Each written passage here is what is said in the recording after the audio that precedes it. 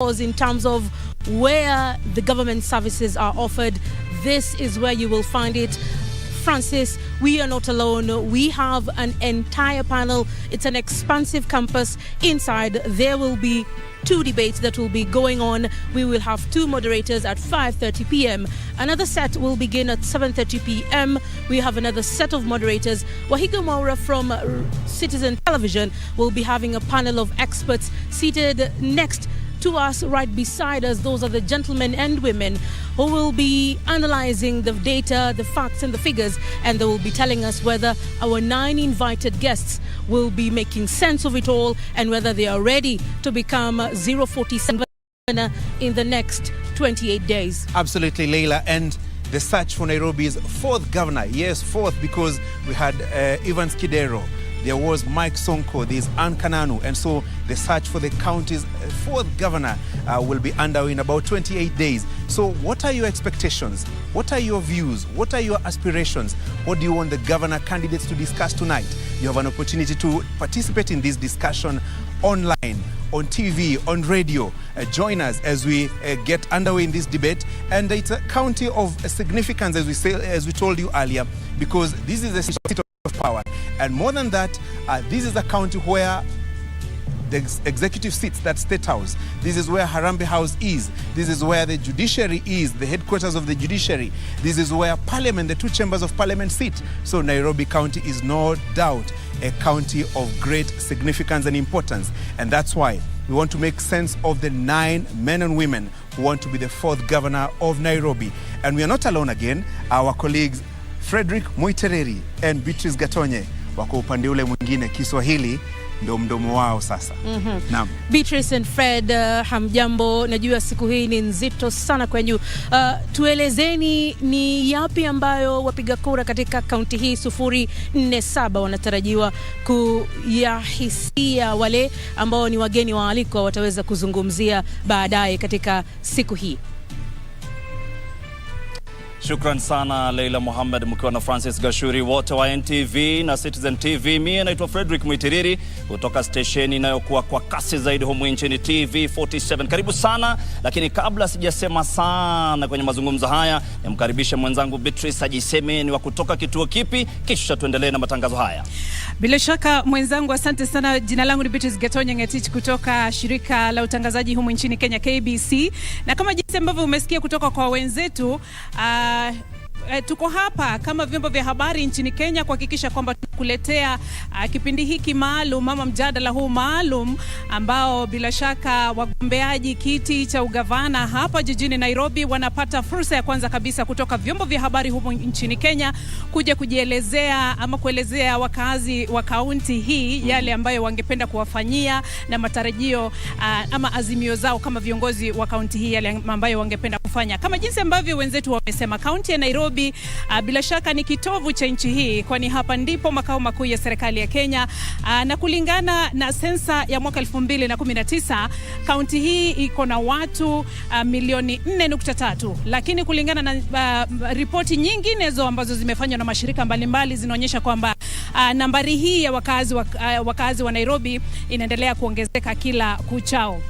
Kaunti ya Nairobi, mtazamaji, ni kueleze tu kwa uduchu, kaunti hii na kaunti nyinginezo ikiwemo kaunti ya Machakos, kaunti ya Kiambu pamoja na kaunti ya Kajiado. Na kulingana na IEBC, kaunti hii inawapiga kura takriban milioni 2.4 kwa sasa. Ikilinganishwa na mwaka wa 2017 kwenye uchaguzi uliopita, uchaguzi huo wapigaji kura nchini katika kaunti ya Nairobi walikuwa takriban milioni 2.2, kumaanisha kwamba zaidi ya wakazi milioni 200,000 wameongezeka ambao watakuwa kipiga kura wakati huu. Na kama jinsi Muitereri ambavyo tunaona, ni kaunti ambayo imewavutia wanawake pamoja na wanaume takriban 9 ambao wangependa kuiongoza kaunti hii baada ya Kidero pamoja na Mike Sonko pamoja na Kanonu, kama jinsi ambavyo Gashuri ametuelezea. Hebu tueleze majina haya ni akina nani hawa ambao sasa wanataka kuchukua fursa hii ili kuweza kumridhi Kananu na kuendeleza maendeleo hapa katika kaunti ya Nairobi.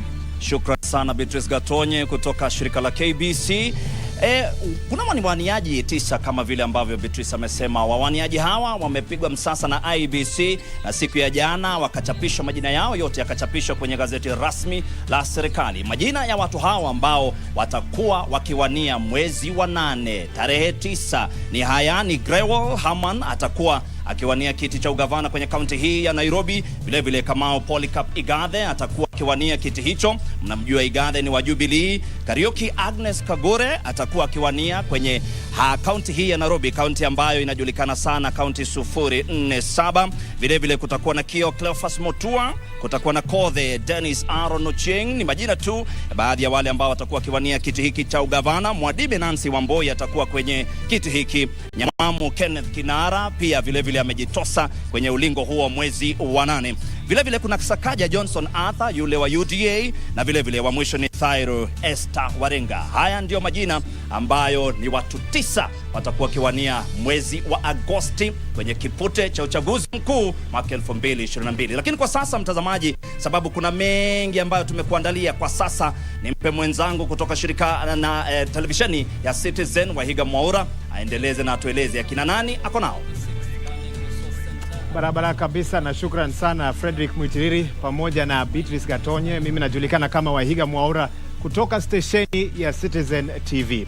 And today, of course, we look forward to what will be a very exciting series of debates for the next couple of hours. And to quote that Greek statesman Pericles, who once said that it doesn't matter if you don't pay attention to politics, politics will pay attention to you. And that's why this afternoon into the evening, we hope that Nairobi residents, specifically the 2.2 million registered voters, will pay keen attention as the 9 men and women that have been cleared by the IBC to vie in that August 9th poll put forward their agenda. Nairobi residents this evening will get a chance to ask some of the questions, to interrogate the vision, the competence, and possibly the character of those men and women that will be featuring in the auditorium just behind the stage, where that debate will kick off at about 5:30 p.m. Now, some of you may be asking, and my colleagues have really emphasized, why Nairobi? This is the county that provides at least 27% of the country's GDP, the most populated county as well. Last figures showing that it was at 4.4 million. This is according to the 2019 census. And also, it's the only county so far that has gotten a chance to implement and see through Article 187 of the Constitution, with the transfer of functions from the county government to the NMS back in 2020, a transfer that should be expiring within the next couple of months. And that's part of what will form the debate with my panel right here at our Studio B. Briefly, to run you through the program, in about an hour or so, the first debate will kick off 5:30 p.m. and this one will have about 7 candidates, those who polled 5% or less in the last 3 polls according to popularity rankings. And this will be moderated by Safin Achieng Ouma of KBC TV, together with Ayub Abdikadir of K24 TV. That's from 5:30 p.m. to 7 p.m. A short break between 7 p.m. and 7:30 p.m. My panel here will analyze what happened in regards to that. And then we kick off with our second panel at 7:30 p.m.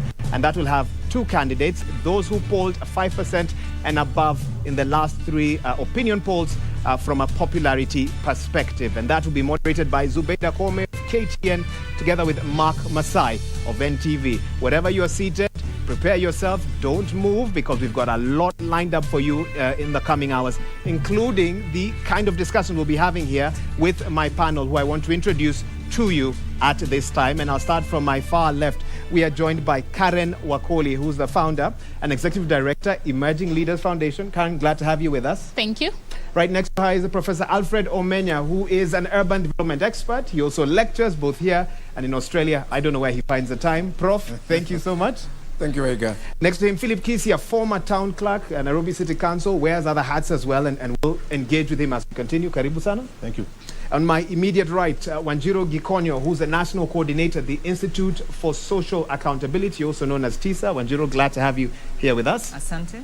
And we're also joined by Professor Collins Odote. He's an associate dean, Faculty of Law at the University of Nairobi. Prof, thank you very much, Waiga, and good evening, viewers. Thank you very much. And I want to start with you, Philip Kisia. You've sat on that seat. You have an understanding from a practical perspective of what it means to be the CEO of this county, even though the functions may have been slightly different under the previous dispensation.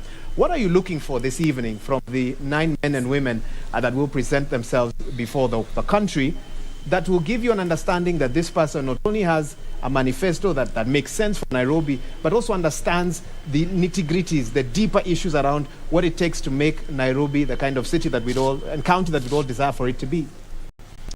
Okay, I think there are basically two issues that I will be looking at. One is the issue of competence. We've talked about competence. Does that candidate have the competence required to run a capital city like Nairobi, in terms of management, in terms of leadership? And then, of course, does he have political experience? That's very important, because you're running an institution that requires a combination of all those things I've talked about.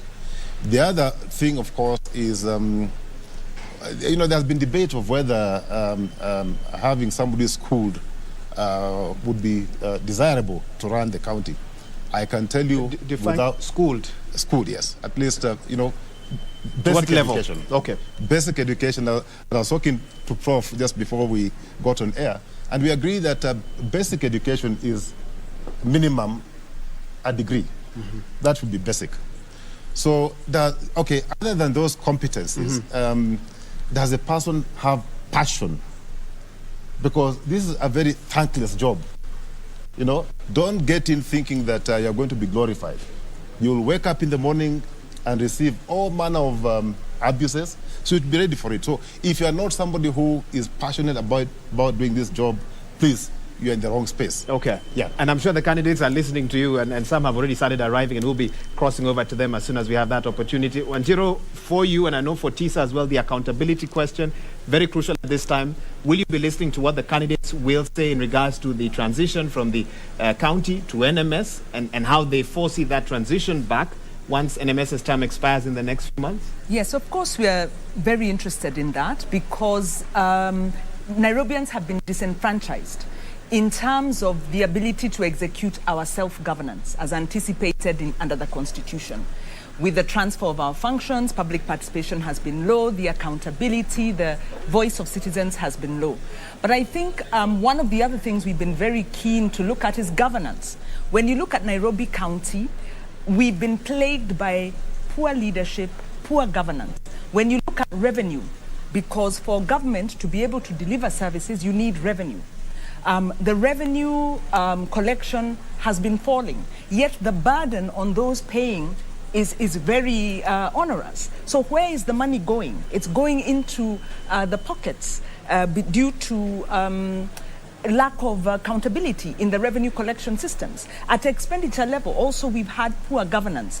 So what are the practical proposals on the table around governance? Then the other is inclusion, because majority of Kenyans live in informal settlements. A majority of Kenyans work in the informal sector. Yet we look at Nairobi as the seat of government. We're talking about big business. But where are the majority of Nairobians in the plans of the governor?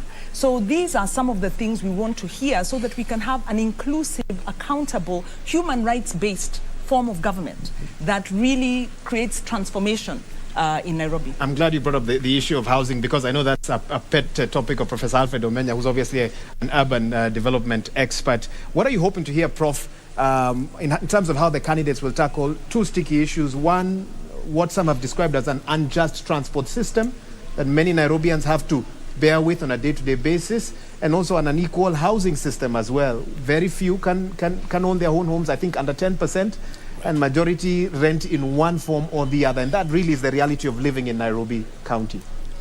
Yeah, thank you very much, Waiga. I think you're spot on there, that this is one city that is very clear that both national and county governments don't understand.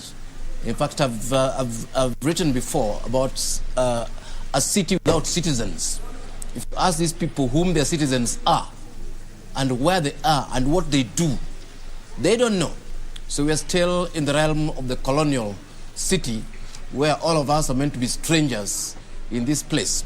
So you're right, Wahiga. I mean, it'll be quite interesting.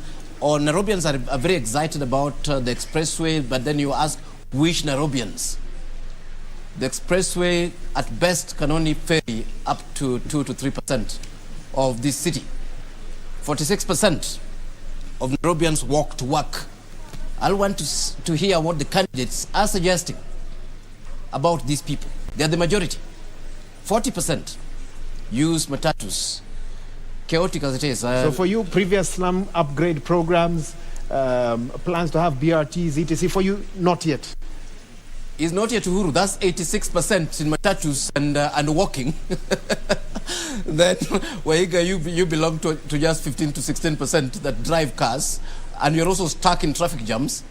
So basically, there's no transport in Nairobi at all, even with the expressway, because we can argue that only 4% of the city is catered for now. But then quickly to come to housing, again we'll be asking, who are these city residents and where do they stay and what type of housing do they need?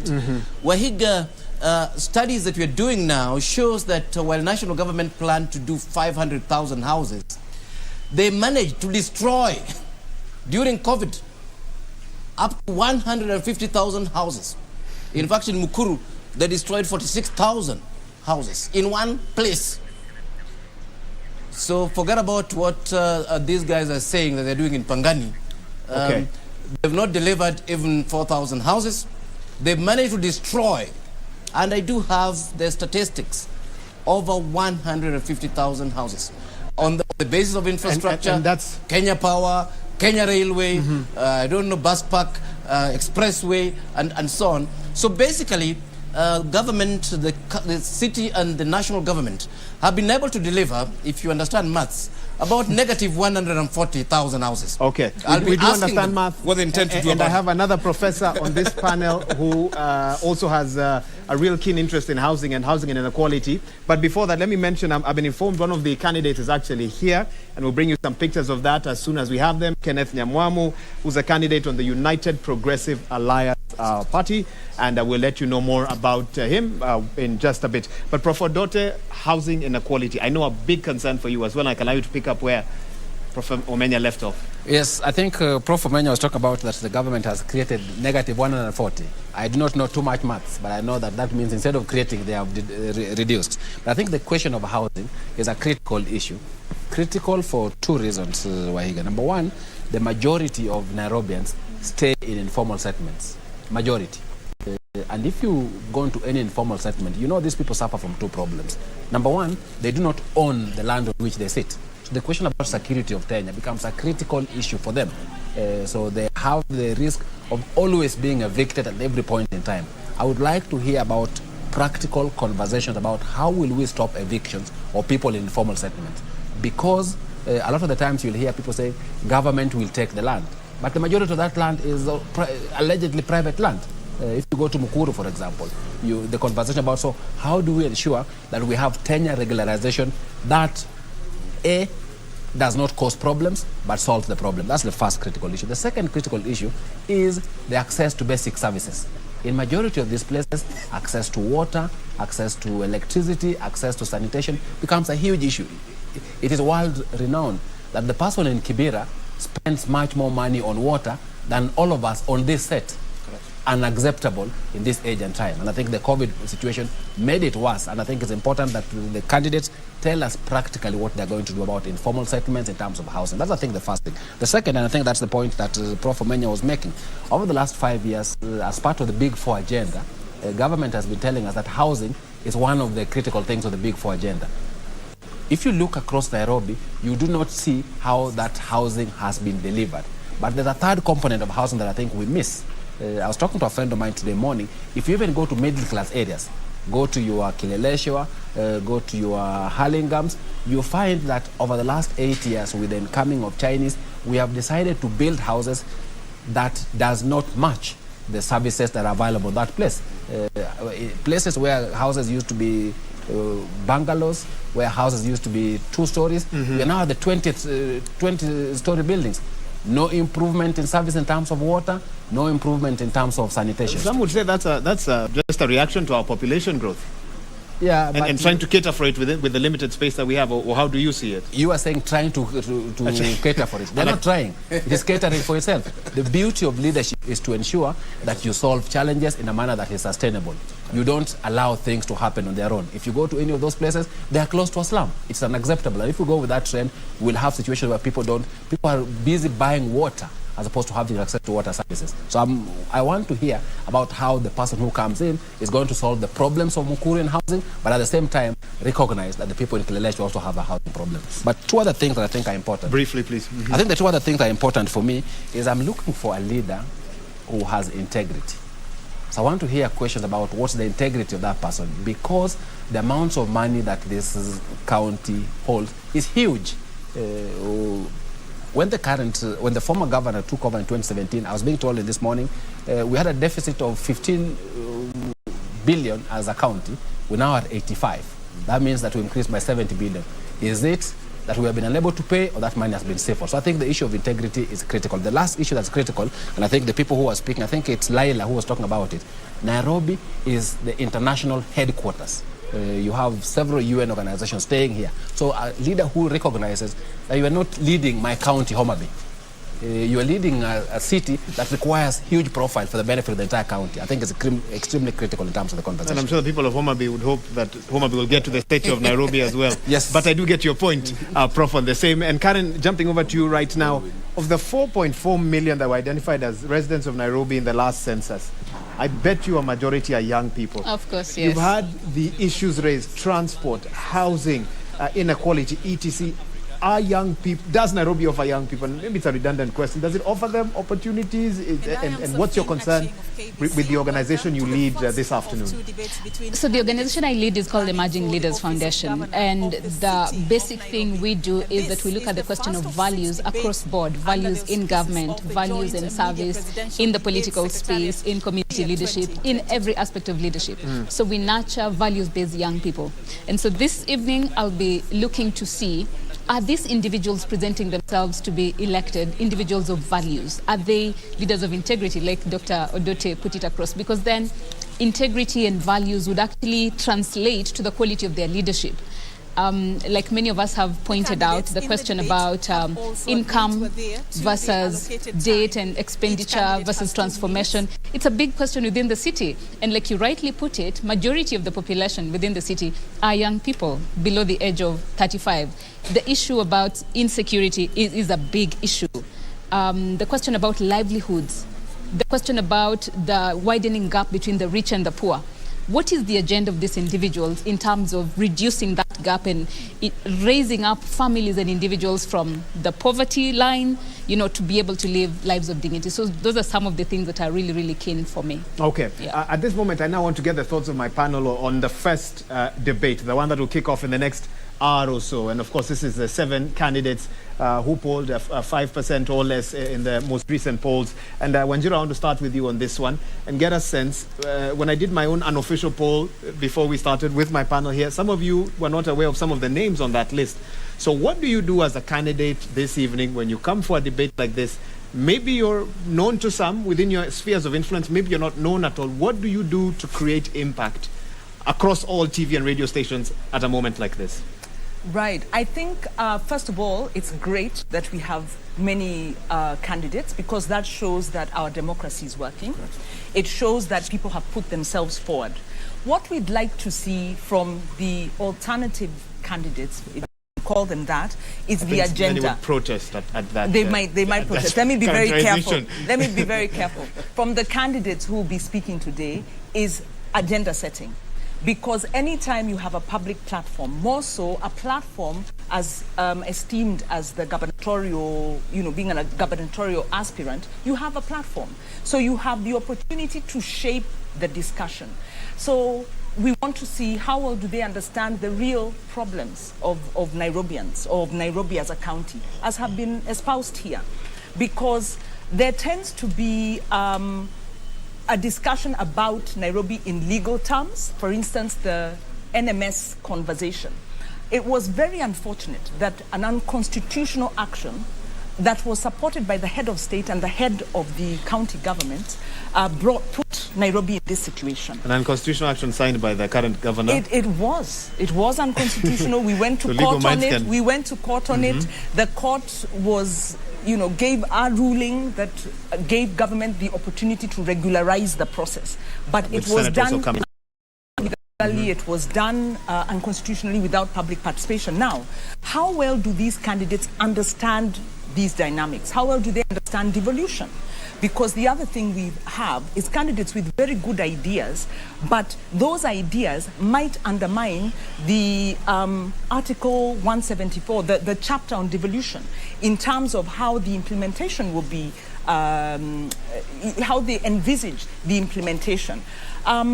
They have an opportunity to frame difficult conversations, especially around accountability. Once you've taken the platform, it's my hope that these candidates will continue to engage and will become a point of accountability, because obviously if your numbers are very low, if you're not on a leading policy, it shows our democracy maybe is not yet mature enough for an independent candidate or for a candidate from a smaller party to win the big numbers. Okay. But we are heading there. We remember during the Moi regime, the opposition had to fight to be profiled nationally, but eventually they made it. So it's to encourage these candidates to say, you are breaking ground for us, but please make use of the platform you have beyond maybe just profiling yourself. Stay in the space. Okay. Let us know who you are and have a long-term view. Let me pick up with what you've said with Philip Kisia, who's actually worn the politician's hat before, in addition to being a technocrat. And I'm sure you had the chance in 2013 and 2017 to watch previous debates. How much do these debates sway the views of the electorate, in your view? Wahiga, let me be very candid. That's a great way to begin a statement. All right? Yeah. I think I can tell you. Proceed. Let me tell you, it has no value. It has then what are we doing here? Wahiga, Philip Kisia. You're telling me these men and women have gathered. I said what? I'll be candid. So Okay. don't get The diplomatic license Don't to get be candid. offended. But just for today. But I'm saying that it adds little value. Why am I saying this? There are three fundamental issues that determine who becomes what in the political space in this country. Unfortunately, don't say that I prescribe to what people think, but number one is your tribe. People in this country vote. Talk about Nairobi. Even Nairobi. I am talking about Nairobi. People look at the tribe. Which tribe are you coming from? Because eventually, when the voter goes to the booth, he'll be voting a tribe, unfortunately. Number two, linked to the tribe is the political party. Which political party is controlling who? Because most of these political parties are not based on any ideology. They are tribal parties. Let me tell you, they have a group of from different regions, and they formed a party or a coalition of parties. Okay? Number three, it's not about ideology, I said. Very unfortunately, number three, right, Waiga? I am. Money. So if you get into this space and you don't have sufficient financial resources to roll out your campaign, you'll be in trouble. Because corporates, people in this country do not invest in politics. They don't give you a time, they don't give you a management information system, they don't give you anything. So they wait until you've crossed the line, then they pick up a discussion with you. But before you cross that line, you are nobody. I think those three. I'm telling you, Waiga. Let me get Prof's reaction to this. But that's the reality. I'm going to come back to you because it sounds like you have a personal story or two behind those. I wouldn't be surprised. But if Philip Kisia is to be believed, to be the next governor of a county like Nairobi or any of the other 46 as well, you need to be from the right tribe, right, aligned with the right political party, right, and have money. Nothing that he has spoken to alludes to all the other things you good folks have mentioned to me this afternoon. Oh, they need to have understanding of this. I want them to articulate. None of that has come up in terms of that success formula. I think generally, I will not agree with Philip on this one. I think Nairobi and I'm just from Mombasa the other day and so on. Kenya is becoming way more complex than we'd like to accept. Of course, if you look at Sonko's story last time, I mean, if it was tribe, then Peter Kenneth should have won the previous elections. but then, of course, Sonko had many. So we don't know which parameter plays what. But I think, number one, some of these are starting to get overrated. There are some fringe candidates in this country that are making a big impact regardless of their tribe. I mean, let's mention Wajakoya, for example, with his unusual sort of campaigns. And people in Mombasa are saying, look, I mean, we'd rather lose with this guy than all these other fellows who've taken us for a few years. So I think it's actually quite complex. Yes, money plays a big role. The political party does play a big role, I agree. But this city actually has ways of communicating that are very, very interesting. Sorry to use this example, but for example, Kenyans on Twitter, when we complained about the French fries from some country, you know, and it's our children who eat there, KFC started sourcing locally. So let's not underrate, you know, the space and the platform. Yeah. But having said that, I think for me, I've had a chance to address the EU Parliament. I've had a chance to address fringe parties in Europe and so on. I would like to say, and this in relation to the candidates, that really politics is not always about winning. Sometimes we get into politics to put a particular agenda on the table. And the politics may not necessarily even be about winning the gubernatorial race. You could put the correct candidate in Bavadoa, you know, that is pushing some local agenda. And like they say, all politics is local. That's where it starts. And to me, this is the encouragement to all those gentlemen and ladies who are running, that if you do actually have an agenda, put it on the table. Do not be afraid. It doesn't matter whether you end up just winning, you know, 2% of the vote and so on. If it's an important agenda for the city, put it on the table. Okay, that's a good message to them. So for you, you're looking at two things: who would sort of come out on top, but also whose agenda will come out quite clearly. Prof. Odoti, I'll come to you shortly. But Karen, I want us to talk about this money tribe political party. You are yearning for more and more young people to get into elective offices. When you hear what Philip Kisias has to say, and he said he's just being honest.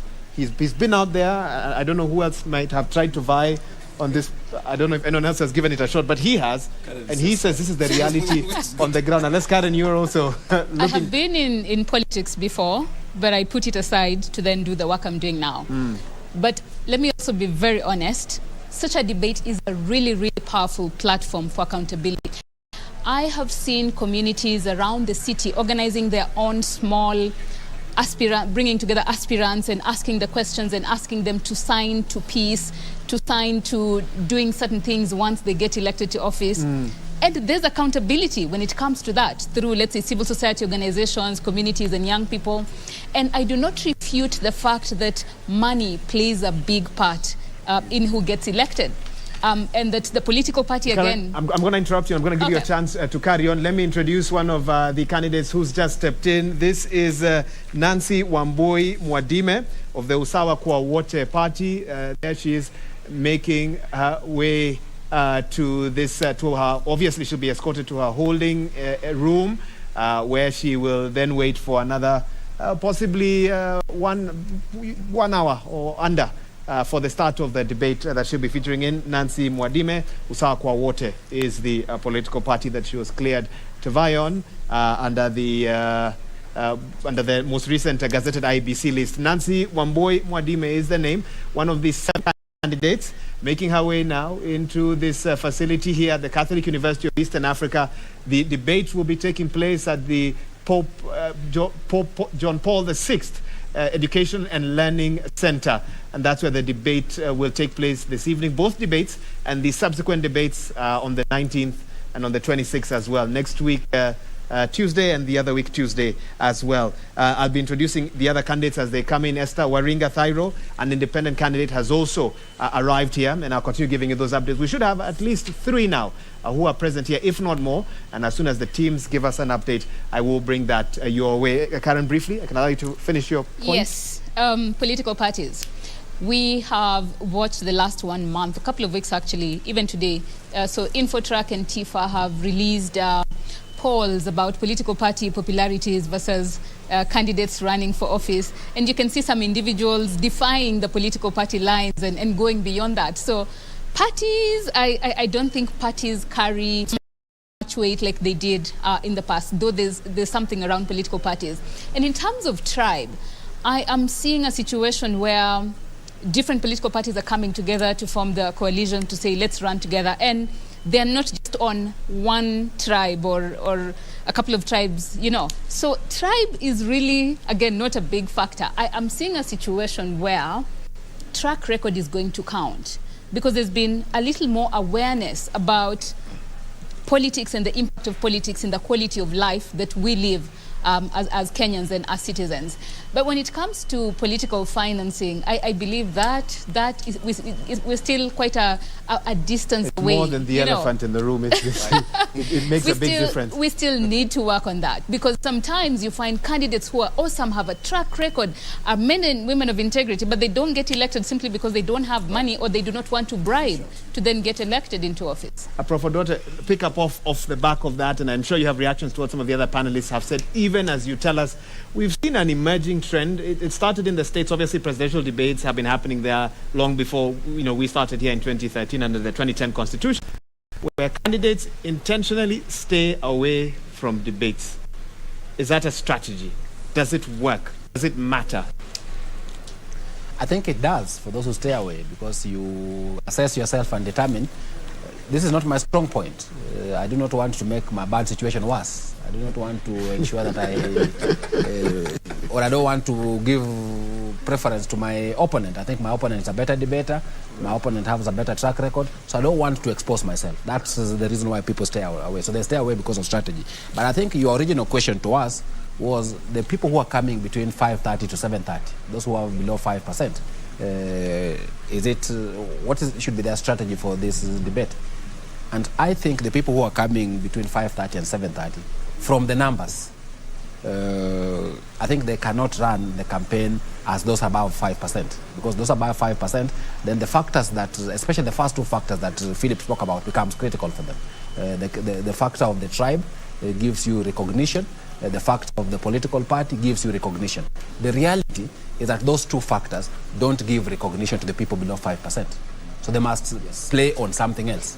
And that's the critical question. And I think playing on something else today becomes a critical day for them, because playing on something else means that you must have some issue on which people recognize you for. I don't want to talk about this election, but remember Mwalimu Dida.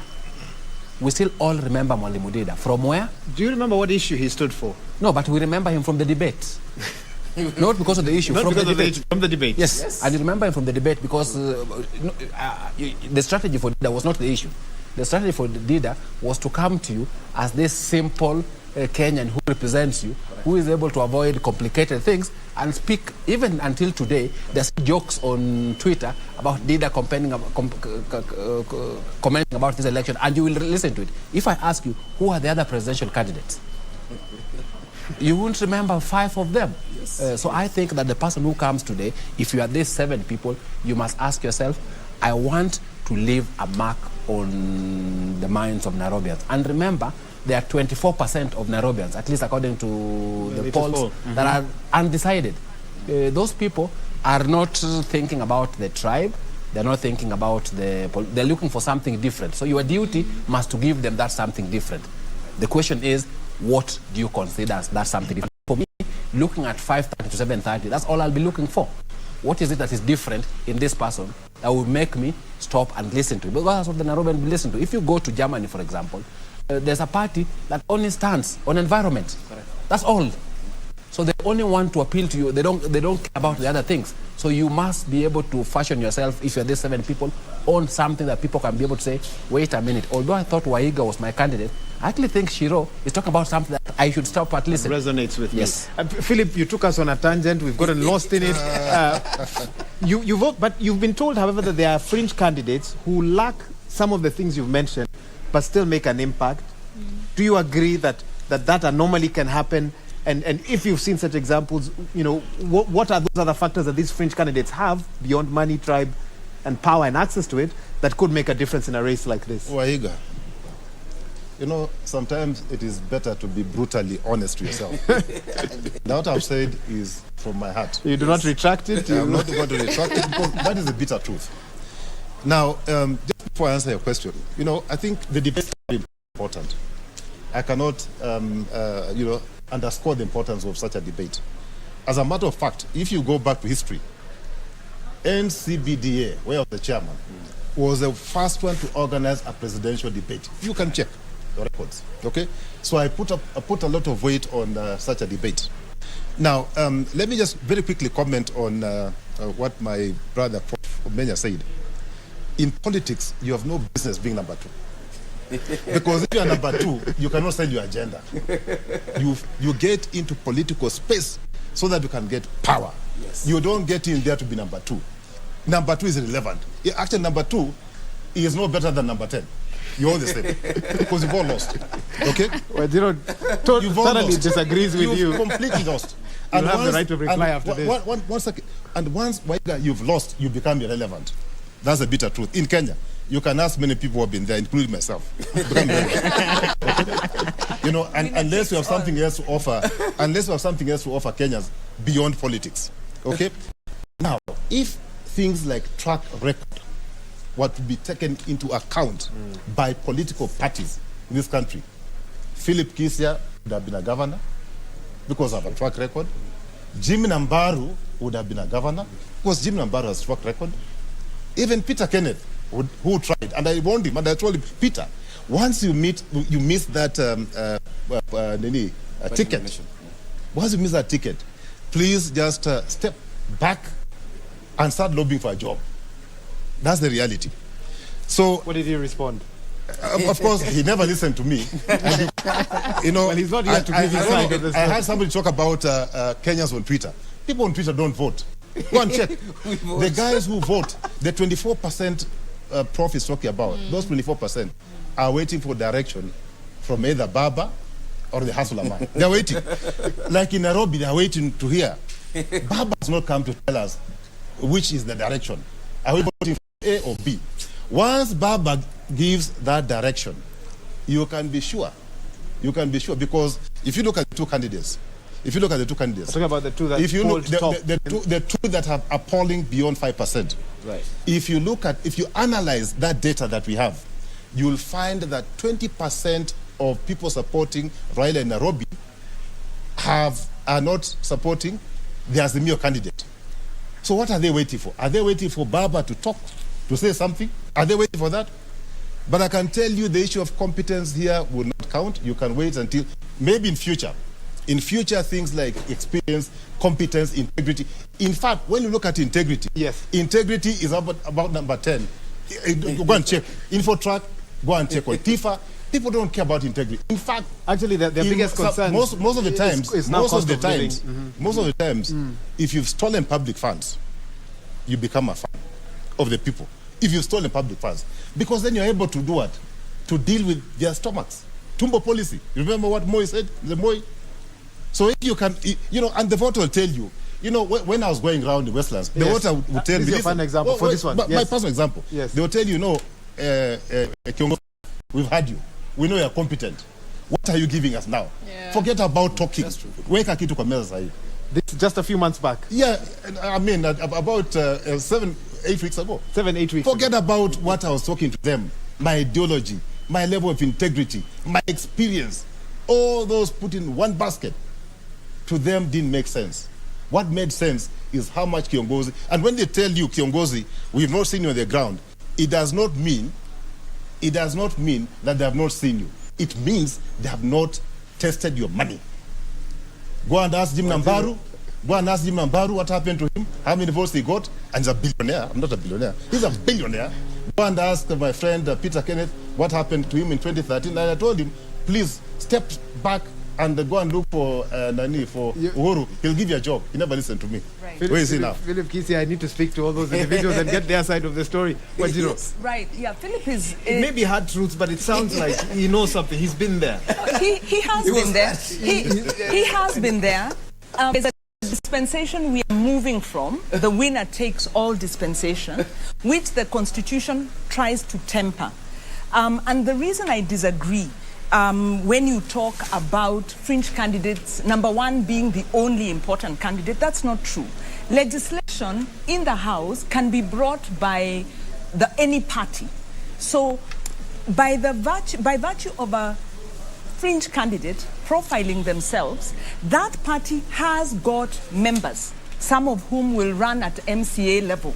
So the moment you're profiling your political party, it's not just one seat we are looking at. There is the governor, there is also the MP, there is also the important seat of the MCA. And an MCA in the House has a vote that counts for citizens. So I don't agree that it's a winner takes all. Our constitution has sought to remove that winner takes all approach. Now, I do agree, unfortunately, that politics has become a lot about money. Our electoral system is still broken, but we are in the process of trying to reform it. And how are we trying to reform it? When you have candidates putting forward an agenda that they can then popularize with the public, you put pressure on whoever will get into that seat. And I think the last point I want to make is the Constitution envisages a consultative, cooperative approach of government. Now, our Constitution isn't perfect, our political framework is not perfect, but it is not a winner-takes-all. You have seen decisions of the president being countermanded, whether it's by the courts, whether, in fact, court action taken by civil society institutions or individuals like Omtata can go to court and hold the president to account. So every political space counts. We are no longer in the winner-takes-all dispensation, and we must encourage Kenyans to be bold. Stand up, but also know that you've got a lot of political clout that you can pull from very many corners. So it's not just the governor. One of the challenges the governors have faced, and this is where I agree in our kind of very poor political culture, is the role of the MCA. So much as a governor is going to come and give us a political promise, they then have to deal with the politics of running the county, the civil, the public service, but also the county assembly. And this has been a real weak link in terms of devolution.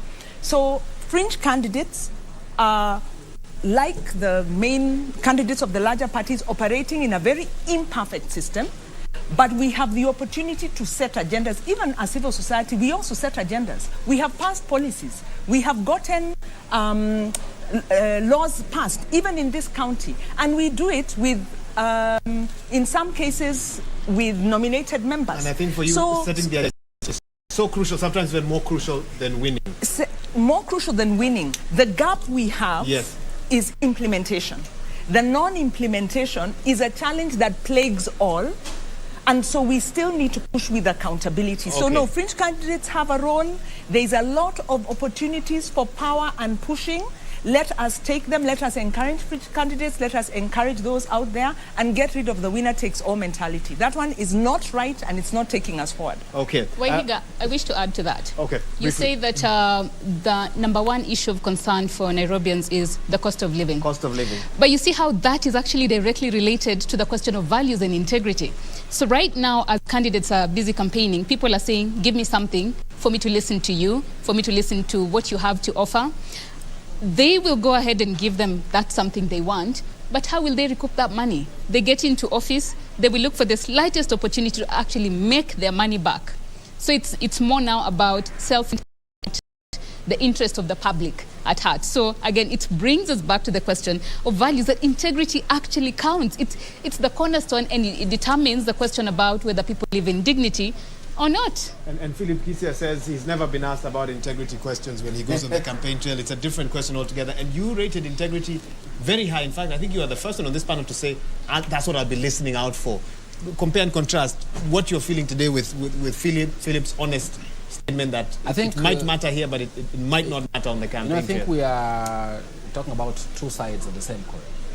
So I think there's a point that everybody is making. The point that Philip is making is that the current situation is that this is what people look for, that you're either number one or last. I think this debate, in my view, is not about what is. This debate is about what should be. Because the debate, if my understanding of the role of the media is, it's also about shaping public opinion.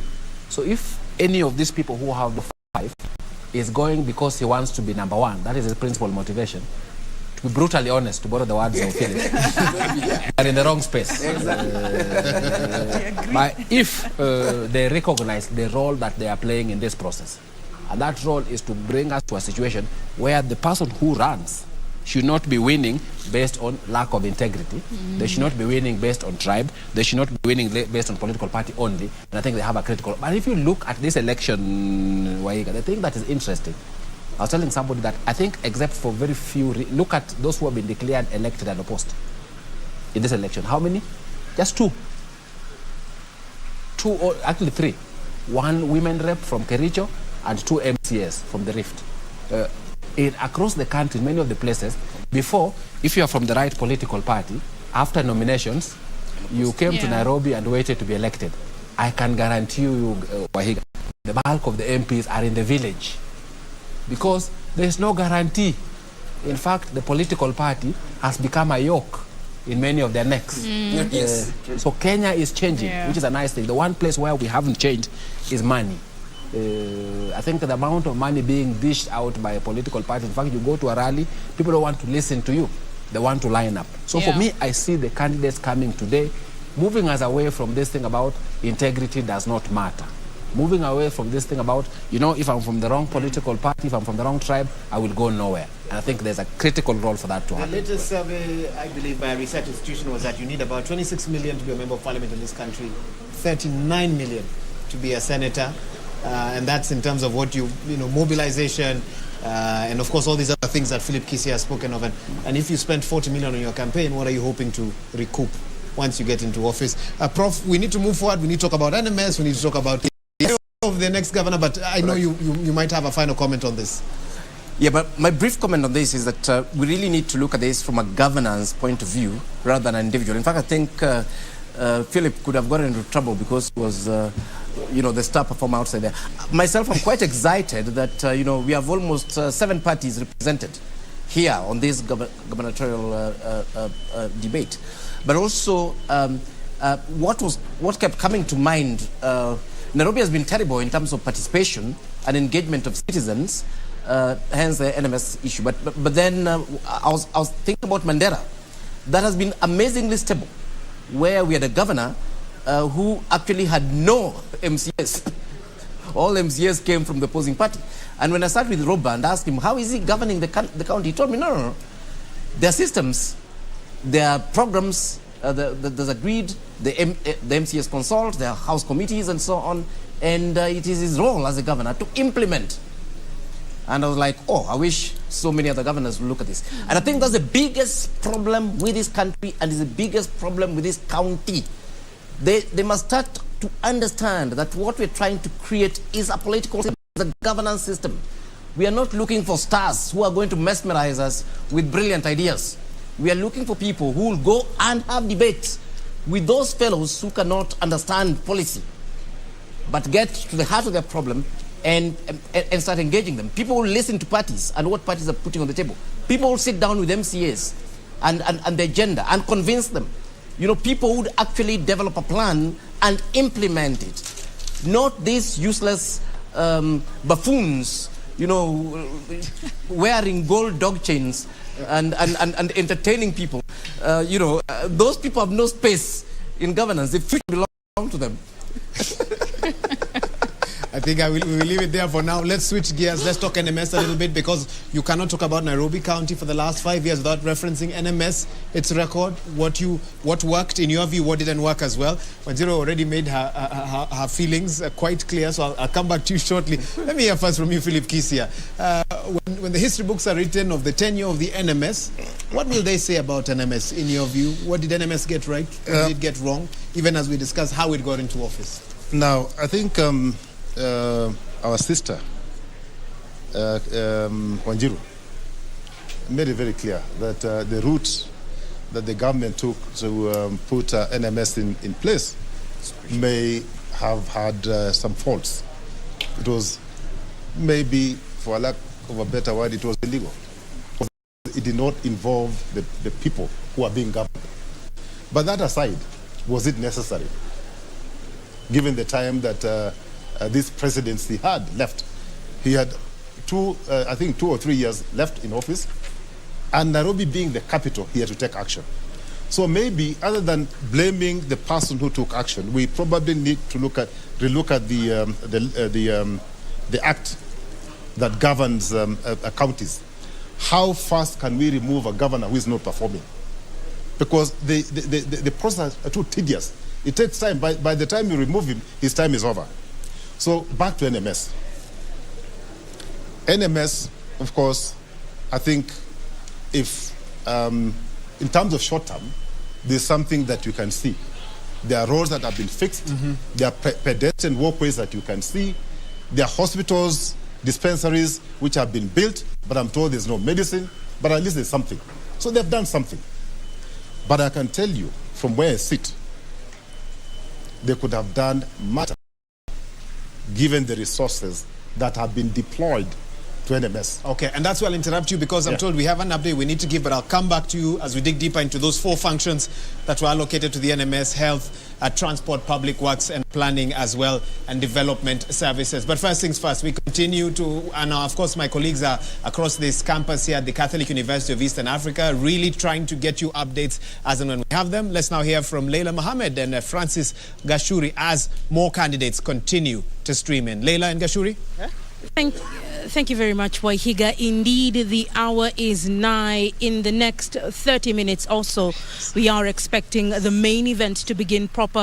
Quite a convincing panel that you have there, and they're articulating matters that are critical to the 2.5 million registered voters in this county of Nairobi. Many have spoken about unemployment. The cost of unga for them, Gashuri, is very critical to them. Water, transport for this area, and insecurity are some of the very few basic things that Nairobians are looking for. Currently, we are aware that 3 of our invited guests are here, Gashuri. Maybe you can take us through a run of who these individuals are. And we also have our other crew members who are in this expansive campus that is Kwaya this afternoon. Absolutely. And just before I go there, Leila, it is important to point out that Nairobi, just as a critical county as it is, home to millions of Kenyans, 4-point-something million of them, 2.5 million of them registered as voters. Some of the critical issues they will be looking out to when they are deciding who will be the next governor of Nairobi County include basic issues like economy, the county's economy, cost of living, infrastructure, transport, water, sewerage, such facilities, such services. Remember, quite a number of these functions are also devolved, but much as they are devolved, remember there is the relationship between the national government and the county government. Nairobi County, Leila, receives their biggest chunk of the devolved resources every financial year. So you're also looking at a person who can be able to manage the resources that will be allocated to county government of Nairobi. And not just the county government of Nairobi, but also the resources that are sourced from within, the licenses that people pay, the levies that people pay. So you're talking about a budget running to close 30 billion shillings. So you need somebody who has the capacity to manage the resources. And so their ability to respond to the questions that will be posed by our moderators and our panelists, insofar as the question of economy is concerned, is very, very critical. So if you wanted to come to this debate, please don't stay at home, watch the TV stations, listen to the radio stations across the country. Even the digital platforms will be alive, because if you're not an invited guest, you will not be able to get access to this facility. Our colleagues Beatrice Gatonye and Frederick Muitereri will be at the registration desk, and they will be taking you through what is happening there. And so the guests continue to arrive. And by the way, Leila, I see people asking questions. Why do we have 2 separate debates, 2 tiers of debate? One, because there's a series of opinion polls that were conducted, and those who got 5% and above will participate in the first tier of debate, and those who got less than 5% will participate in the second tier of debate. So the second tier of debate will begin at 5:30 p.m. up to 7 p.m. and the first tier will the second tier of debate of debaters will have their time between 5:30 and 7 p.m. and then 7:30 p.m. to 9 p.m. The first tier of the governor candidates will be here. And so, Leila, let's go to the registration desk where Beatrice Gatonye is. And Beatrice, kama mtu anataka kutoka nyumbani aje kwenye hii debate, Beatrice, kabla hujazungumza, zulia nyekundu ipo tayari. Sijui ulipo ni shughuli gani ambayo inaendelea kwa sasa, manake in less than 25 minutes the main event is expected to begin proper. Kindly give us a mental picture, physical one, on what is happening at the exit or the entrance of this campus.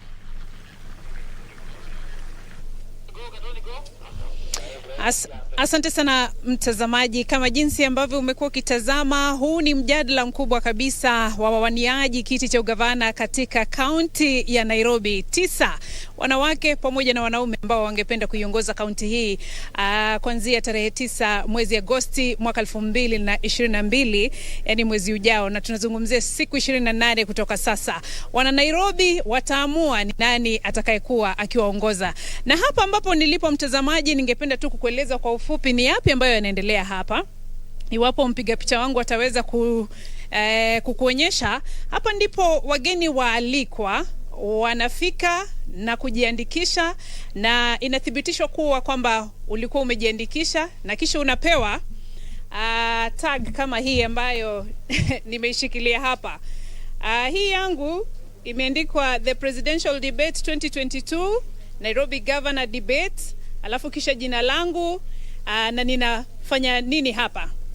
Mtazamaji, kama ambavyo umeona kwamba hiyo ndio tag ambayo unapatiwa utakapofika mahali hapa. Iwapo uko nyumbani na ulikuwa unafikiria kwamba sina sasa hivi, wacha nikimbie kule kwea mimi nijionee moja kwa moja, hautaruhusiwa kufanya hivyo iwapo hauko umejiandikisha kupitia mtandao na kisha uweze kufika mahali hapa.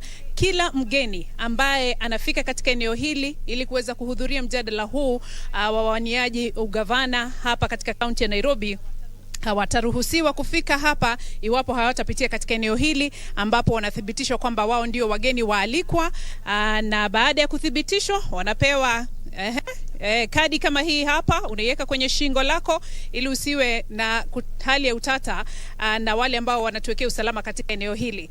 Na mtazamaji, hapa ni eneo la kuthibitishwa kwamba wewe ni mgeni ambaye ulikuwa umealikwa na kabisa umefika, na ukisha baada ya hapa unaelekezwa hadi eneo ambalo unastahili kuwa, na huo ndio katika eneo ambalo mjadala wa siku ya leo utakuwa ukifanyika, ukumbi wa hapa Kwea.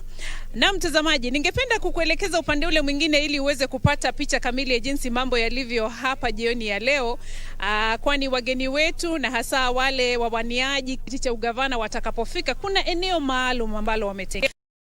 Watakapofika wanaketi, wanapumzishwa, wanapewa kikombe cha maji, sharubati kidogo hapo, ili waweze kuwa katika hali nzuri kabisa watakapofika pale kwenye ukumbi kuweza kukabiliana na kuwaeleza wana Nairobi yale ambayo wananuia kuwafanyia. Na kwa sasa naomba nikuelekeze kwa mwenzangu Fredrick Muitereri ambaye yuko katika eneo hili maalum ambapo wageni ambao tayari wamefika atakuwa kitueleza ni akina nani wamefika na wanajihisi vipi jioni ya leo, wamejiandaa vipi ili kuweza kukabiliana na wenzao katika mjadala huu wa wawaniaji ugavana katika kaunti ya Nairobi. Fredrick Muitereri, iwapo unanipata, mpira kwako.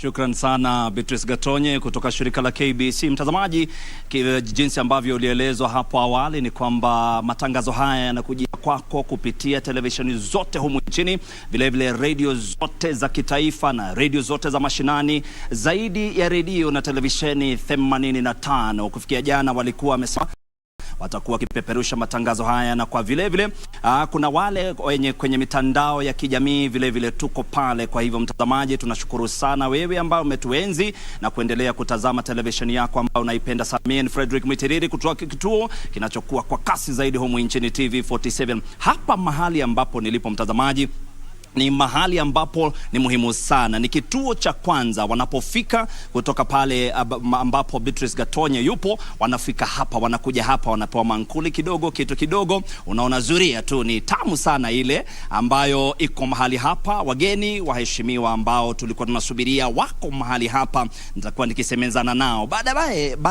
Mtazamaji, tu nikueleze, tutakuwa tukipiga kura kama mpiga picha wangu atakuonyesha, tutakuwa tukipiga kura baadaye tu ili kukuonyesha mtazamaji wetu. Hivi ndivyo tutakuwa tumesimama hapa, lakini baadaye muda wa dakika kama 20 hivi ama 10 hivi kutoka sasa. Lakini kwa sasa mtazamaji, sababu hapa ndipo tunaita kwa kimombo holding area, mahali wale ambao gavana mwezi wa Agosti tarehe 9 wapo hapa. Nizungumze na wawili watatu ambao wamefika hapa, wanieleze wanahisi kiwewe ndani yao au wanasema kwamba wako tayari. Nianze na Haman ambaye ni kijana mdogo sana, miaka 25, ambaye atakuwa kiwania ugavana kwenye county ya Nairobi. Asante sana. Thank you so much for coming today. How are you feeling today?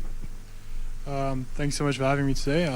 Feeling good, very confident. Right now we're just waiting for the debate to start, and I'm taking this time to prepare, meditate, collect my thoughts, and I'll relish the opportunity to brief the nation on my manifesto and my plans on how to help Nairobi.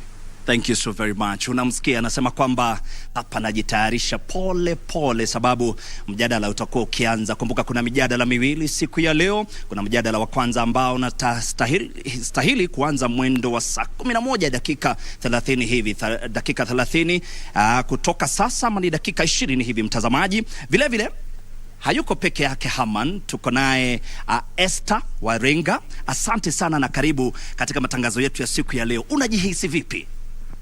I feel confident. This is a day that I've been waiting for, and I'm happy that it has come. It's today. So I'm confident of this day, and I thank God for everything that He has brought me this far. Thank you very much. Did you come with your family? No, I came with friends. My families, they are not here. They are in the US.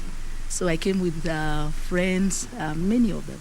Being in the US, I know they are asleep or they're just waking up. Are they watching the debate? In fact, they are. They are actually communicating with me as I'm here. Yes. And they are quite excited and happy. Very well. Yes. Asante sana mtazamaji. Ni wale ambao tu wamefika kwa hivi sasa na kuonyesha tu picha mahali ambako wanakuja, wanastarehe kidogo, wapumzishe, ndio isiwe wakifika pale mbele wanakiwewe. Niende kwa yule mwingine bwana Nyamwamu ambaye ashafika hapa, atueleze naye anahisi vipi siku hii ya leo. How are you feeling today about the debate? Pretty good actually. We've been campaigning the ground very hard. Drumming up support, so we are ready to sell our manifesto so as to speak to the broader audience using television.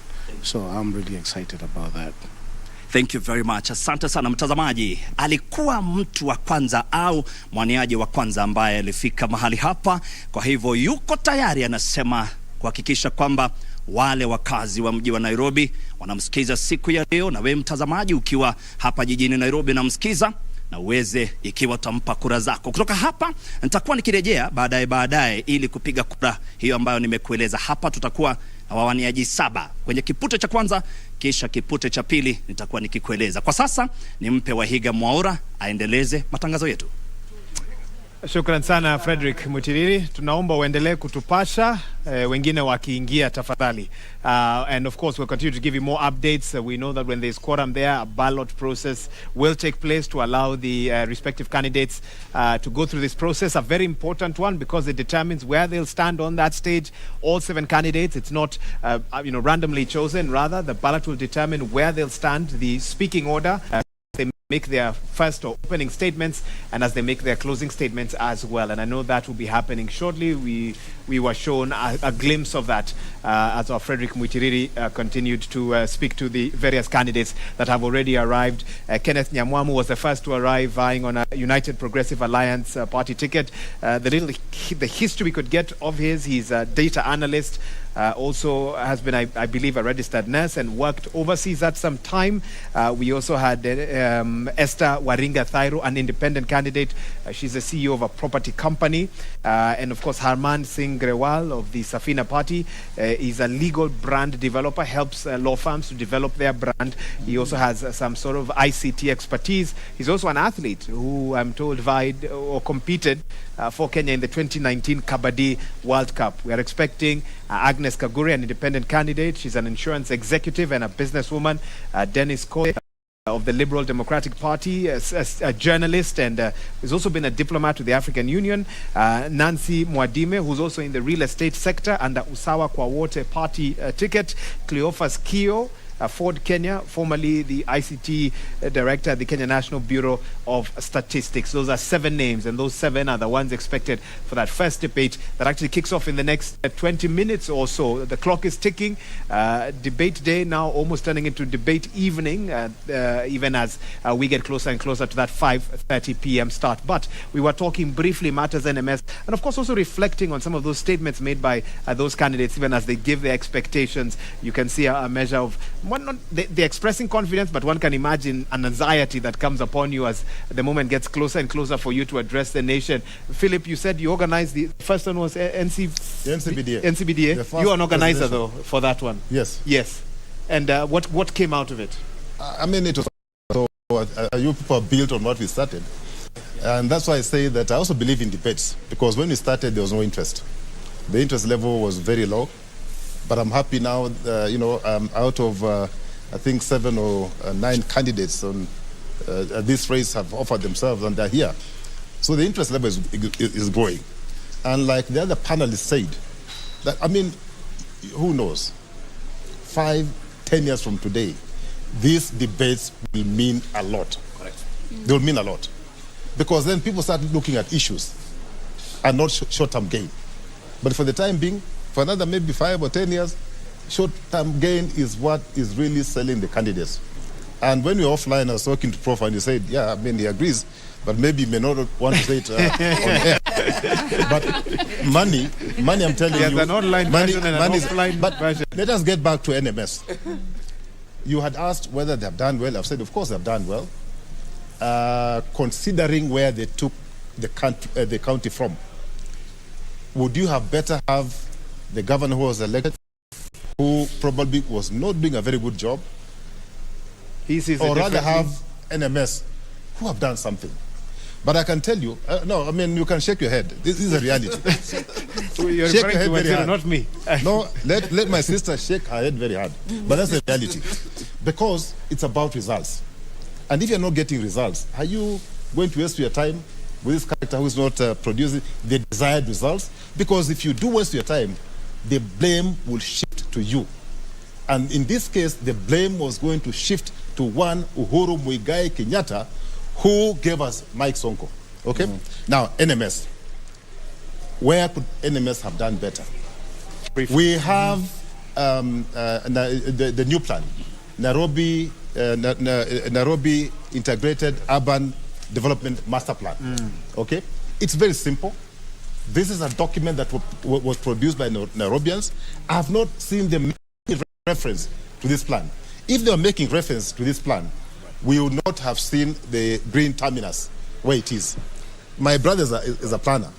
How can you say you want to decongest CBD and smack into CBD, you bring a terminus with, I think, 1,000 vehicles per day? What logic was behind that particular project? Was it just space or opportunity for people to make money? I'm yet to get answers, because I've consulted planners in this country, and they have told me clearly they were not part of that plan. So there are certain things that they would have done better with the money that they have received from the national government. And I can tell you, when I was running the city, the highest transfer I got from the national government was 2.9 billion for a year. So in my 3 years, I got 6 billion from the national government. NMS, I think, in the last 2 years, I've got what? Almost 70 billion? Almost 70 billion. They've handled almost over 70 billion. We must be seeing that 70 billion, not just in infrastructure, like health centers that have been built. We must see health centers that are equipped, that have medical doctors, that have nurses. What is the point of having a good building without medicine, without the personnel. Okay. Well, in a most recent interview, the NMS, there was the challenge of a previous debt that the county owed, the KEMSA, for example. But we can get into that a bit later on. You've referenced Profomenya, so let me allow him to immediately jump in. And you've talked a bit about the logic behind the expressway. He's brought up the terminus as well. Let's talk about the thinking around these projects that were meant to decongest the city, and of course the role of NMS in implementing some of them. Yes, thanks, Wahiga, and agree fully on this one with my brother here, that there are two issues here. I mean, in our law, it's quite clear that public expenditure must be done according to a plan, not Prof, outside it's of a only plan. on a panel like this when I can interrupt a professor. Right. In ordinary life, it wouldn't be allowed. The balloting is happening. Let me immediately take our viewers there, where we'll get to determine the order in which they will stand at that auditorium. Frederick Mutiriri.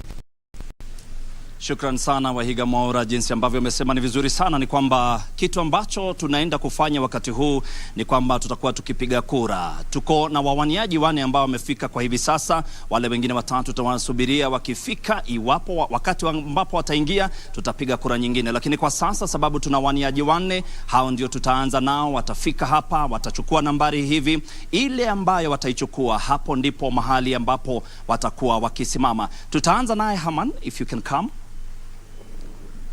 You can pick a number in here and then show us. Very well, you can show the camera. Show the camera. Amechukua nambari 3, kwa hivyo nambari 3 imeondoka. You can have your seat. Thank you very much. Ma'am, asante sana. Chukua nambari kisha tuonyeshe. Amechukua nambari 1, kwa hivyo atakuwa kisimama pale akiwa nambari ya kwanza. Asante sana. Thank you very much. Please, if you can come, Mr. Nyamwamu. Asante. Chukua nambari pale kisha tuonyeshe. Mtazamaji, tunafanya matangazo haya kwa uwazi kweli. Amechukua nambari ya 2. Asante sana. Thank you. You can have your seat, sir. We appreciate. Ma'am, karibu sana. Tunapiga kura jinsi ambavyo watasimama wakiingia kwenye mjadala. Anafungua kwa sasa mtazamaji. Amechukua nambari ya 4. Asante sana, tunashukuru sana. Hao ndio watakuwa kiingia hivi sasa. Nilikueleza kwamba mjadala utakuwa ukianza mwendo wa saa 11 dakika 30. Ni dakika kama 10 hivi kutoka sasa. Tuko naye Haman ambaye yuko eneo hili ambaye atakuwa kiingia pale ndani. Vile vile tuko naye Esther Warenga ambaye yuko hapa ndani. Nyamwamu yuko hapa ndani.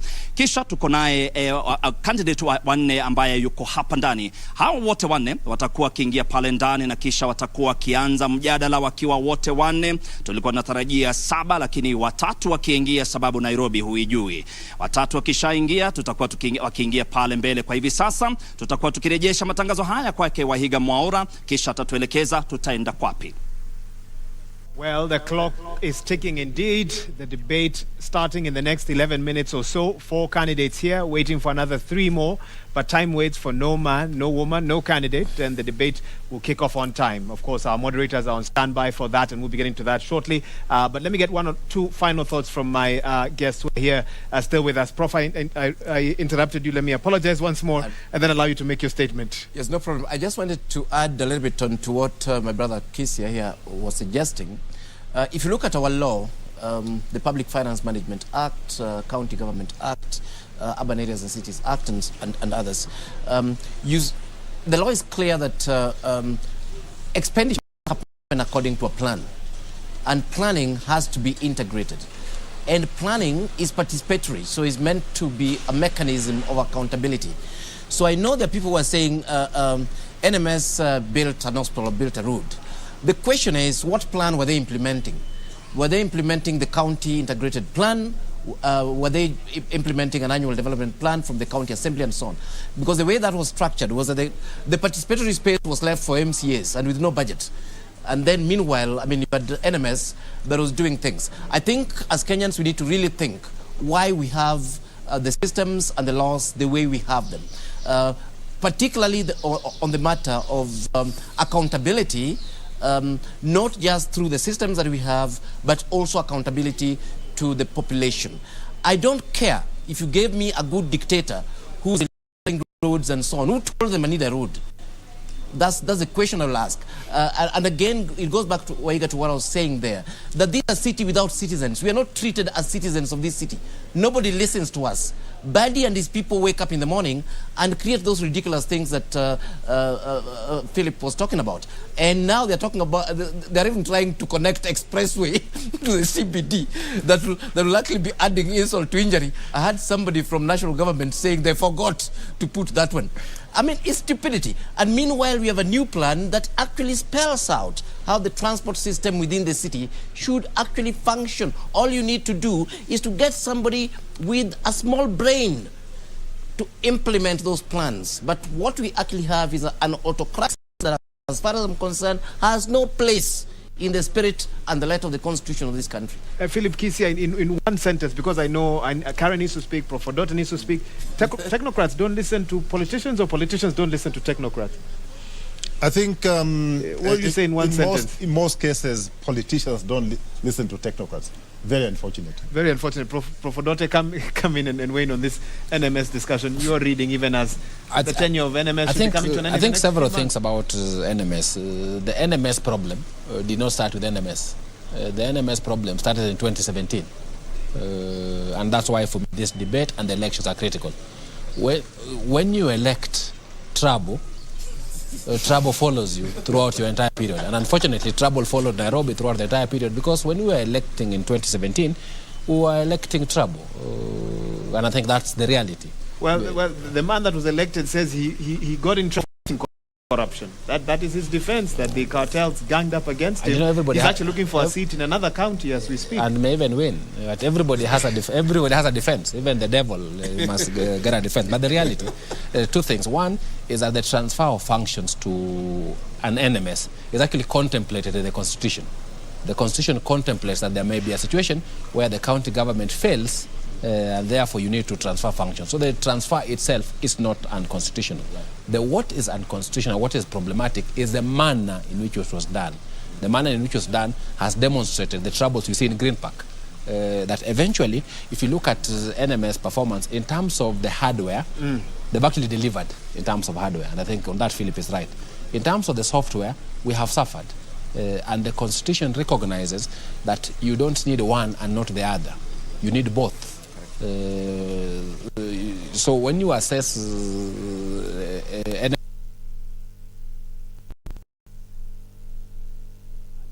I'll interrupt you because I'm told I have 1 minute to a break. Let me allow Karen to speak on NMS brief. I have 1 minute before I take a break. Go ahead. I will talk about the bit of listening to the citizens.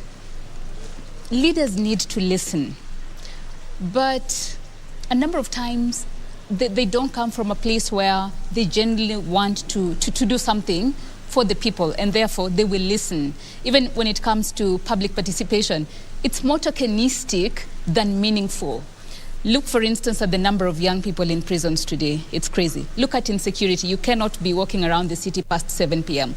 Look at the healthcare system within the city. People getting locked up in hospitals because they cannot afford to pay to then live. Look at education in terms of the inequality. Young people studying in the informal settlements versus in the upmarkets. All these questions, if you have a good leader, or you have good leaders who then tap into the power of technocrats around them and make sure implementation is done to the latter, implementation of the plan is done to the latter, and there's accountability, and you listen to the people, because then the power belongs to the people. But as it is now, the power belongs to those in positions of authority. That is how you see it, and I'll cut it there. I know we need to interrogate that further. I know Wanjiru have your debt. I will repay it after the break. Let's take a short break. You're watching the inaugural Nairobi gubernatorial debate organized by the Presidential Debate Secretariat. And of course, it looks to be an exciting one. First one at 5:30 p.m., next one at 7:30 p.m. You don't want to touch that dial, whichever station you are watching or radio station you are listening to. Let's take a short break. We'll be right back. We're live from the Catholic University of Eastern Africa.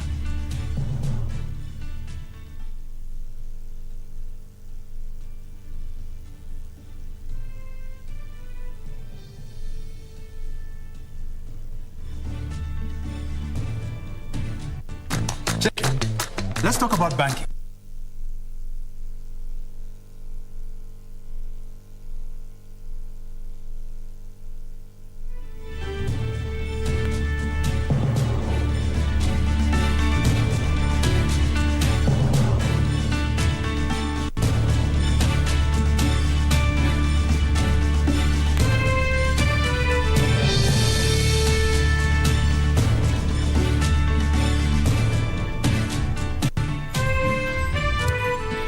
Good evening and welcome to the Pop Poll, the 6th Learning Resource Center at the Catholic University of in Nairobi County. My name is Ayub Abdikadir Abdi of K24 Television.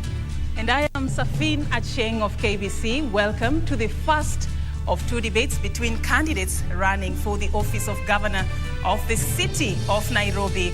It is the first among the 6 debates under the auspices of the Joint Media Presidential Debate Secretariat. The candidates participating in the debate have agreed to the rules and the guidelines requiring them to conduct themselves with utmost decorum, address each other with respect, and extend honor to viewers watching this debate live across all Kenya's broadcast media platforms. The candidates in the debate have also agreed to adhere to their allocated time.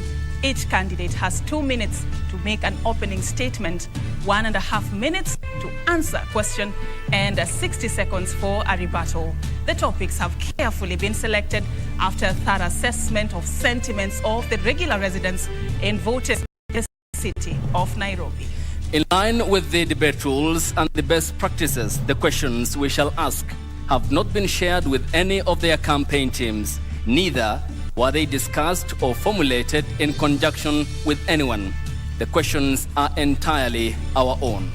An invited audience seated here in the auditorium has also agreed to the debate rules. They have been fully briefed that cheers, jeers, or any other form of noise is not permitted during the debate. We, however, make the exception now as we request the audience to applaud and welcome candidates to the stage.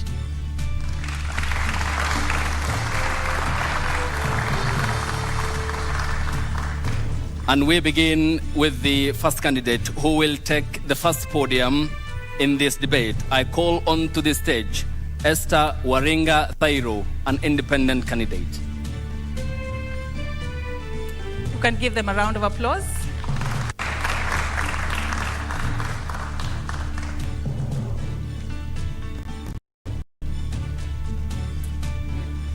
Appreciate her as she takes her position. And the second candidate we're going to be engaging tonight is Kenneth Nyamwamu of the United Progressive Alliance Party. Let's appreciate him.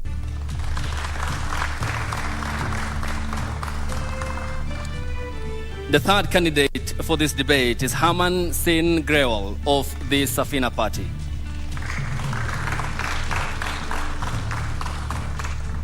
Also with us tonight, we have Nancy Mwadime. Nancy is running for the gubernatorial race under the Usawa Kwa Wote Party.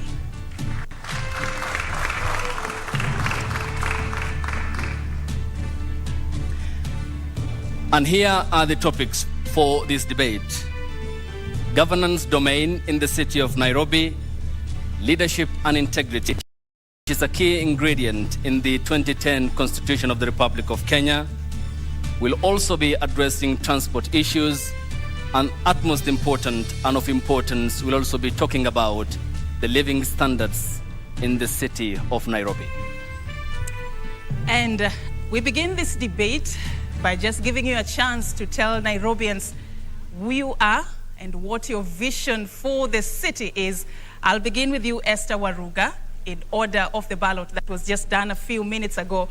You're the first candidate to have your 2 minutes to tell the city who are you and what is your vision for Nairobi residents. Thank you so much. My names are Esther Waringa Thairo. First of all, I would ask you to allow me to give thanks to God for who He is, and to give thanks to God for the plans He has for us as a nation, and also to give thanks to God for raising men and women who have taken this bold step to be counted by Him. I thank all of you, the viewers, and I thank those who are here with us. Special thanks goes to all social media services for giving us this opportunity to be able to present ourselves to the people so that the people can decide who they're gonna vote for, who will be their leaders on August 9th. I begin by saying that if you look at Nairobi City right now, is a city that has its potential, a city that has a vibrant people who are willing to work, a city that has young youth, young men and women who are actually indulging into crimes in order to survive, and a city again that the corruption is at peak, a city again that has the looting being done by those who we are electing. It is a very sad situation to see that even our investors are taking businesses away from this country and taking them to other countries. So it's a sad situation. And I'm here to say that once I've been elected, I'm going to give an authentic, transformative leadership. And I was born and raised in Kawangware. By then it was known as a slum city. But I did not look at myself as a slum girl, but I saw myself as a girl in the slum. That made a lot of difference. And that is what has kept me here. Your time is up. Thank you. And before I go to Herman Singh Grewal of the Safina Party, we'd like to state that one candidate of the Liberal Democratic Party, Dennis Hode, did decline to attend this debate in writing, while two other candidates who have been cleared by the poll body IBC did not communicate. Herman, to you in 2 minutes. What's your vision for Nairobi County and your priority areas? Okay. My name is Herman Singh Grewal. I'm the Safina candidate for Nairobi County Governor. One of the reasons I've been back is because I have a huge background in IT. I was born in Nairobi, I've studied in Nairobi, and I've worked in Nairobi. Initially, I was a lawyer.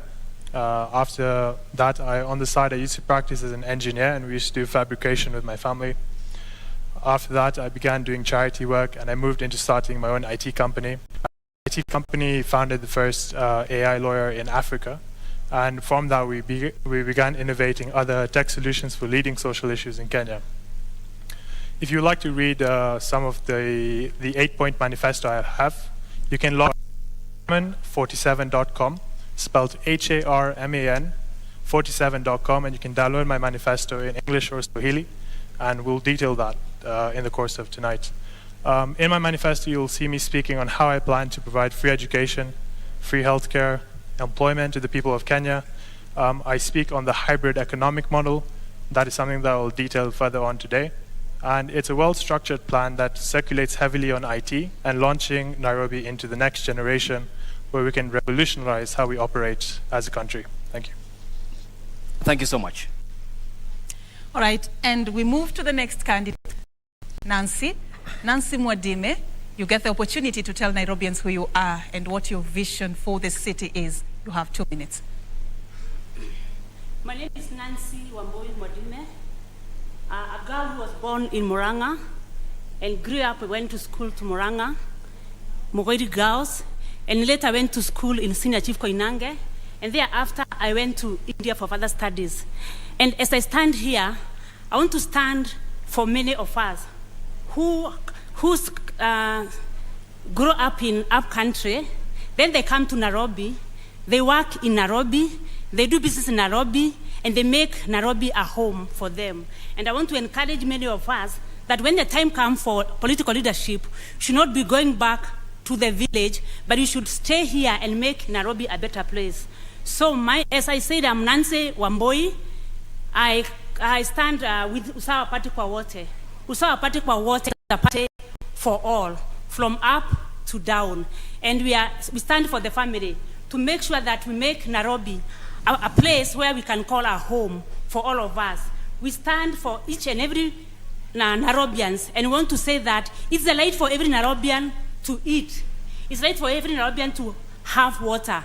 And therefore, I want to say, when I become the governor of Nairobi, I would want to make Nairobi a home for all of us who are here, who are born here, or those who grew up country, they came to Nairobi, they made Nairobi their home. I've been here for 30 years. Currently, I'm in business, and I've been in business for the last 15 years. And for the years I've been in business, I can understand as a business person. A businesswoman present an employer, present a mother, and present a Nairobian. And when I stand here, want to say that I am presenting the whole group from the employer so that we can make Nairobi a home for all of us. Thank you. And I take note that your time is up. Before we proceed, you can feel comfortable in adjusting your mics according to your heights, and we thank you. Kenneth Nyamwamu of the United Progressive Alliance Party, what are your key priority areas for county number 47? Thank you. First thing that I want to do is I want to make Nairobi business friendly. I feel we have a lot of hardworking business people in Nairobi, but sometimes we are never kind to the business. Instead of supporting our businesses, we fight our businesses. So my biggest priority is to make Nairobi business friendly. And one of the things that I want to do to make Nairobi business friendly is to slice all business licenses by 50%. I also, on my plan, I want to provide electricity and water in all the informal sectors. They actively contribute to the economy of Nairobi, and they should be able to get basic services like water and electricity and sewerage systems. The other thing I would like to do when I become governor is to create a county-wide app that will be used by all border borders to create efficiency so that the border borders can operate efficiently, and also to give them safety. We talk about this issue of border borders, but we dance around it, but nobody concretely put solutions in place. So my main aim will be to create a county-wide app, a county-wide, not country, county-wide app that would sort of like an Uber system kind of an app, so that the person, it caters for the safety of the border and the rider that they're carrying. The other thing is to improve service delivery to all sectors in Nairobi, and especially the informal sectors. We need to have a system in garbage collection. We need to have a system in fire department, the fire department that works.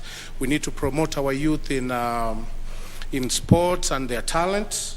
And also, my other thing is to create an efficient, affordable, and public system your time is so up. that our people can use. Thank you. Thank you. Your time is up. And you've said something that I'd just like to pick up with you as we move into the second question. Do you know that in the last financial year, Nairobi's own source revenue was 10 billion shillings?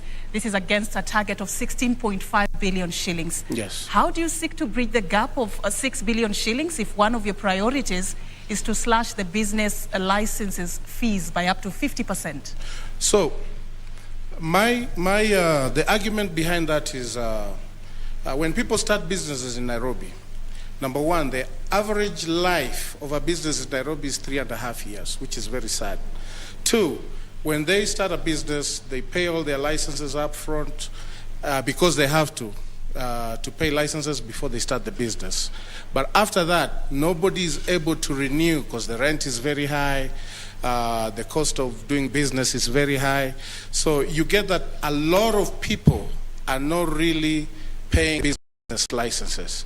So instead of charging them expensively, why don't we slice the licenses by half and increase the pool of the revenue reception? How do you seek to bridge the gap of 6 billion? That is the question. Well, you asked it in reference to me slicing the business licenses. So that's how I'm answering and saying, if we increase the pool of people, who are paying these licenses, then we'll have the 6 billion. But if we don't, then we have money getting lost through the enforcement where they go and they harass our business. Thank you so much. Your time is up. Thank you so much. And I come to Herman. When you talk about finances, they are key because under the devolved system of governance, funds do follow functions. And according to the Commission of Revenue Allocation 2019, the county can easily collect 78 billion Kenya shillings potentially, but only manage 11 billion. I mean, this is a big loophole. How will you seal it? So I think we need to reflect on how there are many revenue streams that do come to us in Nairobi County. It's a question of, is that 10 billion an actual figure? Or is the actual figure a lot higher and a lot is lost? So I think something we need to concentrate on is regulating the corruption that does take place. And this is why a huge part of my manifesto dictates how we should digitize the payments coming to Nairobi County Council. There should be no point where we're receiving cash for any payments because it's very difficult to track cash payments. Also, I spoke on how we need to have better revenue generation streams for Nairobi County.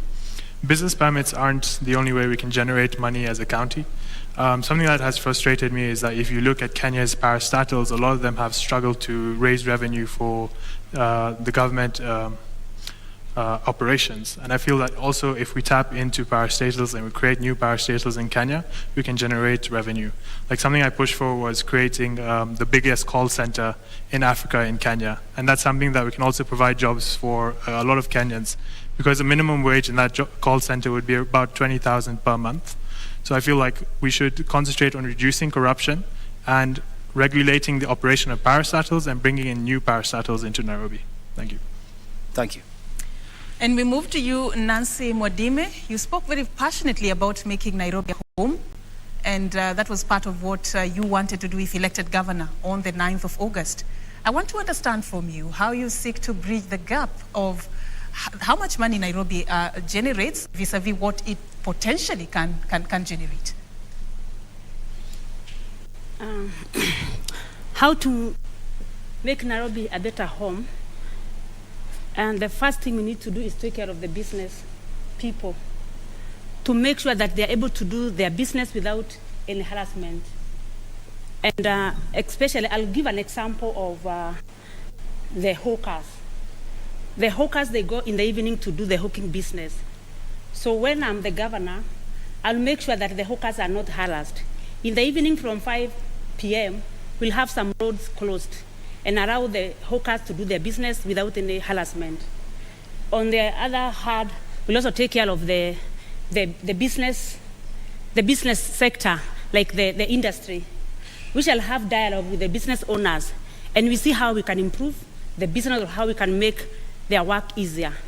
On the other hand, we'll also work together with the industry owners to see how we can engage or how we can put some of our unemployed people into work for those industries. And apart from that, I'm also going to make sure that there is water. Water distribution is taken care of, because when we have water, we can encourage the Nairobi people even to do the family farming or the balcony farming. So with that, we are able to get some food available. Your time is up, but I'll add you 30 seconds just to come clear on something. You said you're going to work on making sure that hawkers are not harassed. And you know that some hawkers operate without the necessary requirements. Some dodge, the procedures that they ought to be going through to be able to operate a business lawfully within Nairobi. How are you seeking to make sure that they are not harassed, yet a big percentage of them operate without the licenses that are required, without paying any dues to the county? How are you planning to make this organized? I do believe with dialogue, everything is possible. I'll have dialogue with hawkers, and we see how we can stay together in the city of Nairobi, how they can do their businesses and they make money, they support their families, and how we can also charge a little fee which is affordable for them. Okay, thank you for your time. I come to you, Esther Waringa Thairo. On governance, it has underneath a lot of thematic areas. A question of corruption comes up when you mention money in the city of Nairobi, and it seems endemic. What will be your approach? Well, with corruption, I know it's an issue that is big. I'm looking at, when I become a governor, I'll be in partnership with some bodies like DCI, EACC, where anybody who is employed, before they get the employment, they are vetted, and they should be people of integrity. I'm also looking at cutting down the loopholes of cartels. The cartels that are done that affect this city. One, we know that in the lands, Ministry of Land, land issue, it's an issue, especially when it comes to land that is allocated to to the county. I would also look at the functions of what is happening, especially with the land in leasing. Most of the land's lease expires in 99 years, and we find that there are some places that they don't pay. They don't pay any lease because the leases were not renewed.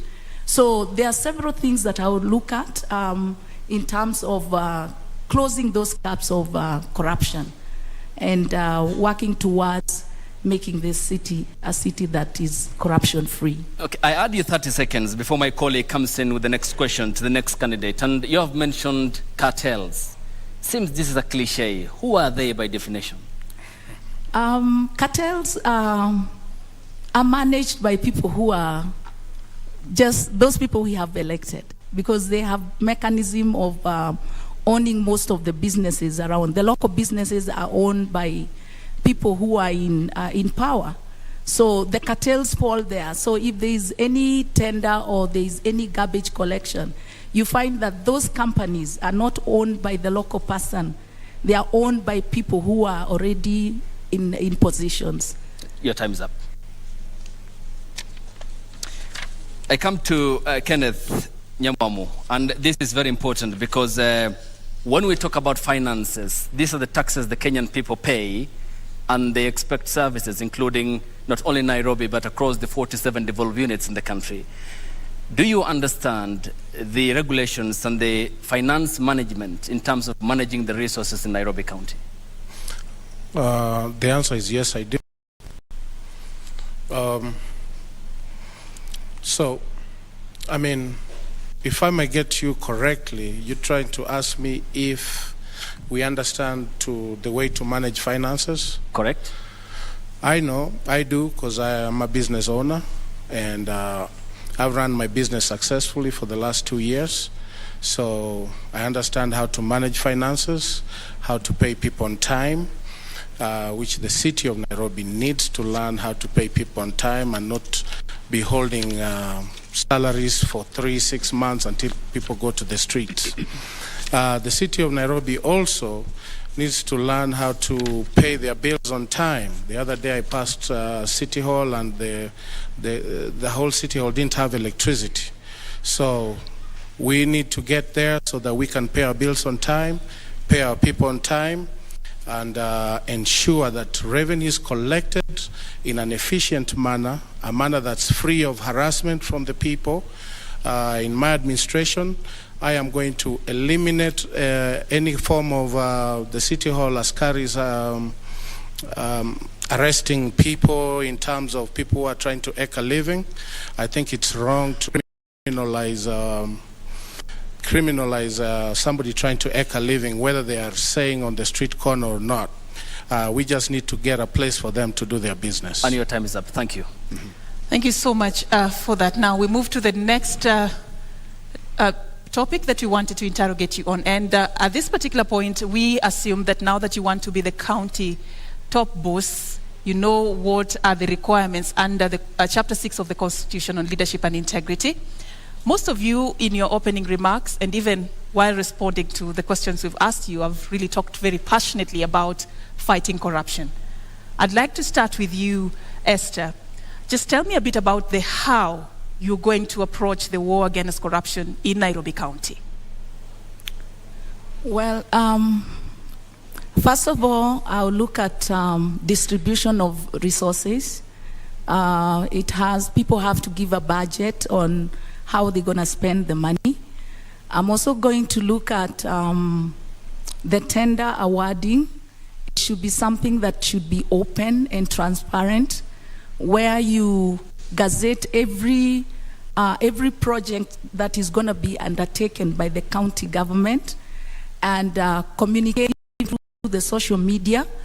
Also give a feedback on who has been awarded, how much the project is going to be, and at what duration are they expected to finish the job.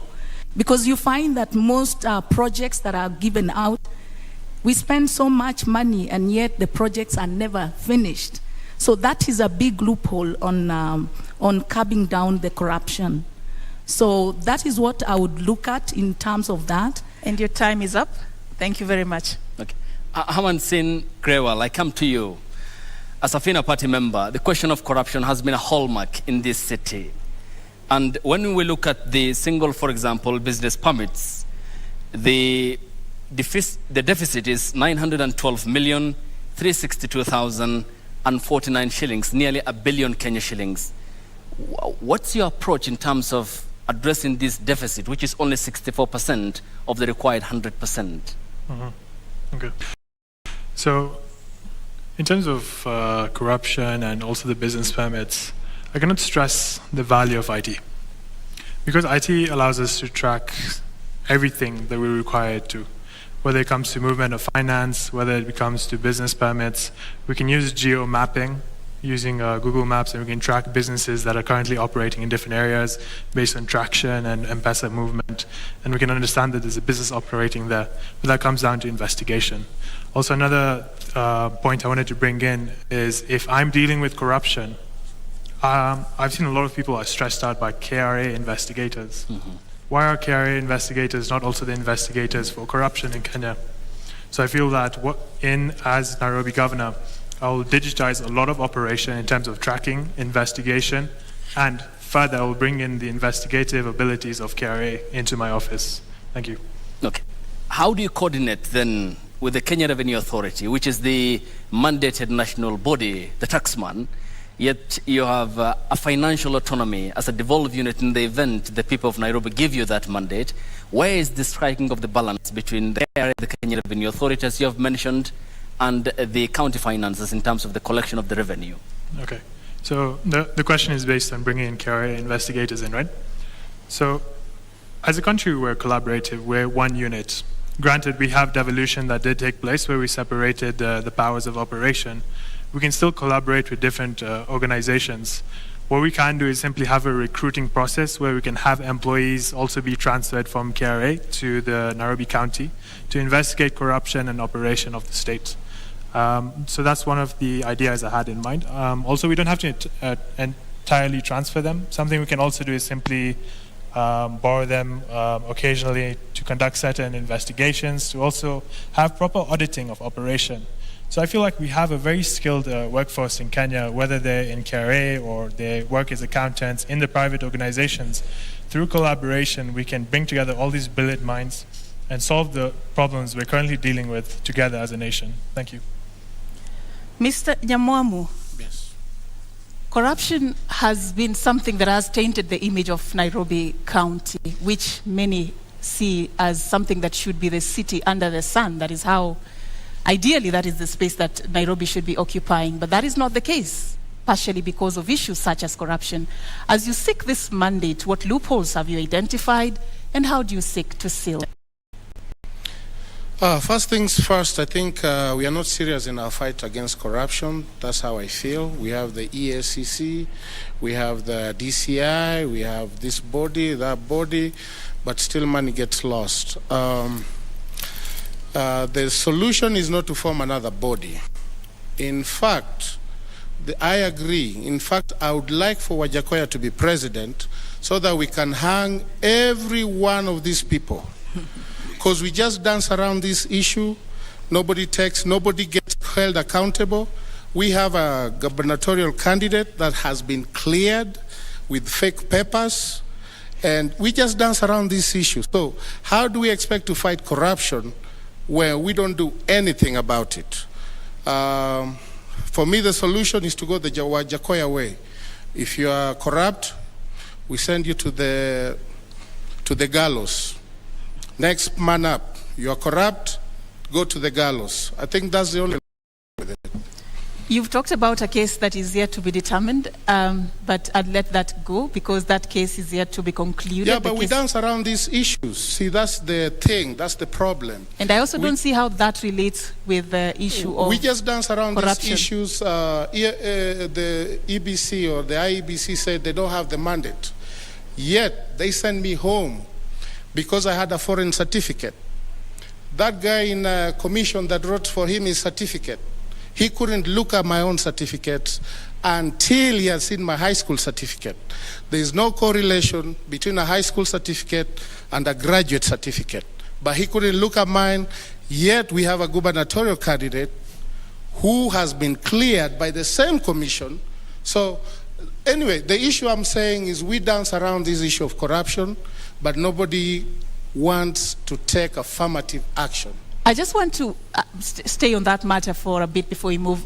So you mean as governor you will be helpless just because institutions are not working? So you cannot do anything to fight corruption? That is what you're saying tonight? No, that's not what I'm saying. As governor, I'll do my part. What will you do? That was the question. I will not appoint anybody in my government who has been implicated or who has a case pending or who has been alleged implicated in a corruption scandal. If you don't do that, people are just going to go to court because the mantra is you are innocent until proven guilty, and then they just dance around that issue and that issue is not solved. So on my part, I will not appoint anybody who's tainted. I will only work with people with clean hands. Let the EACC dance until the day they decide to work. Okay. Thank you. Ms. Nancy Wambui Mwadime, what then will be your approach in effectively sealing the loopholes of financial malfeasance in Nairobi County?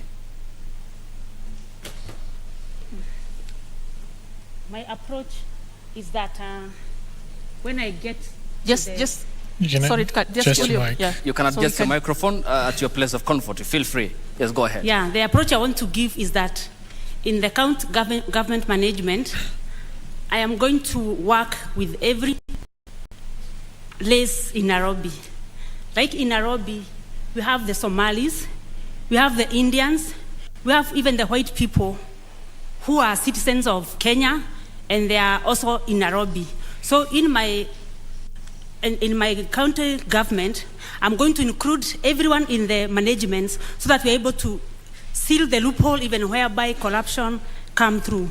Because corruption cases, it's done by not one person, but two people who come together and agree. So when you put every lace in the management, we are able not to agree on the long things, especially the corruption. And as I would want to say is that myself, I'm not corrupt, and therefore anyone who will work under me. Your time is up. And I add you 30 seconds, but on clarity basis, Ms. Nancy Mwadime, when you talk about the ethnicities, in this case appreciating the cocktail nature of this county, which is a reflection of the country entirely, is the problem inclusion or governance in your view in addressing the question I posed? When I include everybody in the management, I believe that we are able to coordinate, even in the area of the finances. We are getting all the revenue coming in the county government. Is it about the color of your skin or about your character? No, it's not about corruption. the color. So why talk about race? Why talk about including all the people in your management? It's not about the race. It's saying that Nairobi, we all of us, we are Nairobians, Indians, white people. I think if I'm not wrong, I'm not seeing white people in the county government, and we have them as citizens. So that's what I'm trying to say, that in my government, I'll have a good number of white people, a good number of Indians, a good number of, and all of us together. Is their absence the reason why we have huge corruption cases at the Kenya's capital? The absence of certain races in the management of the county, the reason why corruption still exists in Nairobi? I believe the corruption still exists because when you put the same people of same, then they are able to agree together and agree that they can do ABC and they're able to accomplish. But when... Thank you for your time. And when we get back from this break, the debate continues, and we thank you for your time and responding to the questions and also the thematic areas that are yet to be exhausted. And we'll continue after the break. The debate continues.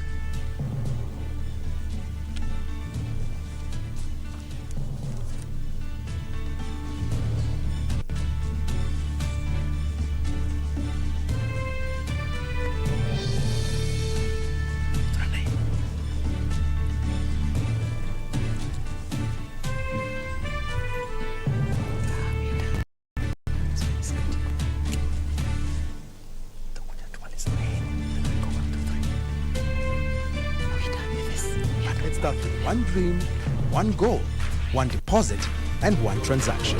Pamoja, let's make it happen. So don't just bank with us, bank on us. Yes, Timo.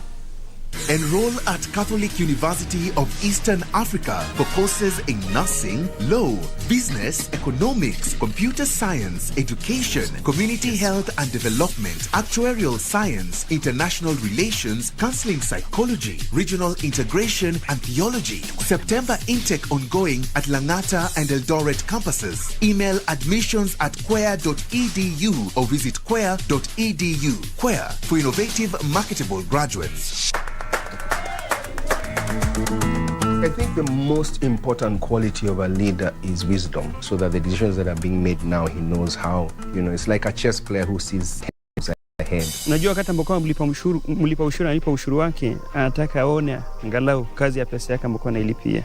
Pesa tunaamini kwa zinaishia kwa mifuko za watu binafsi. I think it's important that wealth is declared frequently, and if people have found ways to accumulate wealth very quickly, absolutely good for them, as long as, of course, that is done honestly and ethically. We need leaders who are well educated to understand the challenges that we face in the modern world. Kwa mfano, mtu mwenye amesomea ukandarasi wa barabara, mkiwa na kiongozi ambaye amesomea hiyo taaluma, una uhakika kwamba barabara za eneo lako zitakuwa zina usimamizi mzuri.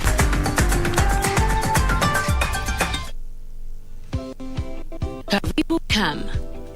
By offering market linkages, networking opportunities, and technical assistance, Kenya Association of Manufacturers assists its members to grow and scale up their businesses. Join us and let's get together to grow the manufacturing sector. Becoming a CAM member is as easy as 1, 2, 3.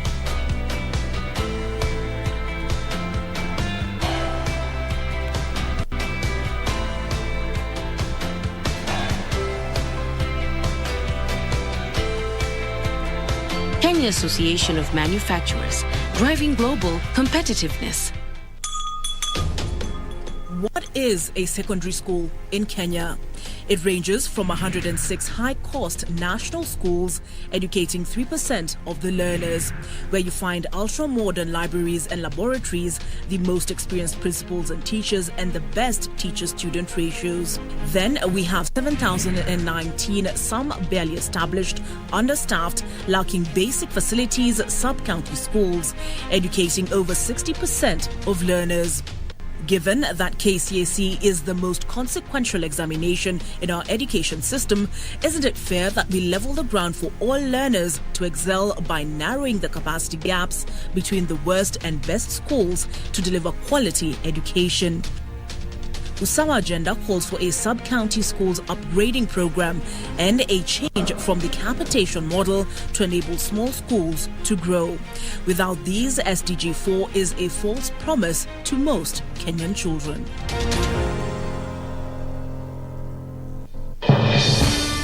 We shall legalize weed. Professor George Luchiri Wajakoya of the Roots Party. Semeni Babakea. Babakea. Raila Amolo Odinga of the Azimio la Umoja One Kenya Party. Unajua mimi sina pesa ya serikali ama ya kashfa. David Mwaure Wahiga of the Agano Party. And tunasema kazi ni nini? William Samoei Ruto of the Kenya Kwanza Alliance. Presidential Debate 2022. Do not adjust your sets. Agnes Kagure, Independent. Cleophas Kiyo, Ford K. Dennis Kode, LDP. Esther Thairu, Independent. Herman Growell, Safina. Johnson Sakaja, UDA. Kenneth Nyamwamu, UPA. Nancy Mwadime, Usawa kwa Wote. Polycarp Igathe, Jubilee. What would you like to ask your Nairobi gubernatorial candidate? Send your questions on video to the WhatsApp number 0796 560 560. You can also text your question to 22843. The Nairobi gubernatorial debate live from the Catholic University from 5 p.m. to 9 p.m. Monday, 11th July.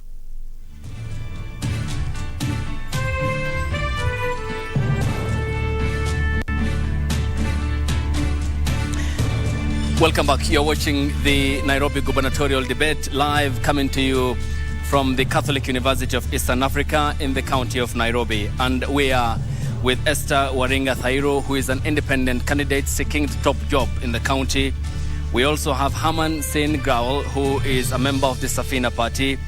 We also have Kenneth Nyamwamo, who is a member of the United Progressive Alliance Party, and Nancy Wamboi Mwadime. All right, we'd also wish to remind you that we extended invitations to all the 9 candidates who are vying for the Nairobi top seat.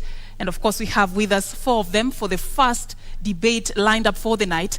Remember, later on, we'll be taking you through the second debate also, as we just lay it all bare. Who carries the vision for Nairobi County? Who among the ladies and gentlemen before us tonight has what it takes to become the next governor? But we just want to move on with this debate, and right about now, we want to look at the governance of the city. And I'll just come to you, Mr. Nyamwamu. The extension of deed of transfer of functions that was signed between the Nairobi City County and the national government elapses on the 24th of August, of course preceded by a 3-month extension period to tackle what is called the transition. If elected governor, how do you plan on handling this transition? And also, how do you seek to sustain the relationship between the national government and the county government, and which areas will you be doing that on? Is this in relation to the NMS? Yes. First of all, we shouldn't be having NMS running Nairobi County to begin with. That's not how our democracy was set up. We're supposed to be ruled. It's supposed to be by the people. It's the people supposed to decide. They elect somebody, and that person runs. They give the person the mandate to run the county. Now we have NMS, and my hope is when I get in, we'll have a transition for them to. We'll have a lay down transition for them to exit, and let the Nairobi County be run by the elected officials. It had a lot to do with the previous governor, but now when we get in, we are making sure that the NMS will hand over the function to the county government so that it's run by the duly elected officials. That's how our democracy is set up, and that's how we are going to work. Your time is up, but I'll add you 30 seconds. Mm-hmm. Nairobi is Kenya's capital. Yes. And also it is like the headquarters. Yes. Do you want to tell me it's not important to have a relationship between these 2 levels of government, the national government and the county government, considering the fact that it is the capital of the entire country? The county has its own, they have their own responsibilities. Why should Nairobi be partly run by the NMS while Kisumu, which is also another county, is fully run by a governor? I don't think that's fair. Our mandate dictates that you let the county be ran by the person that's been duly elected. I understand why the NMS was there, but that's not how our democracy is set up. Why should Nairobi be chosen to be run by NMS and not Migori, for example? Okay, your time is up. Herman Grewal, the law under Article 187 anticipates cooperation between the national government and the county government. And we have spoken about the NMS and how it came about. Would you have done what the ex-governor did in handing over 4 key functions to the national government? Mm-hmm. Well, if you look at the history of NMS and why it was created, first of all, I would like to thank His Excellency Uhuru Kenyatta for pushing for the creation of NMS, because he saw that Nairobi was in a state of chaos, and it was the sort of emergency response we needed. I'm sure all of you can agree, if you look at the success of NMS, it's something that we can be proud of. NMS has accomplished what the governor is to accomplish, and NMS was a substitute for the governor, meaning that we need to move back into our normal state of operation, and we had the separation of powers so that we can allow elected leaders for certain areas be in charge of those areas. If we elect someone for a county, it would not be fair, just, or constitutional to have the president be running that county entirely. There must be collaboration, and we will transition in a peaceful and positive way. Okay, your time is up, but I add you 30 seconds for clarity. And there seems to be no response to my question, and I need clarity on this. If accorded the mandate by the people of Nairobi County, would you have done what the former governor did at State House in February 2020? I feel that given the situation we were in at the time, it did make sense, but it did happen because of the governor's actions. So I feel that if I'm responsible as a governor, I wouldn't allow us to reach that state. But if we are in that state, we must be responsible as leaders and say, I've made a mistake. I'm not delivering as a leader. Step back so that our country can prosper. Thank you. Thank you. All right, Miss Nancy Mwadime, how do you plan on sustaining the relationship between the two levels of government, considering the fact that you're vying on an usawa kwa wote party ticket, assuming the government is taken over by somebody a party that is not in your political camp? What will you do, and how will you sustain this relationship? I'll be able to maintain the relationship because the two bodies, the national government and county government, we need one another. And each body has its own role to play. The national government, the county government, because even some of the assignments which are done by the county government work in relation with the national government. So what I would say is that I'll maintain the relationship, and where necessary, work together. And at times, for example, with NMS, I would say that the county government, with a good leader, we have all what we need in the county government. We have workers from top, from the engineers to the accountant to the officers. So what I would say that with good leadership, the county government can be able to manage. Thank you. Your time is up. Okay. Esther Waring, I come to you. And owing to the importance of the close cooperation needed between the national government and the counties, because the understanding is that the two levels of government are meant to provide services for the people of the Republic of Kenya who hold the sovereignty under Article 1 of the Constitution. What will be your approach between the relationship between State House and City Hall? Well, a leadership of a nation, even though it has different bodies, is still one, because the objective is for the interest of the people who have the sovereign power.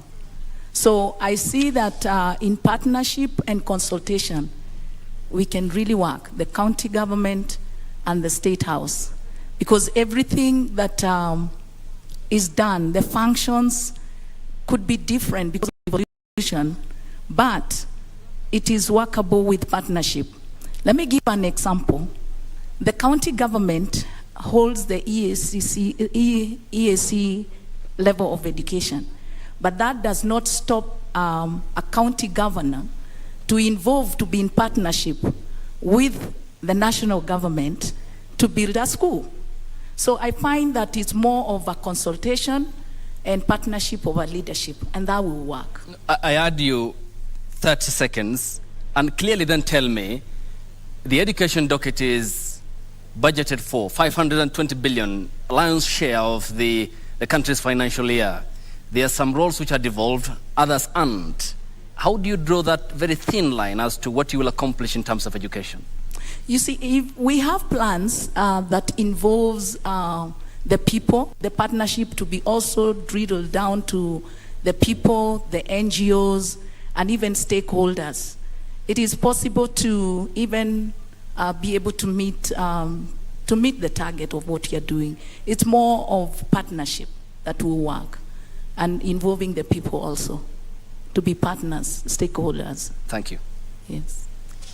All right, so we want to move this forward to the issue of living and working conditions for the residents of Nairobi. Mr. Nyamwamu, I see you have an issue you want to raise. Yes. I'll give you 30 seconds to address that. I just want to talk about this NMS county government thing. NMS is being headed by a military guy. Now, the government should act as an oversight it should be the oversight role in terms of overseeing what the counties are doing. But devolution was there to bring services closer to the people, and that's why we have devolution. So when we bring the government to come and actually get involved in the devolution functions, we are treading a very dangerous line. When Hilter started, he started very nicely. He delivered services to the people. Over time, it has been shown military rule takes over and they suppress democracy. Your time is up, but taking you back to when this happened on the 25th of February 2020, vying for this position, I want to believe you understand where the county was and the state at which it was being operated at that time. What would you have done different? What would you have done different aside from just signing that deed of transfer of functions? Well, first of all, it starts from the governor that was elected and the deputy governor that's seeking a gubernatorial position right now, who was part of that system, and the senator who was supposed to be overseeing. They all failed. So then the government has to be like, Nairobi's in a mess. We need to take over Nairobi or Nairobi will be in a mess. But that's not how our democracy was set up. How would you have cleaned that mess, Mr. Nyamwamu? Hey, collect garbage. The garbage was terrible. That was the function of the governor. Give electricity, provide electricity in the informal sectors. Get rid of the cartels. That's what the governor was supposed to do. And his deputy governor and the senator was supposed to oversee that function. All three failed. That's why the government stepped in. But all in all, what I'm trying to say, the basic framework of our democracy is not set that way. We set a very dangerous precedent if we continue this path. Thank you so much. Thank you, Mr. Nyamwamu. And just an understanding in terms of the specificity, you have raised a very important and a pertinent question as to garbage in the city. Yes. Do you understand Nairobi County? Yes, I do. I played in this city. I live in this city. In terms of the tons of garbage, yes. How much does the city generate? First of all, Nairobi doesn't even have a system to collect the garbage. We have just young little boys that we use and we pay them very little money to collect garbage. Nairobi needs to set up a garbage collection system that starts from collecting garbage from the homes all the way to how the garbage is disposed. We don't have that system. We need to set that system up so that we can have a systematic way of collecting garbage in the county. Once that system is in place, then you'll not see garbage in the city. But we cannot have self-help groups, young boys collecting garbage in an unsanitary manner, and we call that garbage collection. We need to have a system set in place with the county government, and that's what I'll do when I become governor. Mr. Herman Growell, Nairobi County generates about 2,500 tons of garbage in a day. Out of this, only 1,800 is collected and transported. About 700 tons cannot be accounted for. Can guess where that ends up. If elected governor, how do you seek to fix this problem? Okay. So this mostly comes to how are we managing resources. So resources would be goods and even waste. So when we talk of goods, are we managing a system that allows for the collection and recycling of the waste? Secondly, we look at the waste generated. How is it ending up in the dump sites, for example? Is all of it ended up in the dump sites? So it's simply about now tracking how much garbage generated from certain areas, how much needs to be handled, what is the success rate of the systems we have put in place. Because when I was reflecting on garbage, it was one of the major aspects of my manifesto, because to work in any place, whether it's an office or in a county, you shouldn't have garbage everywhere, you shouldn't have sewages open. Because I've also walked through several slums in Nairobi, and I don't understand how we have the funding for something simple such as manual labor, which is minimum wage, which is all that's required to collect garbage in certain areas, and then now move it to a recycling plant. Thank you so much. That's why I spoke on how we need to partner. So even with recycling plants, we can export shredded plastic to other countries. Mr. Grawal. Your time is up. Okay. All right. Thanks. Ms. Nancy Wambui Mwadime, the issue we have talked about is very important. What's your easy, immediate fix to garbage problem in the city? About the garbage issue, one thing I want to say that people have complained that at times leaders give manifesto and they're not able to fulfill what they have said. Especially the issue of the garbage, I would say this is something I need to get to that office and sit with the other parties and we see the way forward on how to handle the issue because it's a big problem at hand. Which is the way forward? As I've said, there are some issues one would need to get to that office and sit and look all around and see how to solve. And the garbage is one of the issue one would need to go and get to the office and sit with the bodies related and see the way forward. And how does that way forward formula look like? Because the people of Nairobi watching this debate want clarity to the questions that we are asking you. What's the approach? How? I start by saying that we have to by educating our people. Because the issue of garbage starts by dropping it everywhere. So we need first to have the feeling that you cannot go dropping a peel of a banana everywhere. Your time is up, Ms. Mwadime, but just 30 seconds for some clarity on something you said. You want to get to that house, sit down with some people to get solutions. The people of Nairobi want somebody, a leader who already has solutions. What level of assurance can you give residents who are watching you tonight that you have the solutions to the problems that they are facing in Kenya's capital? I have solution for many issues facing the Nairobians. Is garbage one of them? Garbage is one of them. So how do you sort to fix the challenges we are facing with the garbage issue in the city? We can go to the old, now we are calling it county government. Years back, we call it city council. By then, we had lorries, which used to go round collecting the garbage. And there was a plant area where the garbage used to be taken, and from there, it was managed. So what I'm trying to say is that we can get back to the Nairobi, which was there some years back, and the county government provide those services to the citizen, correcting the garbage and knowing where the garbage should go and knowing how the garbage will be managed. Thank you. Esther Waringa, 30% of garbage in the city is disposed of by a private company. This is a lion's share, and it's clearly a private affair. Yet the county is supposed to be offering services to the people. It's public dominated. How will you turn this around? You see, garbage looked in a more positive way. It's money generating. If you look at it that way, then you'll have a solution on how you can tap from garbage collection into the recycling and generate some money.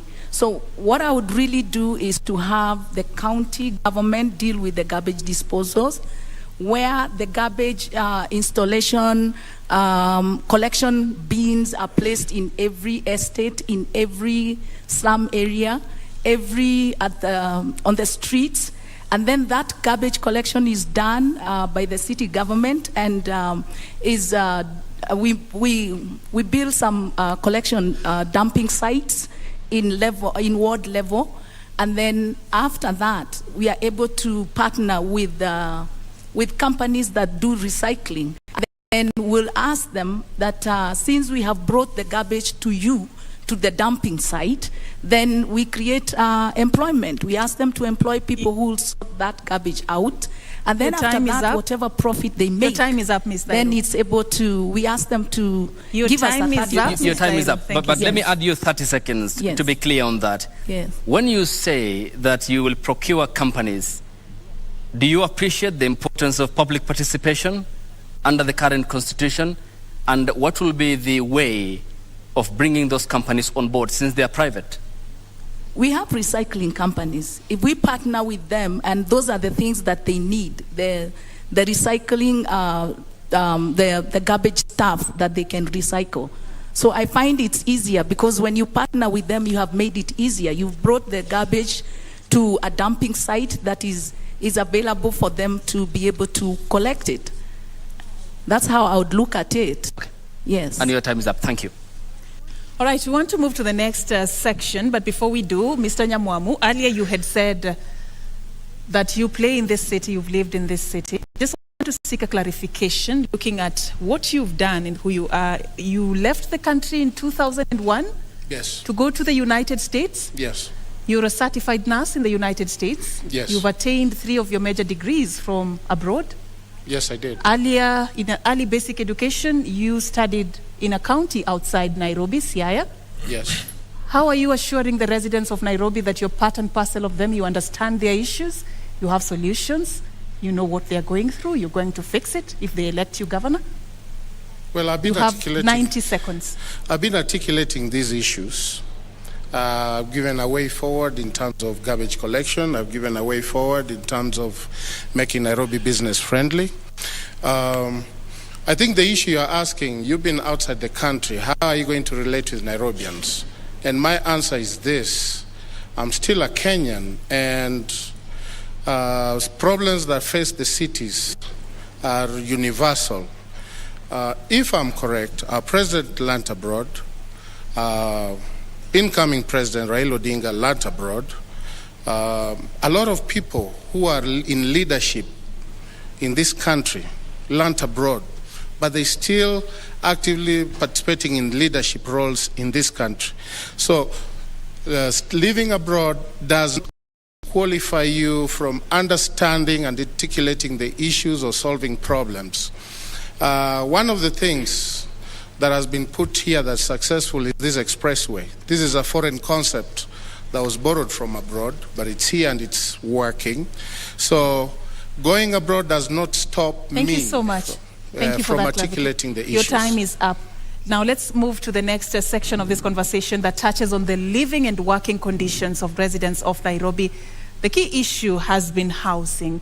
And in this city, 9.3% of Nairobians, only 9.3% own homes. The others are renting units in different places.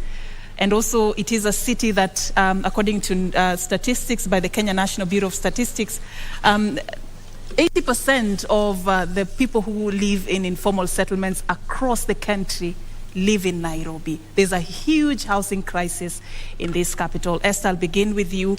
If elected governor, how will you seek the housing crisis in Kenya's capital? Well, I would start with the housing crisis with the most affected areas, like the slum areas, and I would partner with the landlords who will sit down with the consultation and find out how we can be able to improve what is already there. For example, if I take Kibera slums, those are settlements where the landlords who are owning those small houses. But if I came in as a governor and had a partnership with them where we improve the housing, we improve the condition that people live in there, and I'll come with support, like give money so that we can improve, and yet the people staying there will not pay a higher cost, but they'll still remain paying that because I've already chipped in some money to improve their living conditions. That's how I would tackle it. Then I would partner with the investors to build affordable housing. Thank you. Thank you so much. Your time is up. Allow me, Esther, to add you 30 seconds, because you have mentioned Kibera, which is a constituency in Nairobi County. And as per the Kenya National Bureau of Statistics in 2019 census, this is a region or part of Nairobi which has a population density of 712 times what ought to have been 68,000 people per square kilometer. That's a homework, isn't it? That's a steep slope for you. How will you operationalize decongestion of informal settlements, which account for 80% of Nairobi's population, and Kibera being an example that you have fronted? Well, I wouldn't look at moving these people. I know there is cheap housing, affordable housing that was built for them, high-rise being one of them, but they never moved in there. They still came back to their own settlement. So what I look at is improving, not really moving them away, because they are used to that place, they are comfortable in that place, but how best can I improve their living standard? And your time is up. That's what I would focus on. Asante, thank you. Herman, yes. I come to you. Housing is a national government function, and therefore, again, another cooperation is needed between the county government and the national government. We already are falling short of the targeted 250,000 household units to be delivered. We are doing it at 50,000 at the moment. This rate needs to be speeded up by 3 times the current number. What's your cooperation with the national government, if elected governor, and how will you address the problem of housing congestion in the city? Okay. So the question is based on supply being too low and demand being too high. Every businessman knows that this is a huge opportunity, right? So if you look at the structure of the country, you've got your upper class, middle class, and lower income groups, and each needs a different solution for housing, because you wouldn't expect someone that's earning over 2 million shillings per month to be provided with the same solution as a lower class person. So what we do have is an opportunity for us to now use technology to even like 3D print cheap housing for people living in slums and have a payment structured plan where they can pay back. Because if you study the banking history of Kenya, you see that it's becoming difficult for people to now mortgage housing. So that's something we should reflect on.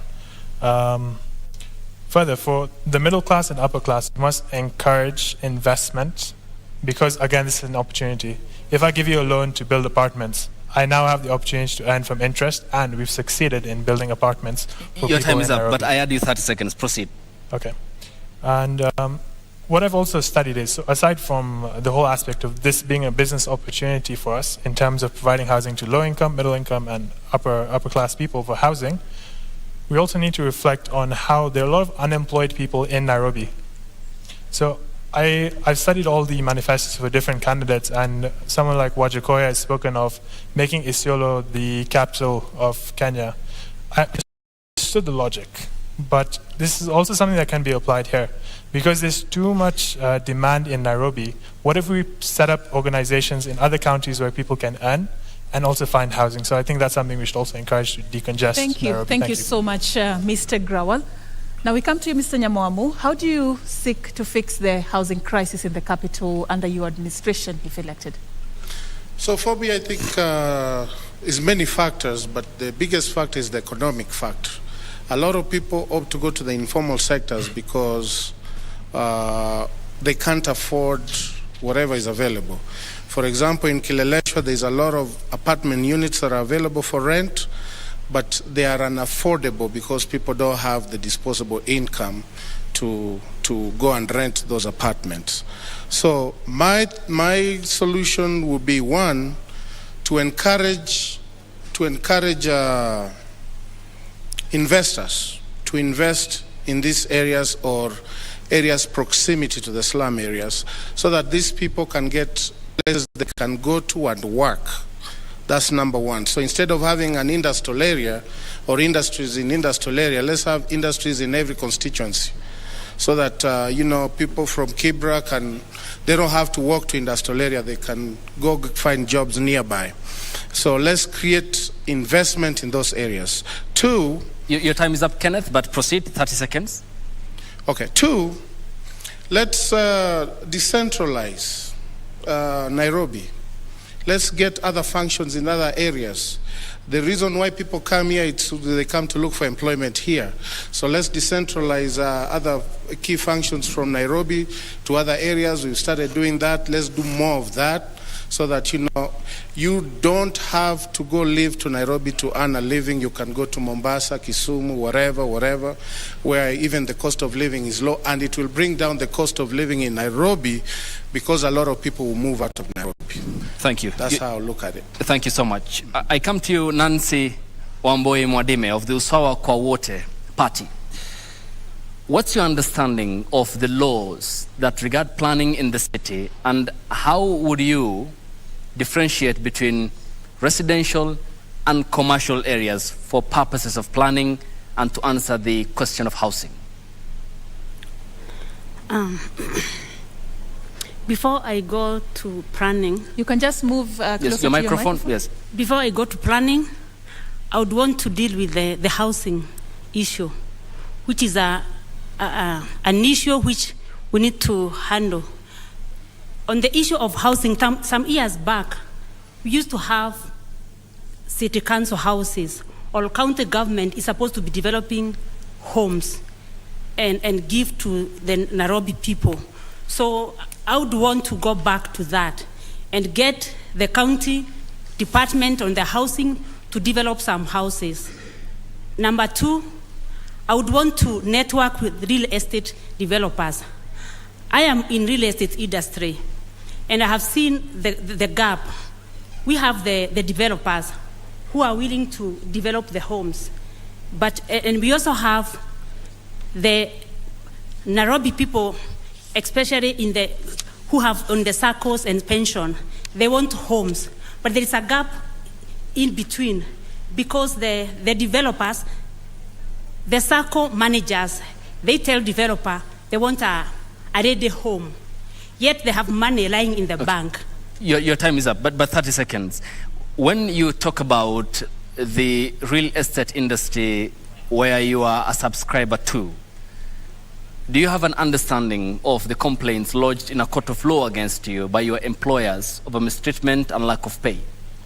I do have, because when you are a developer and the economy is affected, our work is affected. And most of the complaints we have is that we are not finishing the houses. But the problem is not really the developer 100%. It goes all the way to the economy. Because when we don't have an atmosphere for the business, as a developer, you start your development, and because of the atmosphere, you are not able to receive the buyers for the homes, and you are not able to complete your development. But in this case, what I'm trying to say is that we can have a network between a developer and a circle, whereby the developer will develop homes for a particular circle using the same fund lying in the bank.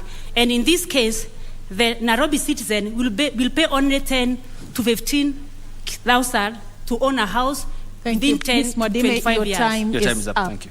And at this point, we also extended an opportunity to the residents of Nairobi to get a chance to ask questions. And we just want to get some of them so that our candidates can be able to respond.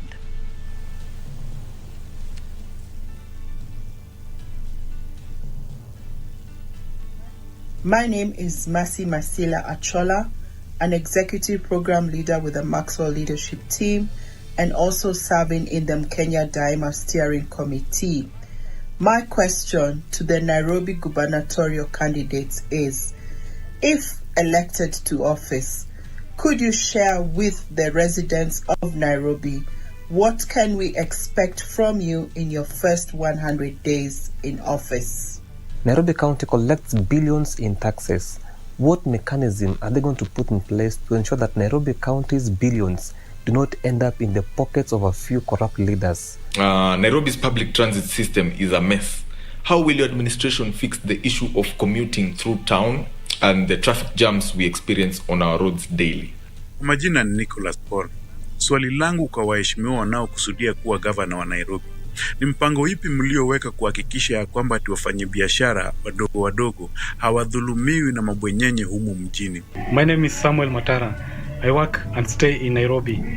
And I have a question to all the Nairobi gubernatorial aspirants. Now, if you walk along the streets of Nairobi, the marketplaces of Nairobi, and also the residential places, you will encounter mounds of garbage strewn all over.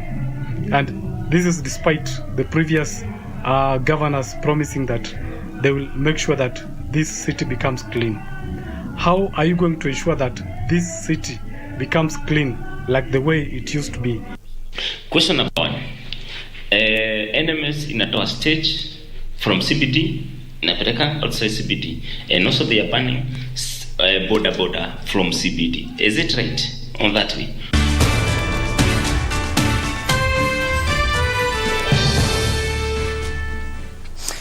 And those are the residents of Nairobi who sampled messages that we did play here, and we did engage them because they are very key and important since they hold the key to City Hall and in exercising Article 1 of the Constitution, since the sovereignty of power lies with them as enshrined and envisioned in Article 1 of the Constitution 2010. I begin with you, Esther Waringa. Vast array of topics from taxes, corruption, malfeasance, small businesses and the friendly environment they want, to planning. What's your response to what some of the sampled messages here had conveyed? First of all, if I heard you well, you've talked about corruption. And I did mention that I'll set systems where in employment and people are vetted, because leadership is key. If you employ people who are corrupted, then they'll mess the system. The other thing is closing the gap of any cartels that takes place. If I heard you well, again, you've talked about if you can say small businesses. Sorry? Small businesses and friendly environment that they are seeking. Yeah, small businesses are very critical because they have a high percentage of employment. I would look at boosting them after COVID, post-COVID. The businesses were affected. So I would form circles that I'll boost money in those circles, and then they would get loans that they pay with minimum interest. And your time as is up. They build up. Coming to you, Mr. Grawal Singh, we had tackled the issue of corruption, but I want you to also speak to some issues that have been raised there. What will you do within your first 100 days? And also, what is your plan to improve the welfare and status of those who are running small and medium enterprises within the capital?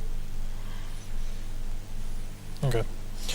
So I think the whole question of what are you going to do in your first 100 days is a very generic question. As a governor, it's not about just picking one goal and focusing on it. I feel it should be an expansive goal, and it's all outlined in my manifesto. What I want to do primarily in my first 100 days, if I must state in my first 100 days, is to clean up Nairobi. Because a lot of people in Nairobi are not happy, whether it's in terms of operation or the cleanliness. It does have an impact on the psychology of a lot of people. So I feel cleaning the area in Nairobi is something of paramount importance in my first 100 days. Moving on to SMEs. My running mate is named Michael Kimwele. He works for KCB Bank. He's in the department for SME loans. So there's actually a structured plan we have on how to help SMEs access funding.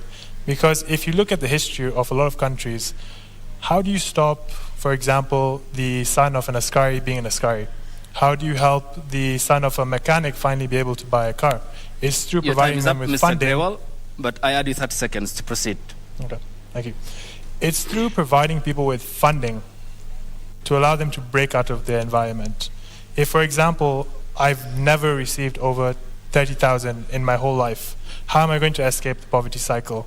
It's through having a structured plan. And even we have a system where we'll guide a lot of people in Nairobi how to start a business, how to run a business. And if your plan makes sense, we'll help you get funding for your project. And we also have some sort of mentoring system. So as you're operating, as you're growing your business, you will still be monitored, supervised. And we work as sort of a team, as a family, so we can help each and every person in Nairobi grow. Thank you. All right, the same set of questions will apply to you, Ms. Nancy Mwadime. Within 100 days, in case you're elected, what will you prioritize? And also, as you do that, you also talk on what you plan to do to improve the status and welfare of those running small businesses within Nairobi. You have 1 minute. So the first 100 days, I'll deal with the employment. We have kept on talking about employment on youth, but around this time we have unemployment, even from age gap between 30 and 40 and even 50. And with this group, I would provide training, free training, and when they are done with the training, we provide them with tools. For example, if you are trained as a mechanic, we release you with tools for being a mechanic. If you train as a trainer, we release you with a thrilling machine. For the youth, I would encourage a good number of the youth to further their studies. When they go, the county government under my management will pay their school fees abroad. When they go out there, they'll get visa to further their education.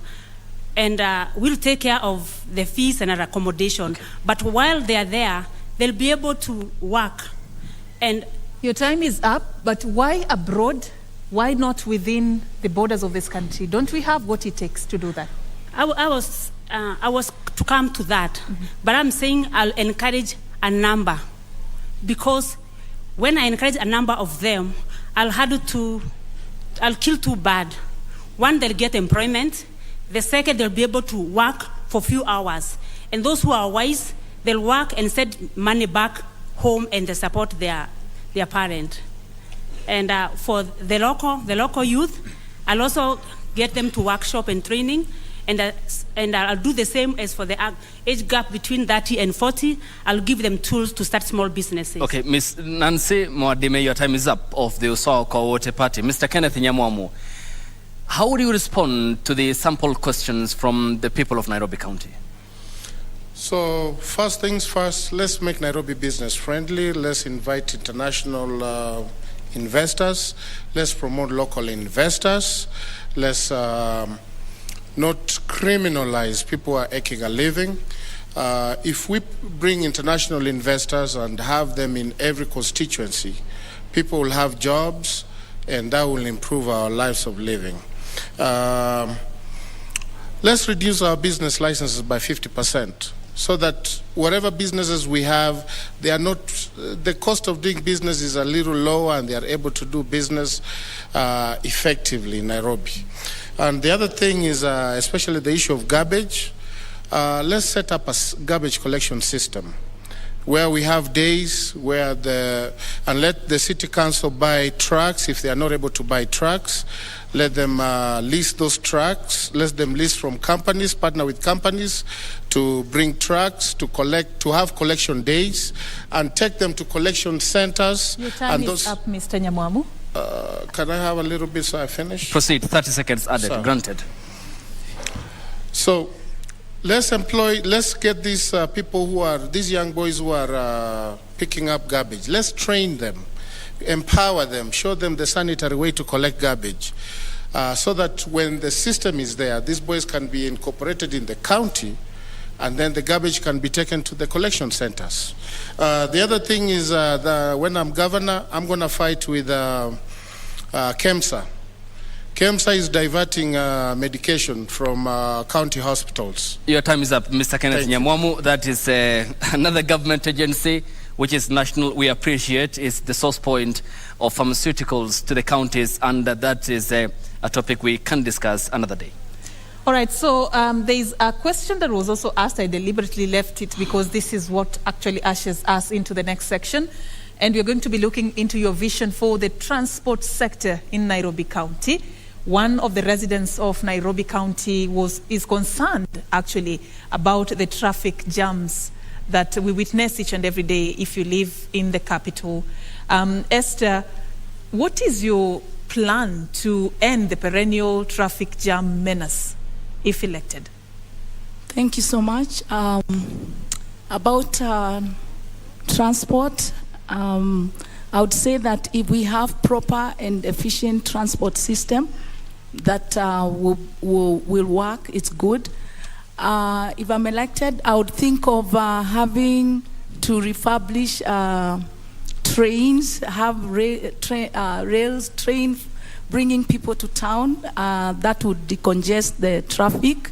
I'd also have to have a consultation with the Matatu people and see how best we can have the public transport organized. I would also look at having designated lanes on the road where any buses or a car that has more than 3 people can use that lane, so that it's more faster to have them Your time is up, but are those, I'll add you 30 seconds, are those not efforts that have been tried before? We've seen that in the capital already. Is there anything that you offer as an alternative for the residents of Nairobi? If you can ask the question again. I just want to inform you that those are things that the previous administrations have tried, using trains and also consultations with those who are operating in the public service sector. And of course, you know, is there something that you plan to do that will be different to fix the perennial problem of traffic jams? It's to encourage people to do carpooling if they are going the same direction. And if we had institutions like schools that are properly equipped and people take their kids to school where they stay, is much better than crossing across to take a child to Nairobi Primary School when they live in Dadora. So I would reinforce that method of having the schools at their ward levels so that we can ease the congestion of traffic. Your time is up. Esther Waringa, Independent Party. Herman Grewal, what's your approach to traffic snarl-up and the menace in the city? Okay. So transport is a fairly complex issue. I'll try to speak on it in 1 minute, but generally it cannot be resolved in this much time. Once again, we break it down. We have three classes of people. We have the lower, middle, and upper class individuals, and each desire a different level of transport solutions. What often happens is, through my research, is I found when international guests come to Nairobi, how many of them are comfortable using a system such as matatus? How many of them understand how matatus work?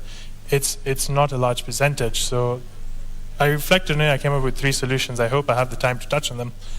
Number 1. The solution to traffic is not creating more roads.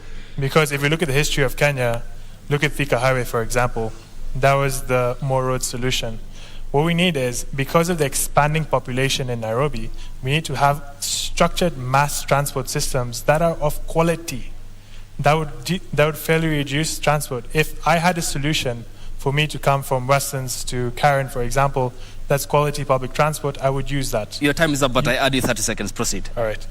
I would use that. So we need to have quality mass transport. Something like bringing in double-decker buses into Nairobi would reduce the cost of transport even for the government, for individuals, and achieve the same thing.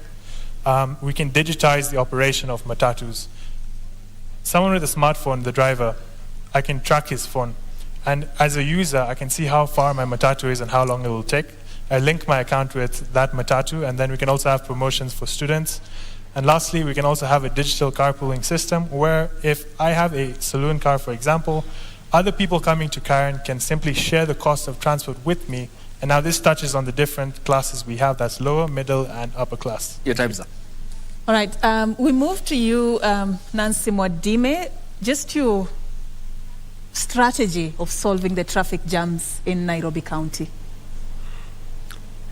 Before I would think of solving the issue of the transport, I would start by having everyone in Nairobi be able to access the transport, especially the people with special need. I would want us to introduce buses which are accessible to the person with a wheelchair. He can just driving and lifted to the bus and stay in the wheelchair, and when he get to his destination, just is walk out, so that we can also protect their dignity. About the issue of the traffic jam, this is something which has always been discussed again and again. And at times I look at it, the people who discuss are not even the people who are using public transport. Because when you put the bus stage so far from town, then we expect people to walk that distance. I find that very unfair. For me, I would say I would want to come up with a solution before I get the stage out. Okay. But before I get to that... Your time is up. Okay, I add you 30 seconds, but again, clarity. So before I get to the solution, I would advise that we have buses whereby they come across. For example, if the buses are coming from Global, they come closing over to the other side. We have designated road whereby the traffic, the vehicles will come and close to the other side without saying that the bus stop or the stage will be at Grobo, and then people have to walk all the way to town. All right, and just to come to you, Mr. Nyamwamu, as well on the same issue of the perennial traffic jams in this country's capital, what is your solution? So first, let's expand the use of BRTs in our city, number one. Number two, let's introduce shifts, working shifts. Let people not come at the same time and leave at the same time. Services that don't need people to come to start work at 8, they can have shifts from maybe 11 to, I don't know, add 8 hours to that. But the concept is to have people come to work at different shifts. In essence, there was something that was talked about in 2013 about introducing Nairobi into a 24-hour economy. Let's introduce that 24-hour economy where we can have shifts and people come at this time, or that time. Another thing we can do about congestion is to have car holidays, days where, we don't allow private cars or cars of particular whatever to come into the city. Let everybody use the BRTs or whatever public transportation is available to come to the city. Thank you. That will help with decongestion. Your time is up. And I start with Esther Waring on podium number 1. Your closing remarks, 30 seconds, and kindly adhere to the time. I would say that the national government funds distribution to be considered, because the county government has more of the functions, yet not enough money to fulfill those functions.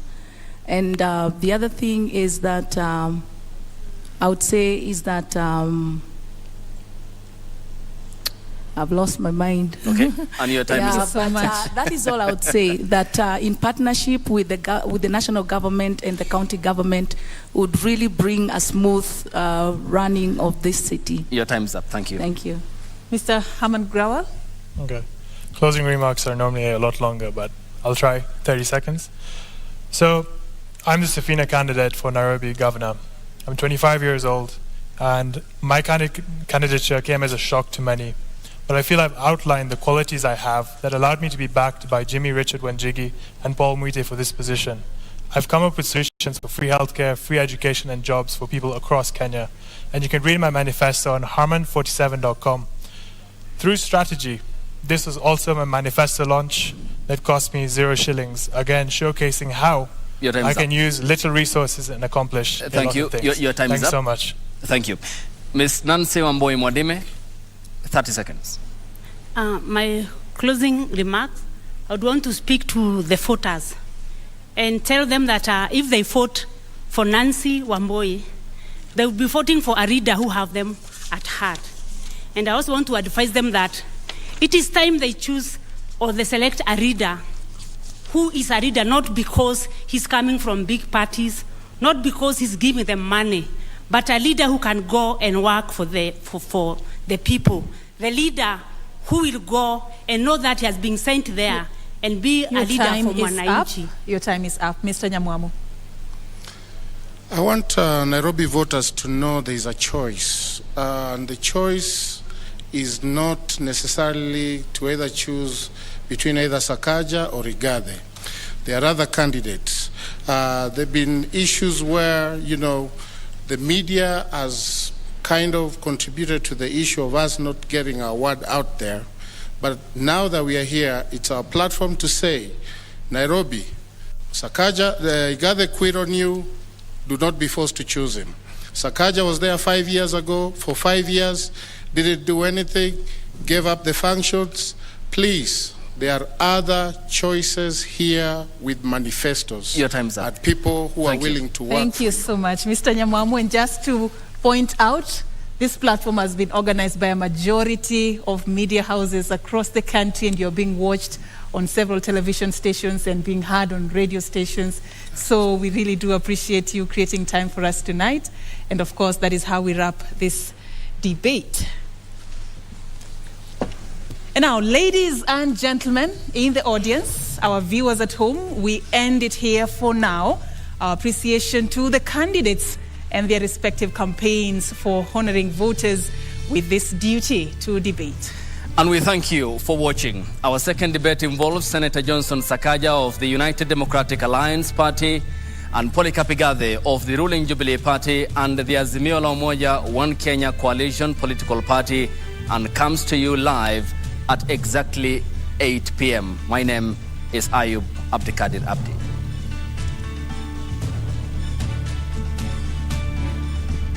Check it. Let's talk about banking. Or let's talk about dreams and goals. Your dreams, your goals. If you're like Louise, you value doing biz with ease. Or maybe you're like Dan, a family man with a plan. At Diamond Trust Bank, it starts with one dream, one goal, one deposit, and one transaction. Pamoja, let's make it happen. So don't just bank with us, bank on us. Enroll at Catholic University of Eastern Africa for courses in nursing, law, business, economics, computer science, education, community health and development, actuarial science, international relations, counseling psychology, regional integration, and theology. September intake ongoing at Langata and Eldoret campuses. Email admin for innovative, marketable graduates. I think the most important quality of a leader is wisdom, so that the decisions that are being made now, he knows how, it's like a chess player who sees 10 moves ahead. Unajua wakati ambapo mlipa ushuru analipa ushuru wake, anataka aone angalau kazi ya pesa yake ambayo anailipia. Pesa tunaamini kuwa zinaishia kwa mifuko za watu binafsi. I think it's important that wealth is declared frequently, and if people have found ways to accumulate wealth very quickly, absolutely good for them, as long as, of course, that is done honestly and ethically. We need leaders who are well educated to understand the challenges that we face in the modern world. Kwa mfano, mtu mwenye amesomea ukandarasi wa barabara, mkiwa na kiongozi ambaye amesomea hiyo taaluma, una uhakika kwamba barabara za eneo lako zitakuwa zina usimamizi mzuri.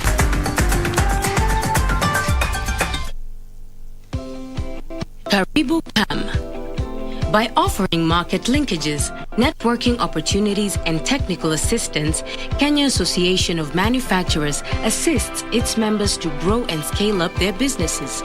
Join us and let us work together to grow the manufacturing sector. Becoming a CAM member is as easy as 1, 2, 3.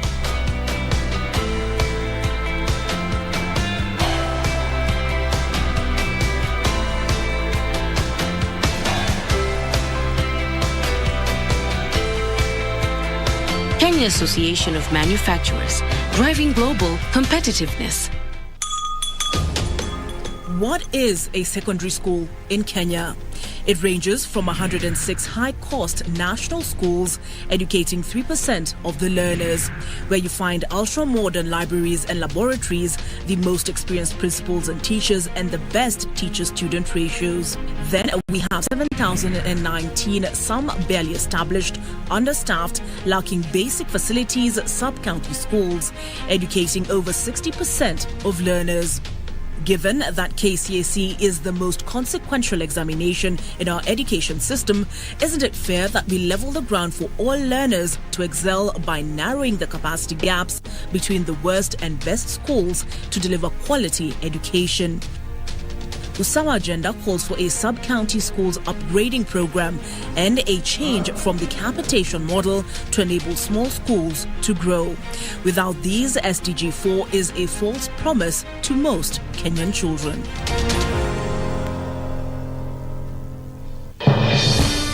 We shall legalize weed. Professor George Luchiri Wajakoya of the Roots Party. Semeni Babakea. Babakea.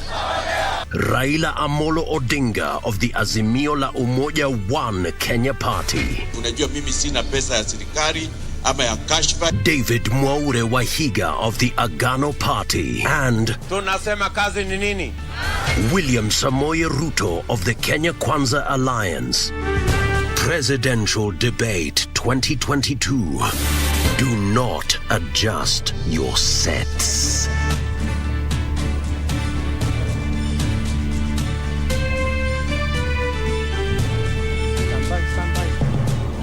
Well, a data analyst, an IT practitioner, and 2 real estate CEOs or experts in their particular field. Those are the 4 candidates that showed up for the first debate that's run from about 5:30 p.m.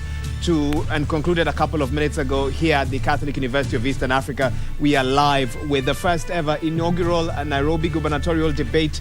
This coming just before the Deputy President's debate that will happen next week, and the presidential debate that will happen the week after. Many thanks for staying with us. We are live across all TV platforms and radio platforms as well. My name is Wahiga Mwaura from Citizen TV at our Studio B, where my guests are on standby to analyze what has been a very interesting last hour and a half or so. Who showed up here and who did not show up? I'll tell you who didn't show up. Dennis Kothe didn't show up.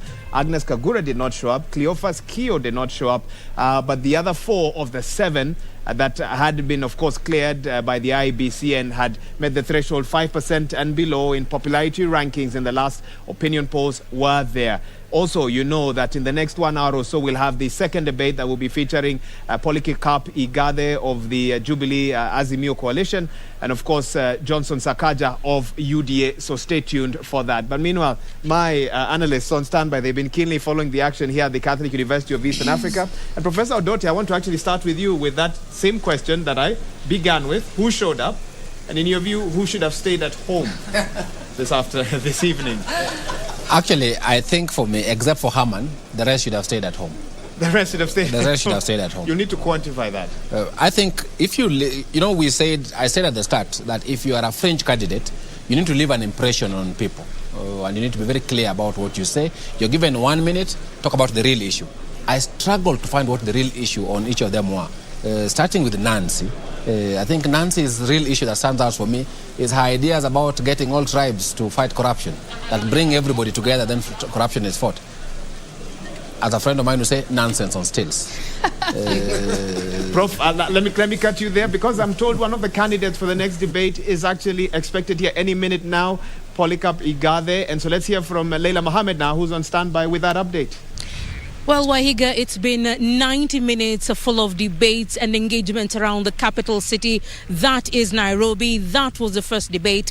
The second one is incoming in the next few minutes. And those 2 gentlemen who are expected in this second tier of the debate are already in this vicinity of the Catholic University of Eastern Africa choir here at the Langata campus. We are aware that Polycarp Igade of the Jubilee Party and the Azimio One Kenya Alliance is already here. He is expected to drive into this red carpet area any moment. Now, as you can see, this is an entire team of the media representation awaiting this arrival. Those 2 gentlemen above the 5% capacitation of this polling that was done before this criteria was brought into the fore. 4 have already been taken through questions in the first year of this debate, and quite an interesting sitting there where matters at the heart of the residents of this beautiful county of Nairobi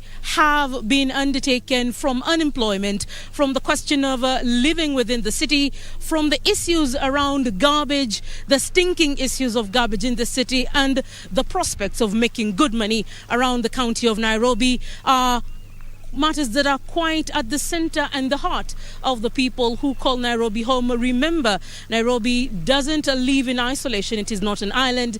It is supported by 4 other counties and towns. Across those other counties are also considered the bedroom states of Nairobi County, and in totality, about 9 million people live, work and do business around the capital city. That is County 047. So we are keeping an eye on the lights.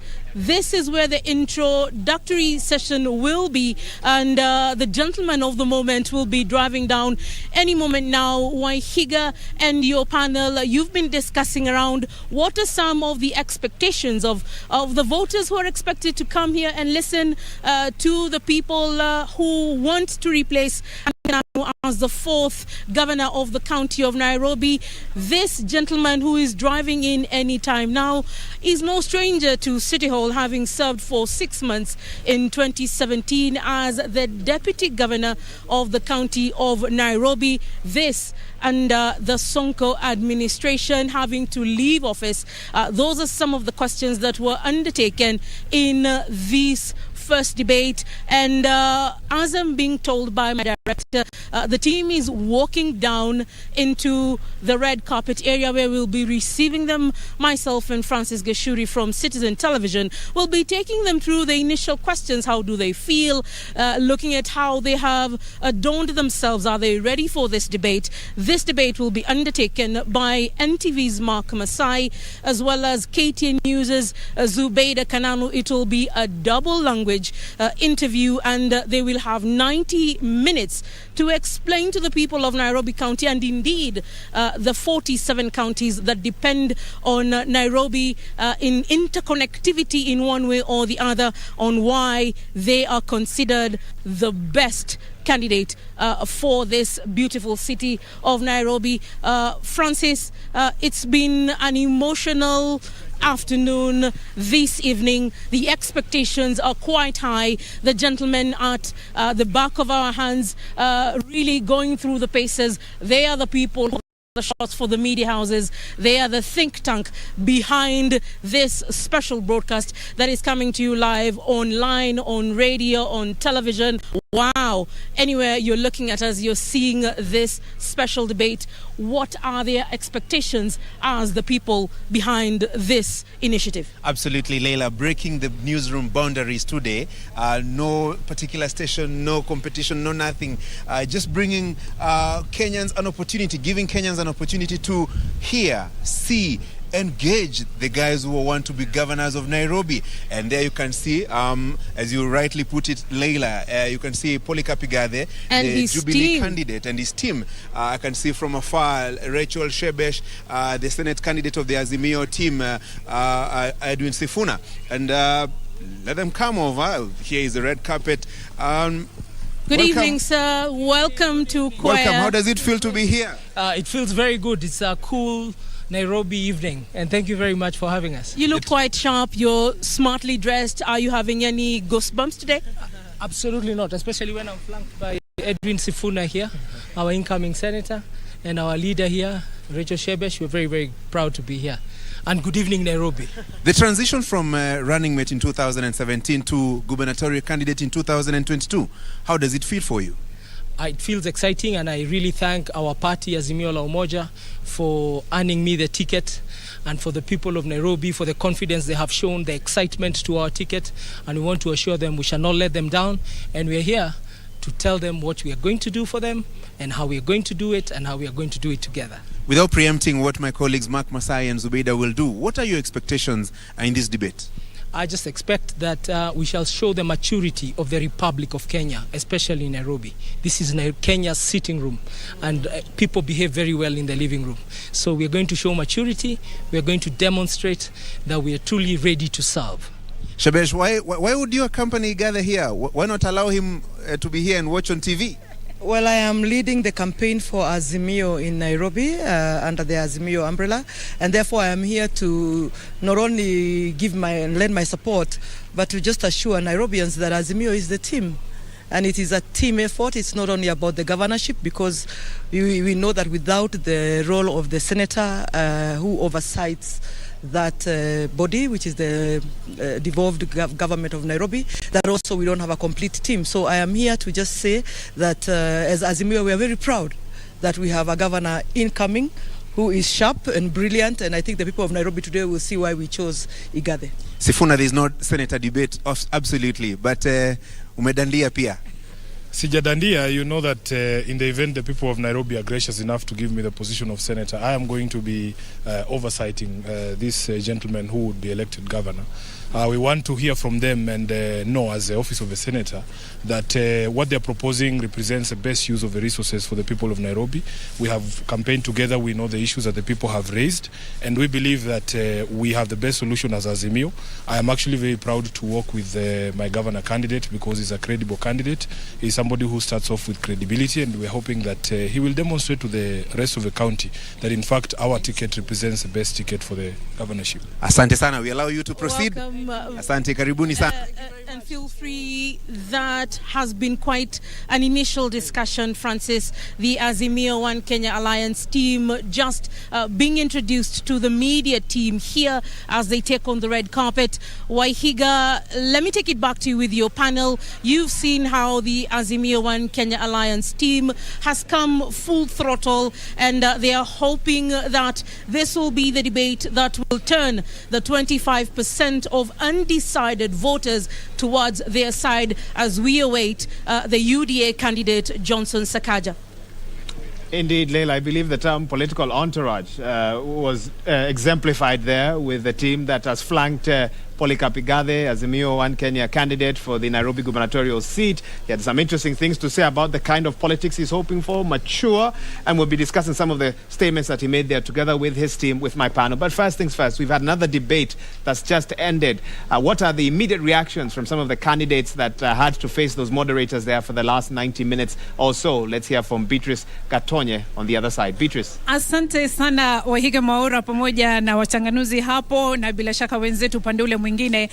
Kama jinsi ambavyo umesikia, Polycarp Igathe tayari amewasili katika eneo hili akijiandaa kwenye awamu ya pili ya mjadala huu wa jioni ya leo. Lakini nisiseme mengi, kwenye mjadala wa kwanza wa wawaniaji ugavana katika kaunti ya Nairobi, mengi ya masuala yameweza kujitokeza katika mjadala huo, huku masuala ya maji, masuala ya ufisadi, masuala ya nyumba, masuala ya msongamano wa magari ni baadhi ya masuala ambayo yameweza kujitokeza, huku hawa wawaniaji wakiwaelezea wakazi wa Nairobi jinsi wataweza kukabiliana na changamoto hizi ambazo zinawakumba wakazi hawa.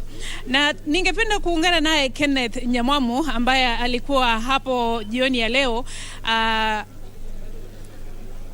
ambaye pia anawania kiti cha gavana tarehe 9 mwezi Agosti.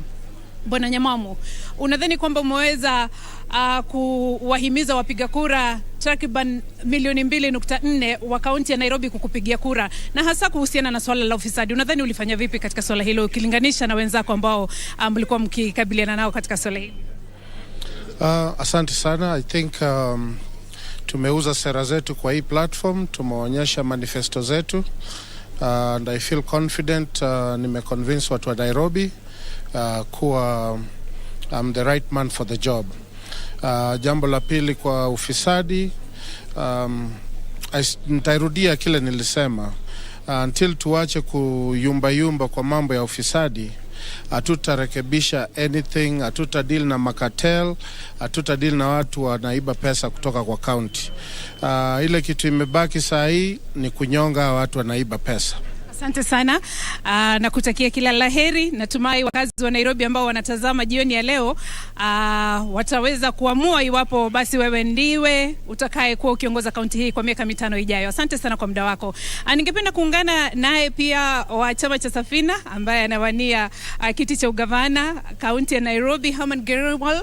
Asante sana kwa kujumuika nasi jioni ya leo. Wakazi wa Nairobi wamekuwa wakikutazama jioni ya leo, na wafanyi biashara ndogo ndogo wamekuwa wakisikiza sera zako na jinsi ambavyo utaweza kuwasaidia na kuinua maisha yao. Unadhani kwamba umeweza kuwahimiza wakazi hawa? So nimesema running mate yangu anafanya kazi na KCB kwa SME department. Mimi nataka kusaidia kila mtu. Kama wewe ni mtoto ya Sky ama wewe ni mtoto ya mechanic, nitasaidia wewe, kwa sababu mimi sitaki baadaye ya miaka 20 wewe unakaa hivi. So nataka tubadilisha maisha ya watu wengi kwa Nairobi, na natuma teknolojia ya kisasa, nafundisha watu. Pia nimeleta elimu ya bure. So kama mtu anataka kusoma, tasoma, tapata kazi, tabadilisha maisha. Asante sana Greywall, na kutakia kila laheri. Naomba nijumuike naye Nancy Mwadime ambaye pia ni mwaniaji wa kiti cha ugavana kaunti ya Nairobi. Takriban wapiga kura milioni 2.4 jioni ya leo wamekuwa wakikutazama pamoja na Wakenya kwa jumla. Swala la uzoaji taka ni swala ambalo umeweza kukabiliana nalo. Ukilinganisha na wenzako ambao mlikuwa mkijadiliana nao swala hili, unadhani umefanya vipi? Majina langu ni Nancy Wamboi Mwadime. Naomba tafadhali unieleze kuhusiana na swala la taka, uzoaji taka jijini Nairobi ukilinganisha na wengine tu.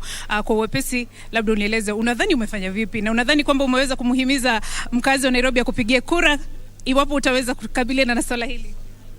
Mimi naona nimefanya vizuri sana kwa sababu nataka kusema Nairobi kila mfanyi biashara mdogo mkubwa, sisi sote tuko Nairobi na tumekuja na tuko hapa tutafute na tufanye Nairobi ikue pahali tunaweza kaa pamoja na peace. Asante na kutakia kila laheri. Anaungana pia na mwaniaji Esther Waringa, mmoja wa wale ambao walikuwa hapa jioni ya leo. Asante sana kwa kufika. Unadhani kwamba mjadala huu kulinganisha na wengine umefanya vipi jioni ya leo? Naweza sema nimefanya sawa. I've done well. I've given it my best. And I must say that I can be able to identify with the lowest class of people since I was raised and born in the slums. And at the same time, I'm in business. And I believe that both levels of people, I can identify with them once I'm given a chance to be governor of this Nairobi. Asante sana Esther, kila laheri. Wakazi wa Nairobi, mmepata fursa ya kutazama awamu ya kwanza ya mjadala wa wawaniaji ugavana katika kaunti ya Nairobi. Tarehe 9 mwezi Agosti tutaweza kuamua mbivu na mbichi na ni nani atakaye kuwa akichukua kiti hicho kutoka kwa Ann Kananu. Kwa sasa ningependa nikuelekeze kwa Wahiga Mwaura ambaye yuko na wachanganuzi jioni ya leo, watueleze kwa undani baadhi ya masuala haya ambayo nimeweza kusema kwamba yameweza kuibuka kwenye mjadala wa kwanza, waweze kuingia kwa undani, kisha baadaye awamu ya pili ya mjadala wa jioni ya leo utakuwa ukingwananga. Wahiga Mwaura, kwako. Asante sana Beatrice Gatonye. Wacha mimi niendelee na mahojiano yangu hapa na wageni na wachanganuzi wangu. I hope hapo sijakosea sana. And even as we carry on with our debate here, remember Polycarp Igathe in the building with about another 30 minutes or so to that second debate that will be happening this evening here at the Catholic University of Eastern Africa. We continue watching the clock as we await and anticipate the arrival of the UDA candidate Johnson Sakaja. Remember, it is a two-person debate, both of them having polled 5% or more in the last 3 opinion polls in sort of popularity rankings, and that's a debate that will be hosted by Zubeida Kome of KTN and Mark Masai of NTV. So stay tuned for that. One candidate already in the building. He's given his expectations. He's come with his team as well, and they are confident, they are bullish that they have what it takes to put a good showing in the debate. He says he has no goosebumps, no fear. That is Polycarp Igathe, and we now wait for the other candidate to make his way here for that. Of course, we were also reviewing the previous debate. You've heard from those 4 candidates, Herman Grewal there, Esther Waringa Thairu, and Nancy Mwadime, and of course Kenneth Nyamwamu. And my panelists were quickly giving their take on what the first debate was like as they also dive into what they're anticipating with that second debate. Karen Wakoli, who's to my far left there, can also weigh in on this. Who came out on top? Who made a difference in the first debate and who didn't? Wow, so in fact, let me just start where Dr. Odote left off at. He said maybe we should have just had one person show up and the rest should have stayed at home. I don't know if that's a fair characterization, but please proceed. Yeah, so for me, I would say I applaud each and every one of those candidates for just showing up. They honored us with their presence. That's really awesome. But some of the things that are critical in terms of just selling yourself as a leader, posture, for instance, I was looking at the posture. I was looking at the outlook. Do those individuals inspire confidence in me as a voter to give them my vote or no? The confidence, ability to communicate and communicate clearly. I was looking out for that. And a few things came out, among all those 4 individuals. Like, if you had a best communicator award this evening for the first debate, who would you give it to? You know what? I work for young people. I serve young people. This evening, I am so proud of young people. That when young people are given opportunity, they give their best. Herman did an awesome job. He's a great communicator. He seems to have thought through his ideas and his agenda beforehand. He was outstanding to me, I think. Practical steps in terms of mentoring young people, starting funding mechanisms for young entrepreneurs, digitizing the economy within Nairobi County government. Very practical, salient steps that he wants to take. So I think for me this evening, he stood out. Prof. Omenya, your reading of the overall quality of debate that was had today. Of course, now, Kenya's not having watched a Nairobi gubernatorial debate at this level before, this being the first time, even as you respond to what the other panelists have had to say. Also, talk about the quality of the debate that you saw. Yeah, thank you, Waiga. Of course, I'm professor, so I'm forced to issue marks. Okay, let's declare that all the candidates failed, but all, actually. All failed? All failed. What's your marking scheme? Some came very close. It's 40%. I think Brewell and Nyamwamu scored over 35, and the other two ladies did about 20%. This is an issue. I mean, on a serious note, I think none of the candidates thought about any serious issue affecting this city to good depth.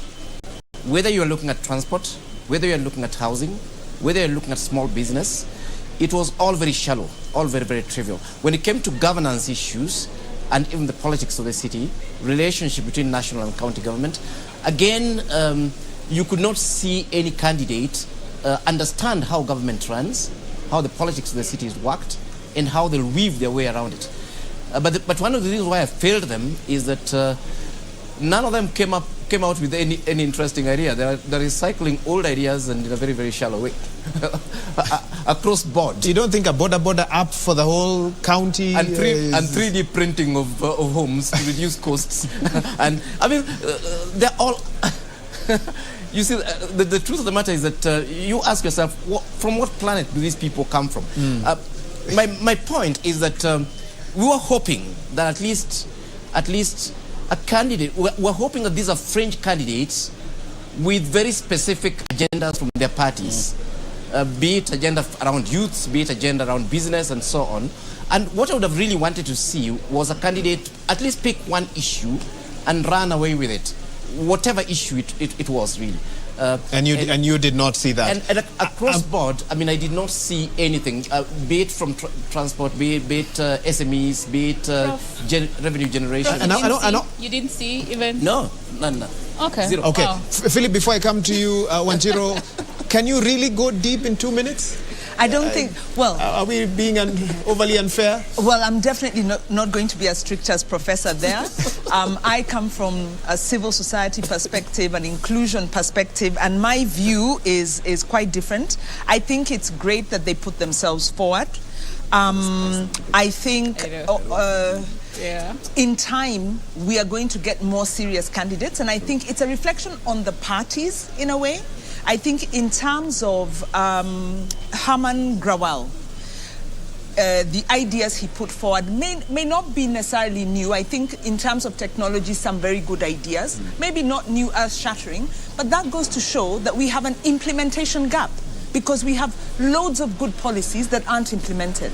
So don't blame the candidates for not having new ideas, because we are not lacking new ideas. What we wanted here is to have a more convincing kind of a manifesto. And I felt that Herman Grawal, as a youth, presented himself very well. I think he executed his points very well. His closing was excellent. He brought in his party. He brought in his party leadership.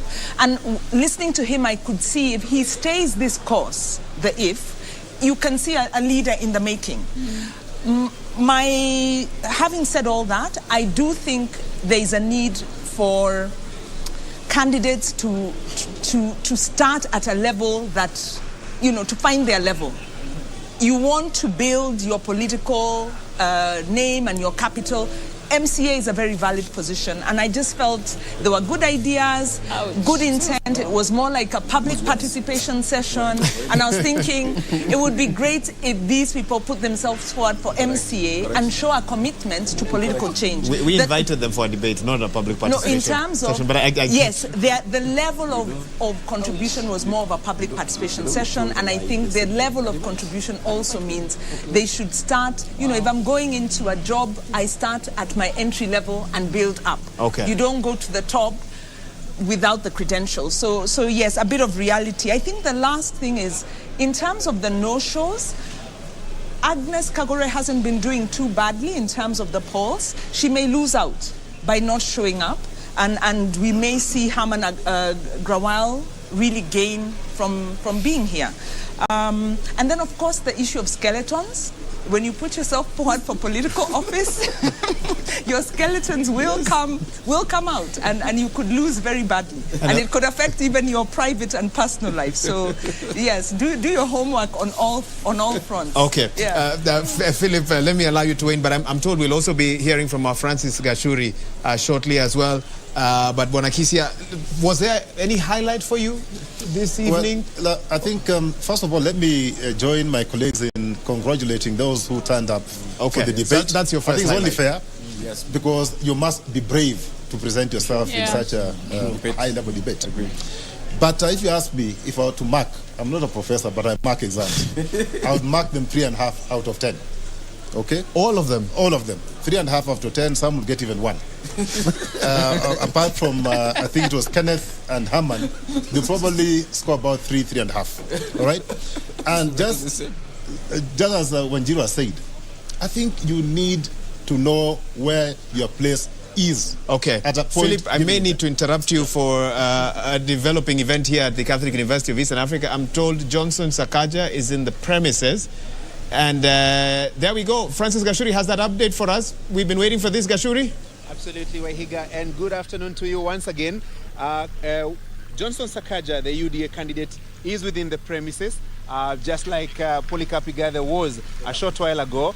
He should be walking down this route shortly so that we can also get an opportunity. So Gashuri, we are expecting the Senator of Nairobi County, the current Senator who is expecting to become Nairobi's fourth governor, Johnson Sakaja of UDA, who we are aware is already in the vicinity. Less than 5 minutes ago, Polycarp Igathe arriving here with an entire entourage of people and personalities who believe in his wisdom. We are just hoping that Sakaja has already been accredited and will be walking in a similar fashion to how his competitor and co-debater will be received. This turning out to be quite an interesting evening. We were expecting that this debate was going to happen at 7:30. Now we're hoping for it to begin at 8 p.m. For another 90-minute round of questions and answers. Some of the questions being undertaken in the first debate, inclusive of insecurity, unemployment, the cost of unga, traveling around the city. How does this city look like? Why is it important to this country that is Kenya? The gentleman expected to walk into this red carpeted area is no stranger to politics of Nairobi, having served as a senator for the last 5 years. Absolutely. Why is it important for him to be here today to try and convince Nairobians as the best candidate for governor? Absolutely, Leila. And just a short while ago, Professor Philip Kaloki, he's a running mate to Polycarp Igathe, just walked in. We're waiting to see Sakaja. As soon as we are able to do that, we'll be able to inform our viewers that Sakaja is around. But the wait and see continues for now. Remember, he's been a nominated member of the National Assembly and senator for 5 years, representing Nairobi County in the Senate, the bicameral parliament, the National Assembly and the Senate. So he has been a representative of Nairobi County in the Senate, county number 047. So Wahiga, let me hand it back to you. As soon as we spot Sakaja, definitely we'll be able to tell our viewers and just get to hear what he has to say insofar as this debate is concerned. Back to you, Wahiga. Thanks so much, Gashuri and Leila. I must warn you, it's getting a bit chilly here in our Studio B, but that debate coming up in the next 30 minutes is expected to heat things up. Already in the building, Polycarp Igathe, the Azimio candidate with his team, and his running mate, Professor Philip Kaloki. We're expecting Johnson Sakaja, the UDA candidate, with his hopefully also with his running mate, James Mushiri, also to make their way here shortly. So in case I have to interrupt my guest to take you to that, I will do so that you don't miss any of this action on this live coverage across all stations, both TV and radio as well. Bonakisia, you are giving us your marking scheme, and also feel free now to begin to wade into the next debate. Everyone focused on those two. Yeah, okay. Now, of course, my colleagues have said a lot about the debate which has just ended, but I think the candidates who are here were very casual. They didn't seem to understand the issues. They didn't provide any solutions. They kept on repeating what we've heard before. There were no new ideas. And if you ask me, I think they should receive a bill. They should receive an invoice for consuming prime time. And here you are saying I was harsh. For consuming prime time. And not giving us value. But not giving us value. However, they may have engaged researchers. It's not easy. No, we must be brutal. We must be brutal. So they knew they were coming for a debate. What are your expectations? They knew they were coming for a debate. They should have done their homework. There was no homework that was done. They probably just thought they were coming here for child's play. I'm sorry. So they get 3, some of them get 1. But that is a warning shot to Honorable Sakaja, who is coming here. Yes. And Polycarp Igathe. I hope you're prepared. Exactly. Otherwise, again, we'll mark you properly. How different do you anticipate, and tell me this briefly, the level of debate, the type of questions you now expect to hear in the next debate as compared to the one we just came out of? You see, I think this is it was child's play. Now, you don't need to belabor that point. These were adults who are... The level now we are getting to, you know, we know we had tackles. We expect to deal with policy. We expect them to address the issue of strategy. We expect them to tell us how they are aligning Nairobi's vision and their tactics to Vision 2030. We expect them to tell us how they intend to do things given the manifestos their parties have delivered. Because, see, you are not going to work in a vacuum. Already, the country has Vision 2030. It has about 7-8 years to go. Already, government has programmed itself for the next 7 to 8 years. So if you don't align your thinking to the national government thinking to Vision 2030, you may lose a lot. And you're in the capital city. So I expect these two gentlemen to tell us very, very clearly how they have aligned their programs to the national government. How they, for example, intend to retire the debts. We are now at 75 billion. When I left office, I think it was about 14 billion. Now 75 billion. How are you going to finance projects, capital projects, when you are heavily indebted? So how are you going to deal with the issue of debt? How, which areas are you going to prioritize in terms of service delivery? Of course, the biggest right now in terms of service delivery is the issue of solid waste management. Do you have a solution for solid waste management? I heard one of the candidates in the previous debate talk about, throwing litter. I mean, we churn out 3,000 tons of solid waste daily.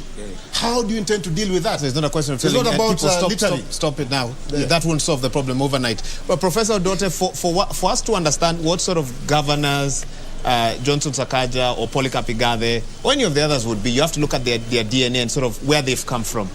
You probably know a little bit about these two individuals. What would you say separates them in terms of how they've come up, how Nairobians got to know about them as well? Just give us your analysis. Thanks, Wahiga. I think if you look at both of them, I think and Philip is laughing. I don't know why he's laughing. But if you look at both of them, I think what separates them is in terms of their background. If you look at both of them are fairly young, so they aren't too old. So you expect modern thinking, which is a good thing. But if you look at the experience that they have, One has an experience in politics, and that's Johnson. Johnson has experience in politics, having founded TNA, having been a nominated MP, having been a senator. So understands the political aspect of running a government. The other one understands management much more, having been in private sector for a long time, having essentially his life is corporate. I think his experience with politics was just 6 months. So I think the debate, and there's been a huge debate in the past. What does county governments require? Do they require a manager or do they require a politician? And the answer is out there.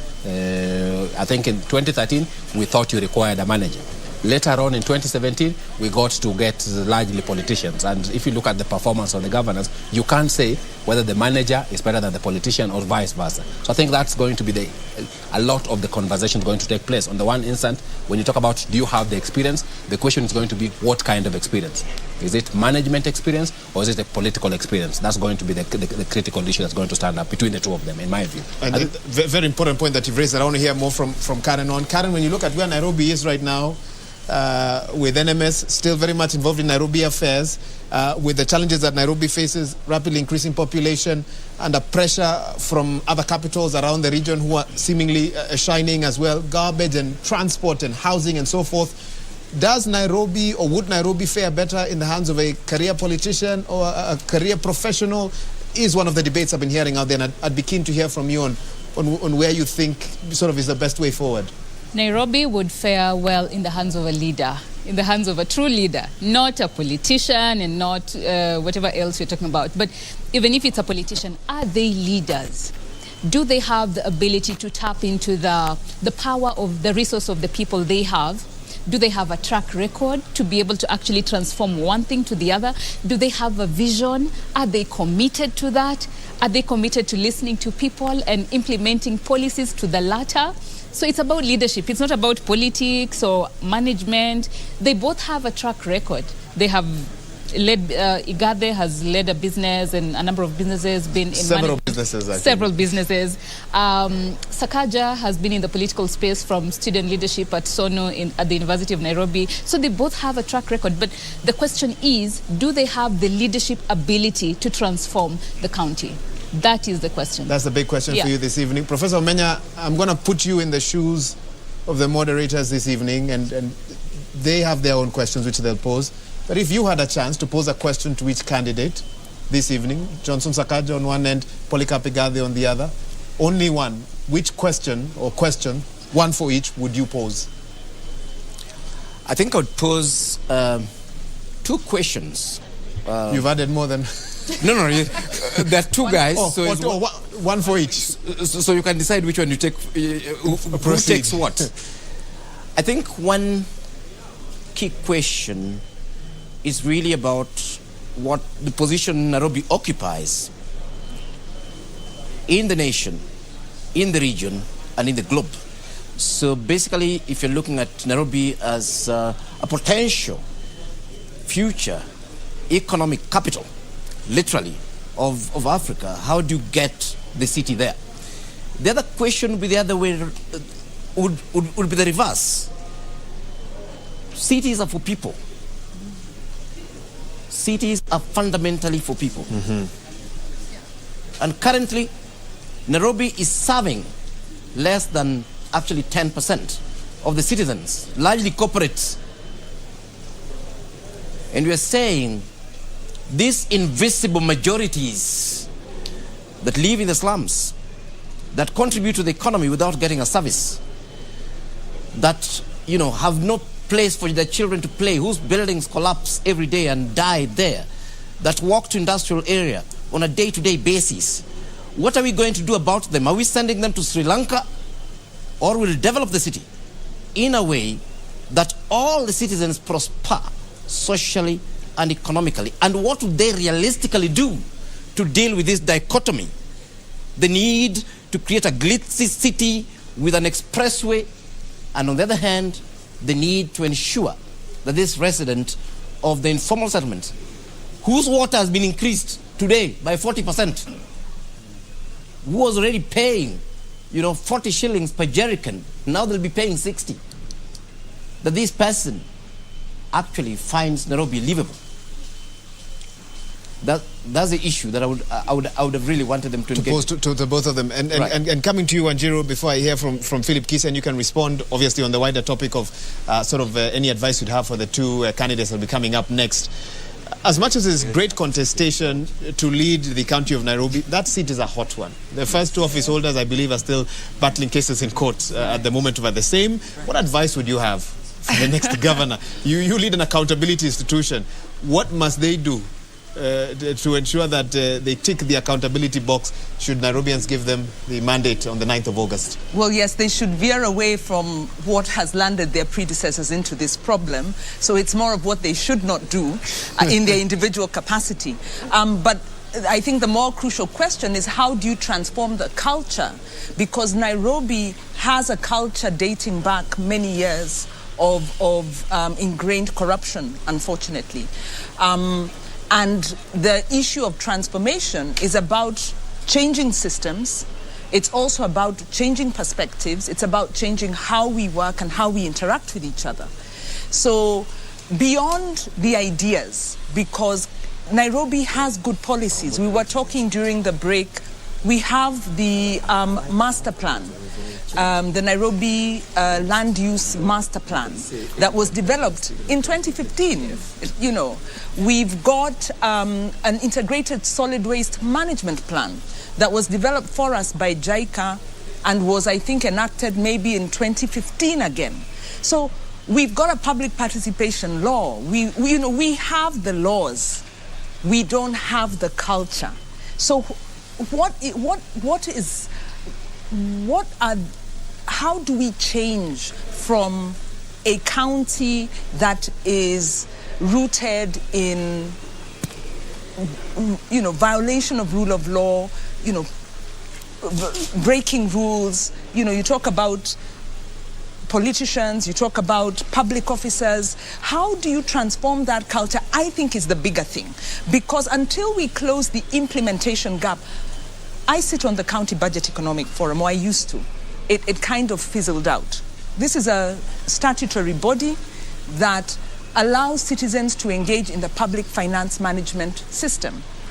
Now, this body was set up by Evans Kidero and kind of began working, but was always tokenistic, as we were saying earlier. How do you move from that tokenism to real implementation? Because the things we saw as the forum were very disturbing. We could see revenue falling, especially around elections. It would begin to decline. And we'd ask, if you are collecting licensing fee and the economy is improving, it wasn't due to low economic performance. Why are the revenues going? It means that money is being pocketed. And the county assembly would allow this to go on.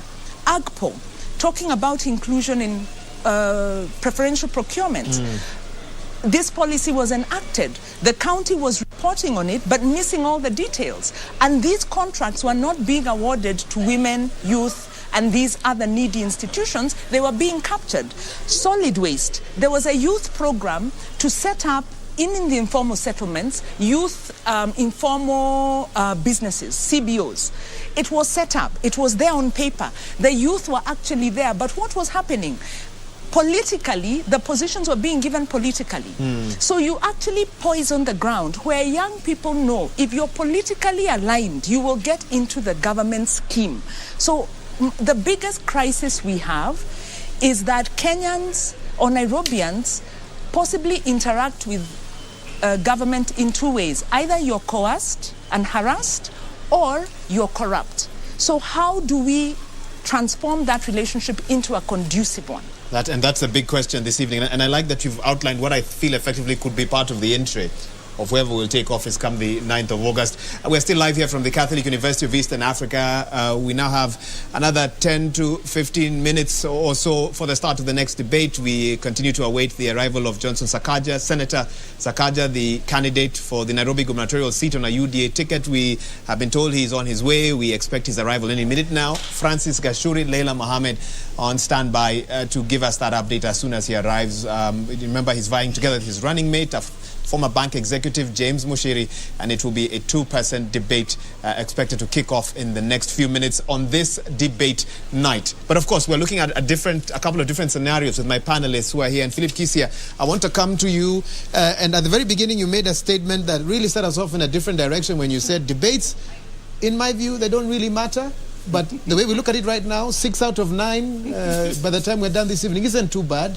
Candidates are taking debates. Seriously, have you changed your mind since we spoke earlier this afternoon? Wahiga, you know, I'm the type of person who says what I mean. And I'm not about to change my statement. Politics in this country will remain the same for at least another 5-10 years. Okay? Until we start addressing the issue of ideology, the issue of ideas, it will be the same thing. Okay. It's what I'm talking about. Now, on that simple, so we have two candidates. The latest opinion polls put the margin of difference between them anywhere between 5 to 10% max. You know, looking at, if you look at that, how do you capitalize on a debate like this tonight if you're one of the leading two, as per opinion polls, to ensure that you come out with, it is of benefit to you? How do you do that? You know, I'm just hoping that out of the two, one will be able to at least convince the voter who has not made up their mind that this is the right candidate. You can only do that if you show us that you have the capacity to actually actualize what they have already told you to do. You know, these guys have a very easy job. My sister, Wanjiru talked about a plan, the new plan. The new plan was actually done by my team and handed over to Evans Kidero. Okay? It was actually a grant from JICA. And when JICA were giving me that money as a grant, not me, but the city, they asked me one question. You know, Mr. Kisia, can you promise us one thing? That this money we are spending, because these are public resources from Japan, that this plan will be implemented. And I said, you know what? I promise you that this time round, it will not be a plan that will be put on the shelves to gather dust. It will be implemented. So it has not been implemented by, it was not implemented by Evans. It was not implemented by my friend Sonko. I'm hoping that out of the two, that this person from day one, that they'll pick up that plan and start implementing. Because the plan talks about solid waste management. It talks about public transport. It talks about housing. It talks about road infrastructure. It talks about everything. It talks about the Nairobian, how you can better the lives of the people of Nairobi. You know, what bottlenecks? Really, the two gentlemen, Waiga, they just need to prove that they have capacity to implement this plan and how they are going to implement the plan. Because if they don't demonstrate, if they don't show us how they intend to implement this plan, I don't think they'll do better than the ones who have been there before. So what am I expecting them to do when they get into office? Just to add on what my colleagues have said. Number one, you know, the issue of integrity, which touches on graft, corruption. That is number one. Are you going to deal with it? Do you really have the willpower to get there and deal with decisively with the issue of corruption? Don't talk about cartels. Cartels are human beings like you. If you cannot get rid of them, get rid of yourself. Get rid of yourself. Those questions that you want to pose to them, how did you perform during your tenure? Well, the records are there. It is during my tenure. It's sometimes good to yes, it is during my tenure, Waiga. Go to the records and check. In 2010, City Council of Nairobi was rated in top 5 amongst the most reformed public institution and most collaborative. Top 5 in a matter of 2 years, my friend. Actually, it was 1 year because I took over in May 2009. In less than a year, I was in top 5. Reforms, my friend. So again, this master plan that we are talking about, and we're happy to talk about. Okay. We delivered the master plan through a grant from JICA in 36 months. We started the process of automating City Hall. You are basically telling us the next governor automated City Hall can make a difference. Yes, it can make a difference. Plan, implement it. Take the plan and implement. But I want to dig deeper, Prof. Omenya, and I'm coming to you, Prof. Odote, as well.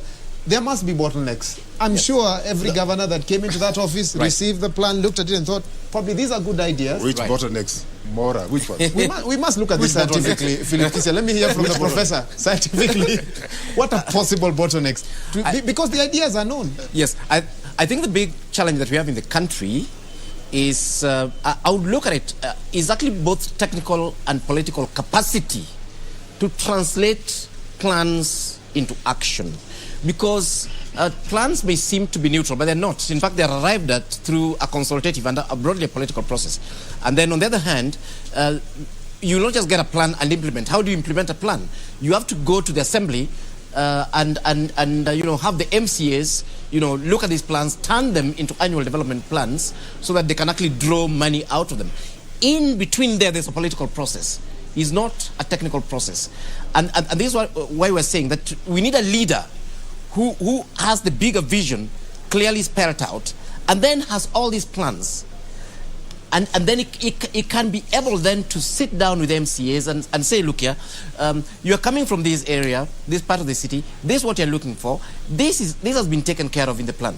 You are coming from this area, you are looking for this has been taken care of in this plan. So we're breaking this down so that in this particular year, why don't we do 1, 2, 3, 4 things that are in the plan?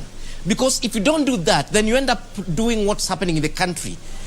Is planning by MCAs or planning by cartels or assuming that disparate projects will result into some coherent future whole. Is the plan that ties everything together. And to me, that's what I want to hear from both Polycarp and my friend Johnson Sakaja. That how will they be able to get these technical, very good documents that have been done and nobody disputes that they're actually good documents, and be able to go through this political quagmire that is packed with all sorts of crocodiles called MCAs, and then be able to still deliver on these processes. Another thing, we need a leader who understands both management and planning processes, but at the same time is suave politically, so that then they're able to get these things done. Okay. I need to interrupt you there because I need to take a break right now. Remember, the hashtag is Nairobi Gov Debate 2022. We are live across all TV and radio networks. We're also using the hashtag Presidential Debates KE 2022 as well. We await within the next few minutes the start of the next debate. Already in the building, Polycarp Igathe, the Azimio candidate for the Nairobi gubernatorial seat. And any minute now, we expect the arrival of Johnson Sakaja, the UDA candidate, of course, in the Kenya Kwanza team as well. But for now, let's take that break.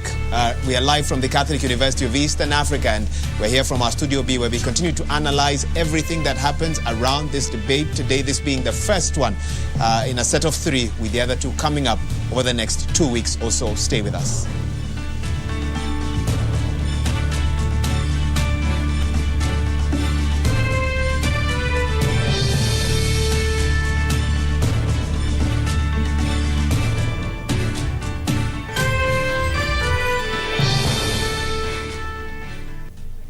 Check it. Let's talk about banking.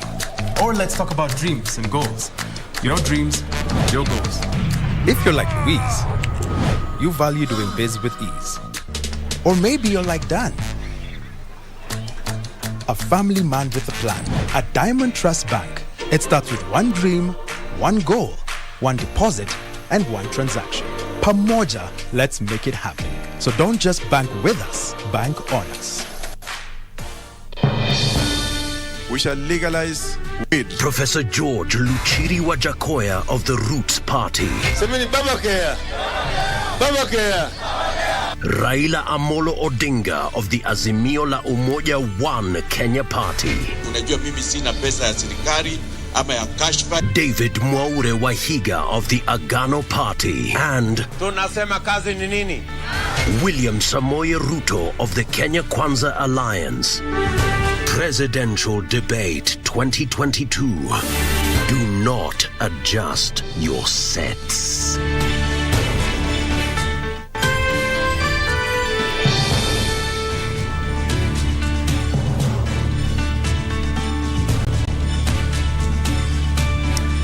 Good evening and welcome to the Pope Paul VI Learning Resource Center, the Catholic University of Eastern Africa in Nairobi.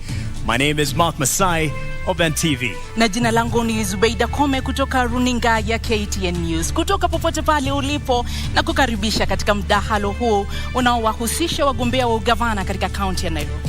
This is the final of 2 debates involving the 9 candidates cleared to run for governor. In the second debate, we are hosting Senator Johnson Sakaja of the United Democratic Alliance, UDA, which is affiliated with the Kenya Kwanza Alliance, and Mr. Polycarp Igathe of the Jubilee Party, member party of the Azimio la Umoja One Kenya Coalition Party. Kulingana na kanuni zinazosimamia mdahalo huu, wawaniaji wana muda wa dakika 90 za kulumbana kupitia maelekezo na maswali kutoka kwangu na mwenzangu Mark. Maswali tumeabuni wenyewe na hayajajadiliwa na wahusika kwenye mjadala huu. And our questions are clustered into 6 segments, each running for 15 minutes.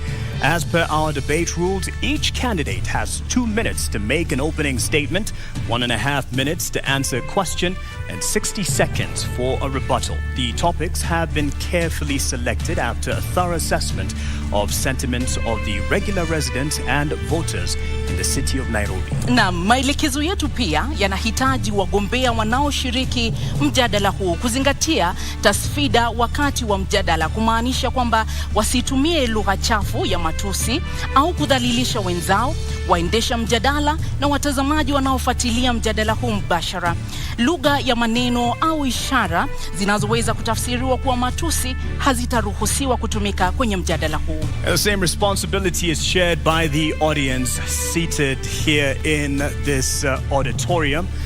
Debate rules do not permit any cheers or jeers, except now, when we turn our attention to the debate platform to welcome the candidates Polycarp Igathe and Johnson Sakaja. Na mtazamaji, kuingia katika ukumbi huu tulikuwa tumeweka kura ambayo ilistahili kuelekeza ni nani ataingia kwanza na kuwapa nambari wale wawaniaji wawili ambao tunatarajia kwenye mdahala huu. Kwa sababu Sakaja kufikia sasa hajawasili, inamaanisha kwamba Polycarp Igathe wa Jubilee ndiye atakuwa ukumbini kwa hivi sasa. And the show must move on, so we will call in this first candidate, Polycarp Igathe of the Jubilee Party.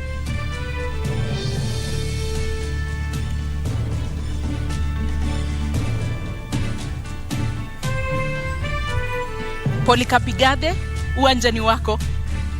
Tumkaribisha anapoingia.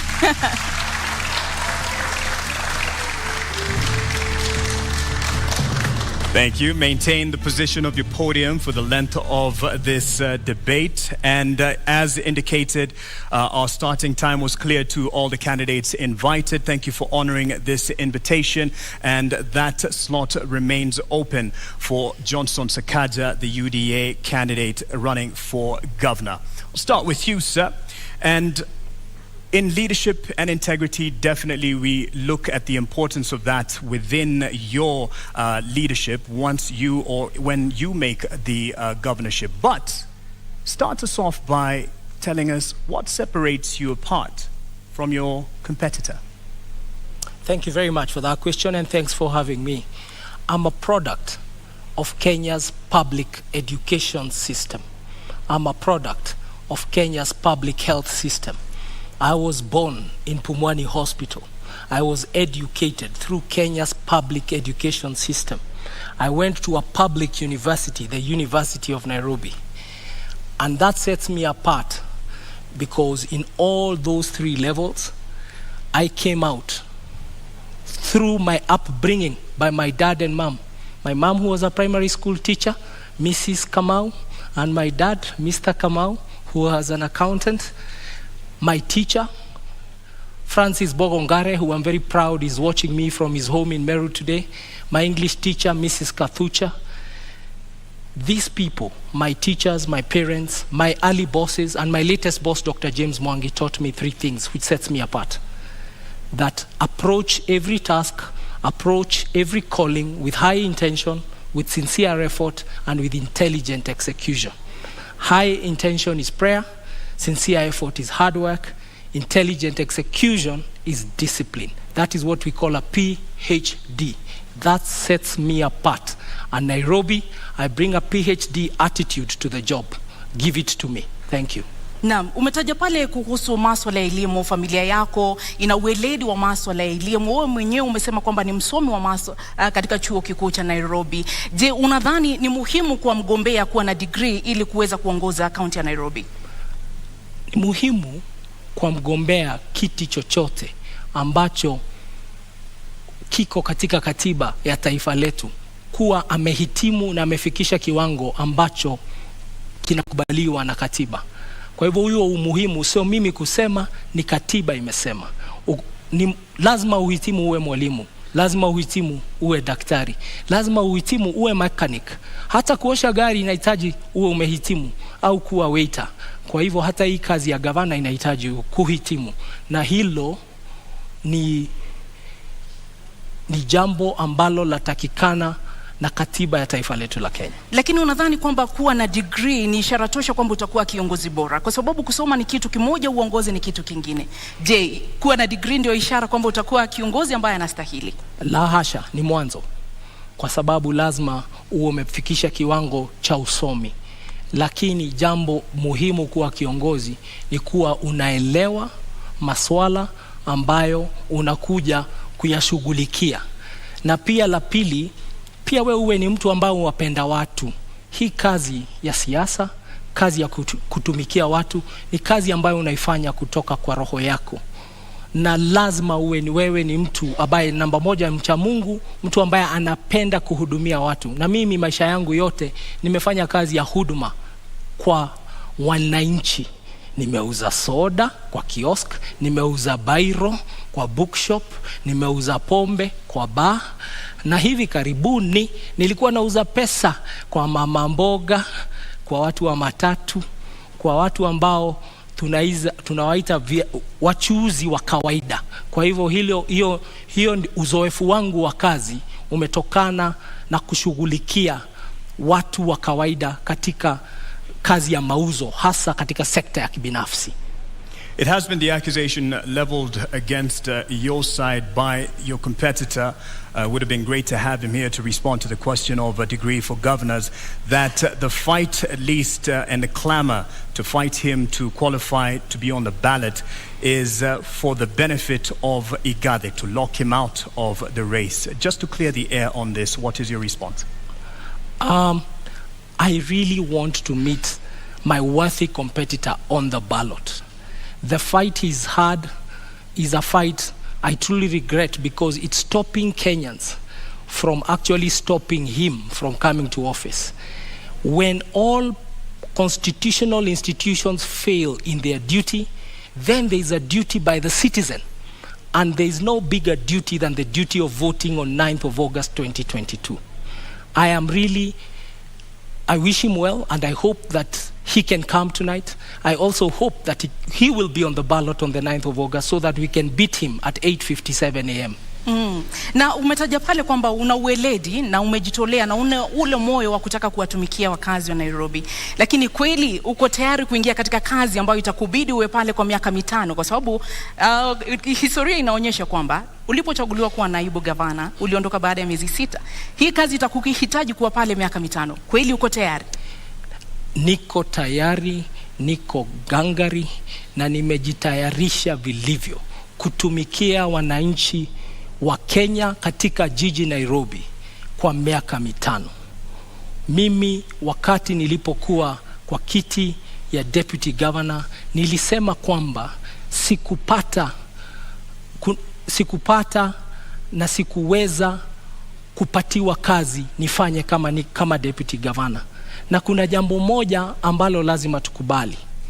Ukiangalia wanasiasa katika taifa la Kenya, wako zaidi wanaochaguliwa kupitia kwa debe. Wangapi wanafanya kazi yao na ukweli wanapewa mshahara kwa sababu wamefanya kazi? Hilo ni swali tunafaa kujiuliza. Mimi siwezi kubali mshahara bila kufanya kazi. Unasema kwamba hukupewa kazi. Ni kwamba haukuwa na ushirikiano na Governor Sonko? Ni kwamba ulijipata katika nafasi hiyo kimakosa? Au ni vipi wewe kama naibu gavana unasubiri tu kupewa kazi? Governor Sonko ni rafiki yangu, ni mwalimu wangu wa kisiasa, hasa siasa za Nairobi, na muheshimu na namuenzi mpaka wa leo. Ni rafiki yangu, hata dakika 5 zilizopita tumeongea. lakini kazi ni tofauti na urafiki. Siwezi kuja ofisini na kila siku kazi yangu ni kusoma gazeti na kuacha koti kwa kiti alafu naenda na lala. Kazi lazima uwe iko kazi ambayo na mpangilio wa kazi umepewa, na usipopata hiyo kazi basi unaheshimu katiba, na katiba ya Kenya inasema article 1 kwamba nguvu zote za katiba ni za mwananchi, na kazi yangu nilipopiga reverse gear ilikuwa ni kusema na heshimu katiba ya Kenya, na heshimu mpiga kura, na hivi leo nafanywa interview kama mfanyikazi wa watu wa Nairobi, na nawaeleza nitawafanyia kazi, na baada ya miaka 2-3 mambo ambayo niliona yaweza kutendeka yalitendeka, na tugange yajayo yaliyopita. In retrospect, you did not quit on the residents of Nairobi who entrusted you and in fact threw their weight behind your boss because you were there as a deputy. You didn't quit on them. Do you owe them an apology? I failed to earn the trust to deliver my mandate as deputy governor. I never blamed anybody. I blamed myself, and I fell on my sword. Today we see a lot of people who, rather than quit their position, continue to sit there and enjoy the trappings of power and enjoy a salary from government. They enjoy public money. I did not quit on you. If I quit on you, I would not have come to represent myself again through my party Jubilee, through Azimio la Umoja, and contest the nominations, and then win, and then be here as a candidate. I respect Kenya. In our national anthem, we always say, Kenya istahili heshima. And that is a prayer, and that's our national anthem. We put our hands on our hearts, and we say, Kenya istahili heshima. Na heshima ni kwamba, if you feel you're earning money you should not earn, especially public money, then you take a bow and you come back for a fresh mandate. Ladies and gentlemen, I've come for a fresh mandate. I seek to be governor of Nairobi. Please try me. Unadhani ulihitaji ujuzi wa kisiasa ili kuweza kustahimili mawimbi ambayo yalikukabili wakati huo? Ungekuwa na ujuzi, labda mambo yangekuwa tofauti. Siasa ni jambo la muhimu sana kuachiwa wanasiasa tu.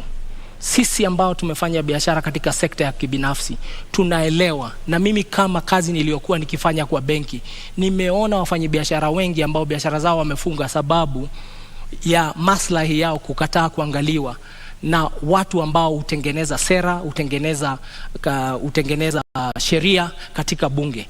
Na kwa hivyo nakuja hapa na uzoefu wa private sector, na anasema tuingie sasa, let us change kidogo, let's change the tune, tuingie, tupindue, tulete mapinduzi, tulete ari mpya, kasi mpya, mwamko mpya, tuendelee. Tujaribu mtu ambaye ana uzoefu ambao unaweza kusaidia kisiasa. Na siasa ni nini? Siasa ni ile mambo ya kuleta watu pamoja ili mtimize maslahi ya watu na jamii. Mtengeneze uchumi, tutengeneze mazingira, tutengeneze jamii, na tuendelee pamoja. Hiyo ndio siasa. Hata katika sekta ya kibinafsi, kazi ndio hiyo ya kufanya kazi na wenzetu. So nimekuja hapa, nimejitolea, nimeamua kwamba Nairobi hatuwezi tena tukaendelea, jiji kubwa kama hili, kuongozwa na uongozi ambao hauna uzoefu wa kufanya kazi. Mimi na kazi ya kuendesha jiji ni kazi ambayo inahitaji ufanye kazi na wafanyikazi ambao nimechunga. Nimeendesha makampuni ambayo iko na wafanyikazi maelfu, budget za mabilioni, na ndipo nasema nafikiri nina uzoefu. Hii kazi ya budget bilioni 40, wafanyikazi 15,000, nataka hao wafanyikazi wapate kiongozi bora, kwa sababu wakipata kiongozi bora tutapatia wananchi wa Nairobi huduma na taifa letu litakuwa nzuri, na nitakuwa nimefanya kazi yangu kama mwananchi wa taifa la Kenya. You do have the decorated profile in terms of the boardroom and the qualifications therein. Politics is part of the game, and especially for a county like Nairobi and the position it has nationally. Are you confident about your political ability to make sure that you control and you keep things under control within the capital? Thank you very much for the compliment. I can tell you, even private sector, there's a lot of politics. In business, there are shareholders, there are employees, and there are customers. Shareholders invest in employees. Employees invest in customers. Customers pay the shareholders, and the cycle works like that. In politics, the shareholder is the political party. The political party then nominates candidates who come as politicians and civil servants who come as civil servants. And the work of civil servants is to then serve the public. And the public, in turn, keeps giving power to the right party. I am very proud to be a member of Azimio la Umoja, led by the most disciplined shareholder in politics, if I can use those words, Raila Amolo Odinga Baba. He has run the most disciplined political party. I'm very proud to be a member of his team. I'm very proud to be a member of the Nairobi team with my colleague Edwin Sifuna, with my colleague Esther Passaris, with all our MPs. I'm very proud. And because I'm joining a disciplined team, we are going to serve the public. What has been the problem of politics is just like in business, we have employees. In politics, what we see is that you have politicians, political parties and politicians who have come together to steal from the public. It's like a shareholder and an employee and management stealing from the customer. That's not sustainable. What I can say is, in closing, that remark is, when a customer loves you, no one will harm you. When a voter and the public loves you, no one will harm you. We are seeing it in Sri Lanka. We are seeing it in very many countries, that people are eventually the silent majority. We have in Kenya, we have a very big silent majority.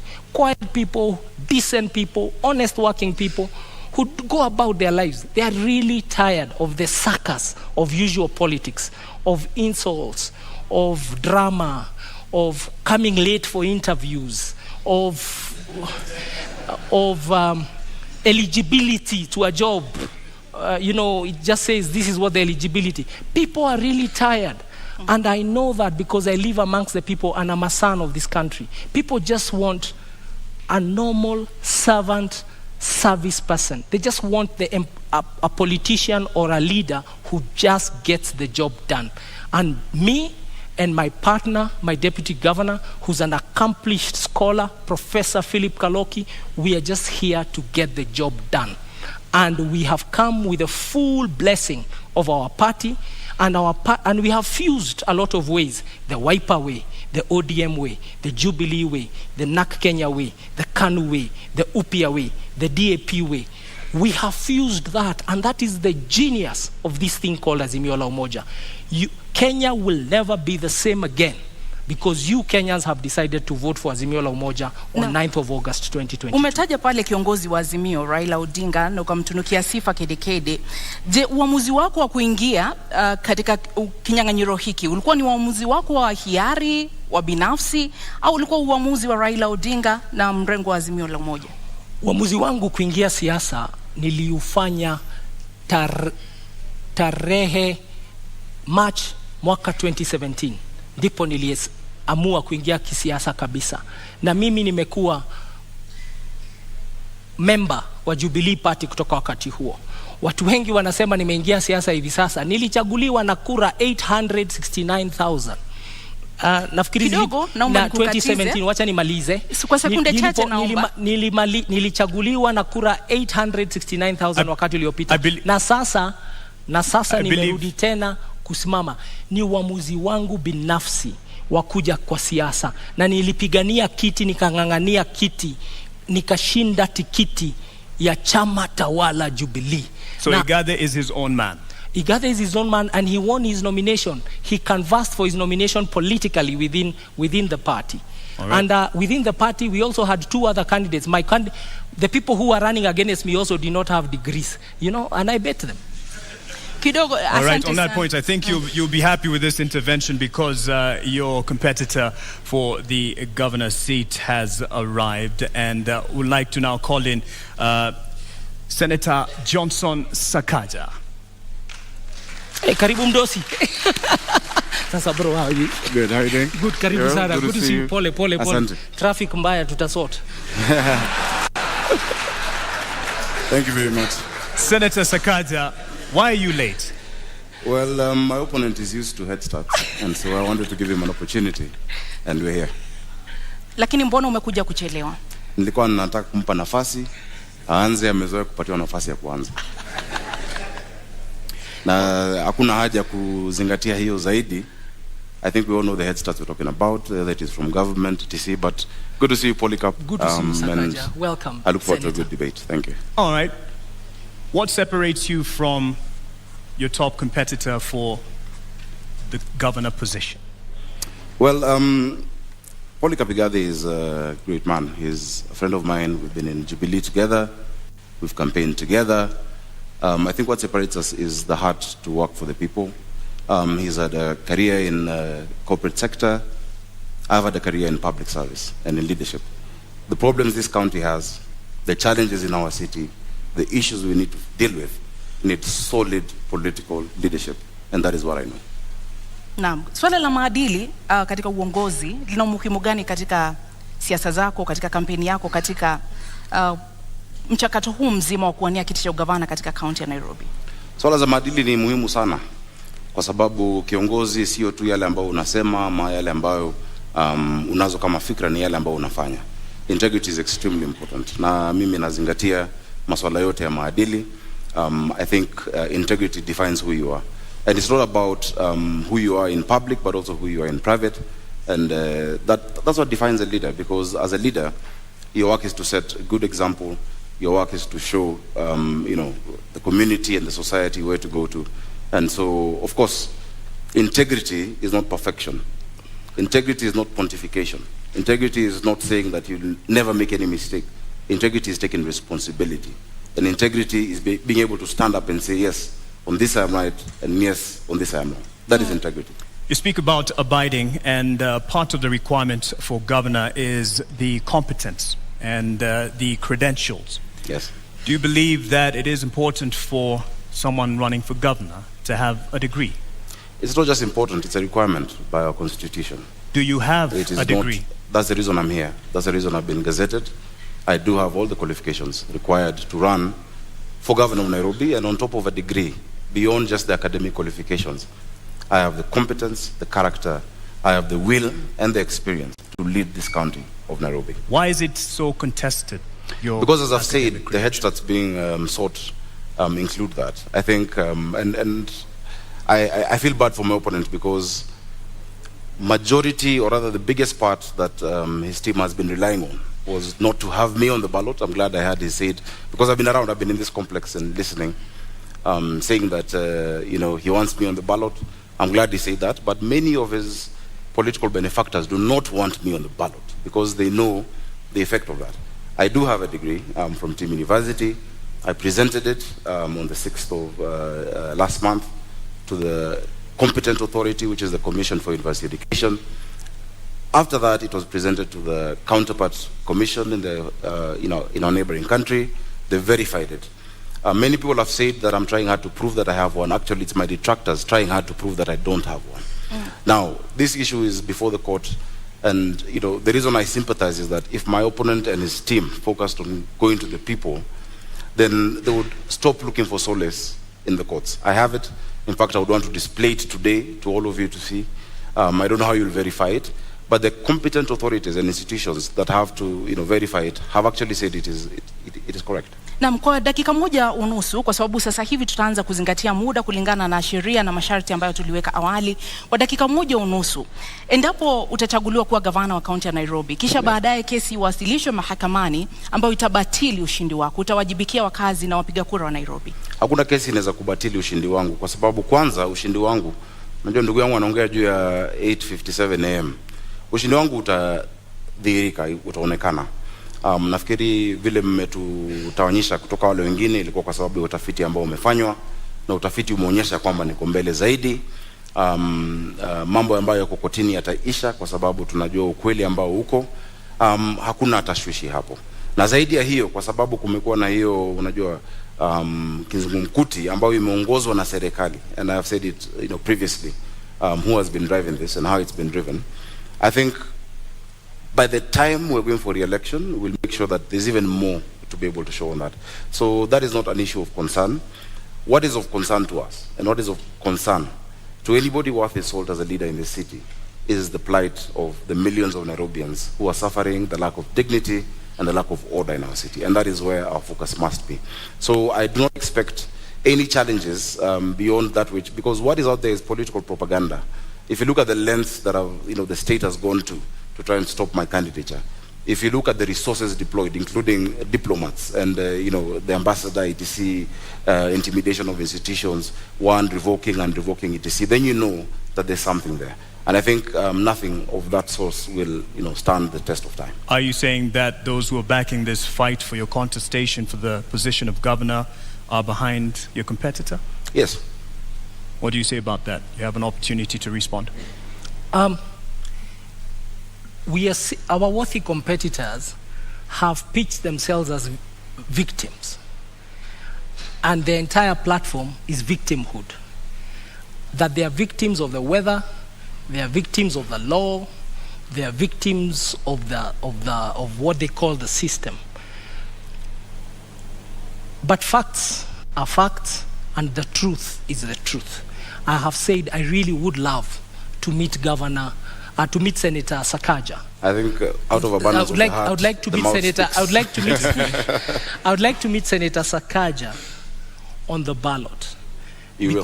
On the ballot, so that we can beat him, and so that the people who are the last line of defense when all other institutions fail prove to him that they know better, that wajinga waliisha Kenya na waliisha Nairobi. If any other institutions fail, the people should never fail on the ballot. Naam, muda umekwisha. Senator Sakaja, je, uamuzi wako kuingia kinyang'anyironi, ama niweke hivi, uamuzi wa kuingia kinyang'anyironi ulikuwa wako binafsi au ulikuwa wa chama na kiongozi wa chama? Nimefurahi kwanza tumemaliza hicho kipindi kwa sababu I'm able to prove and to show that I have the qualifications, and that is going on.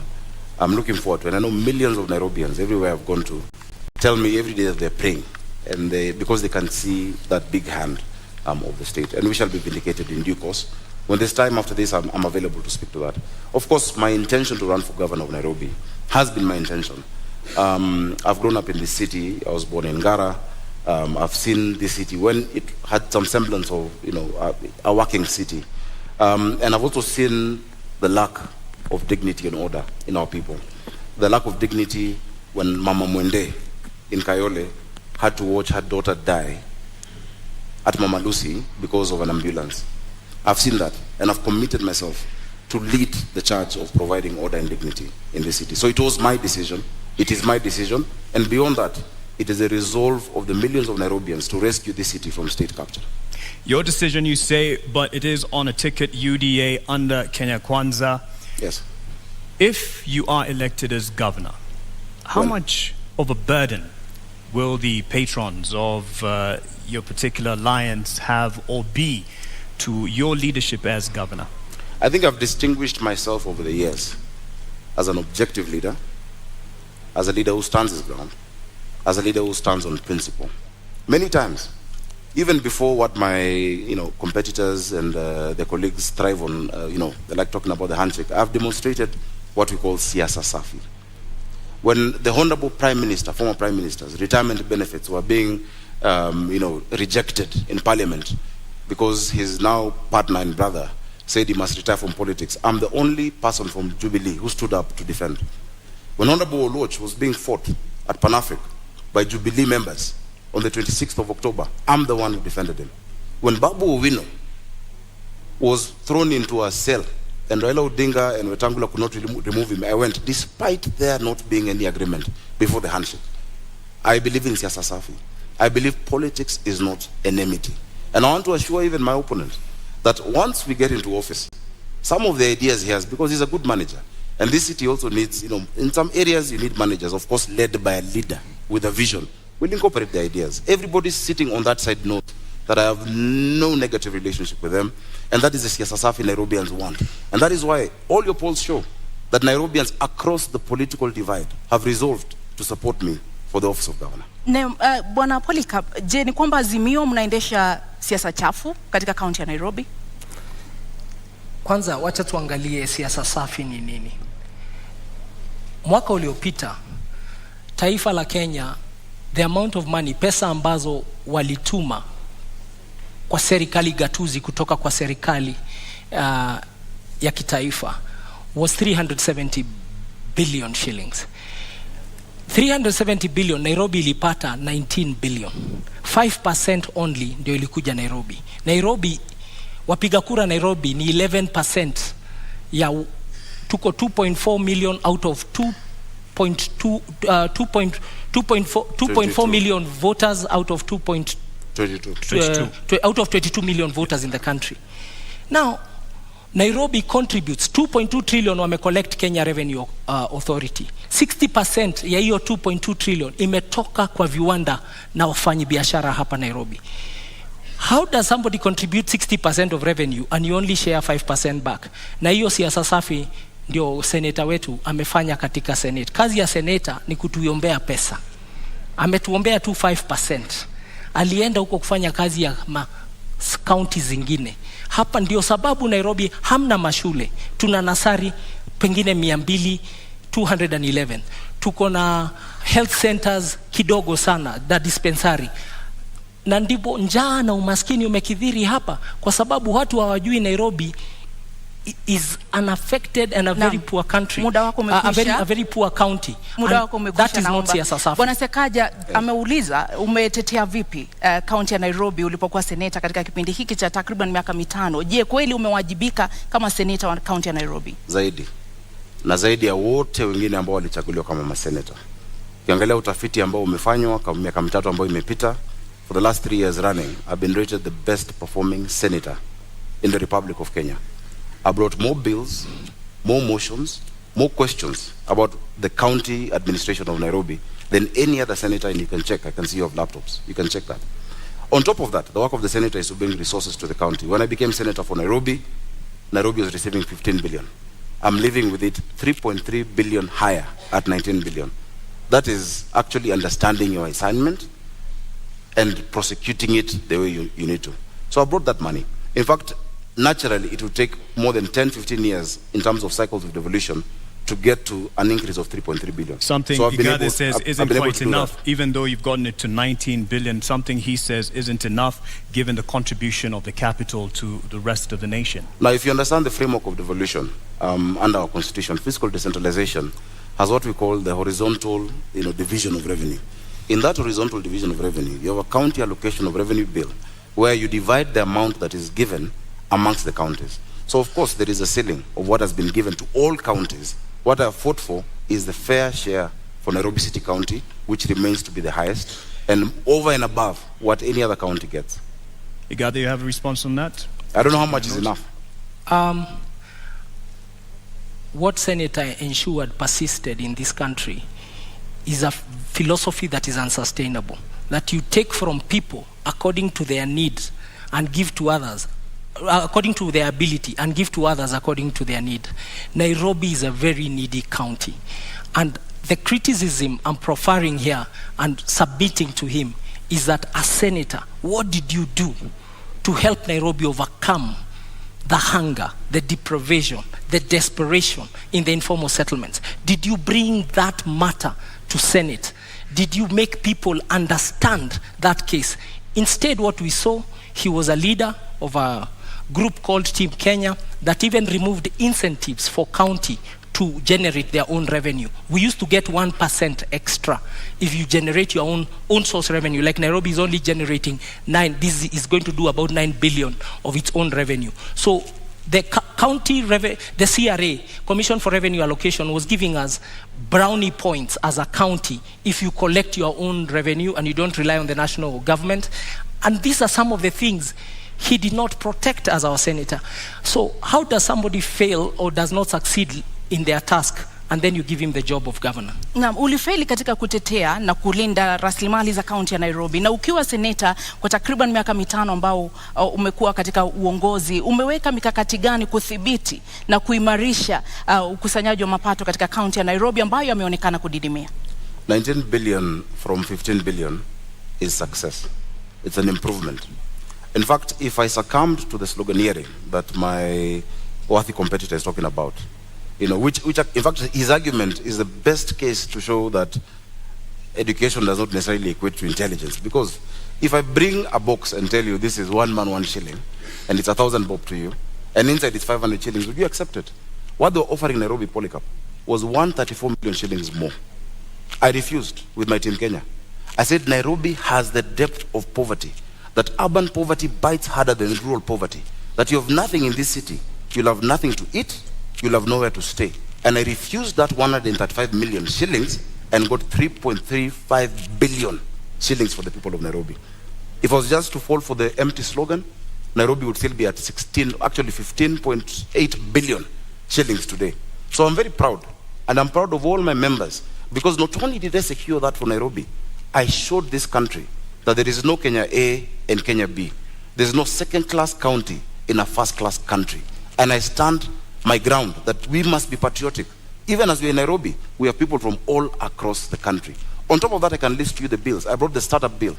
I brought the prompt payment bill. I brought the National Disaster Management Authority bill in the Senate. I have fought for Uber drivers, Taxify and all digital hailing apps.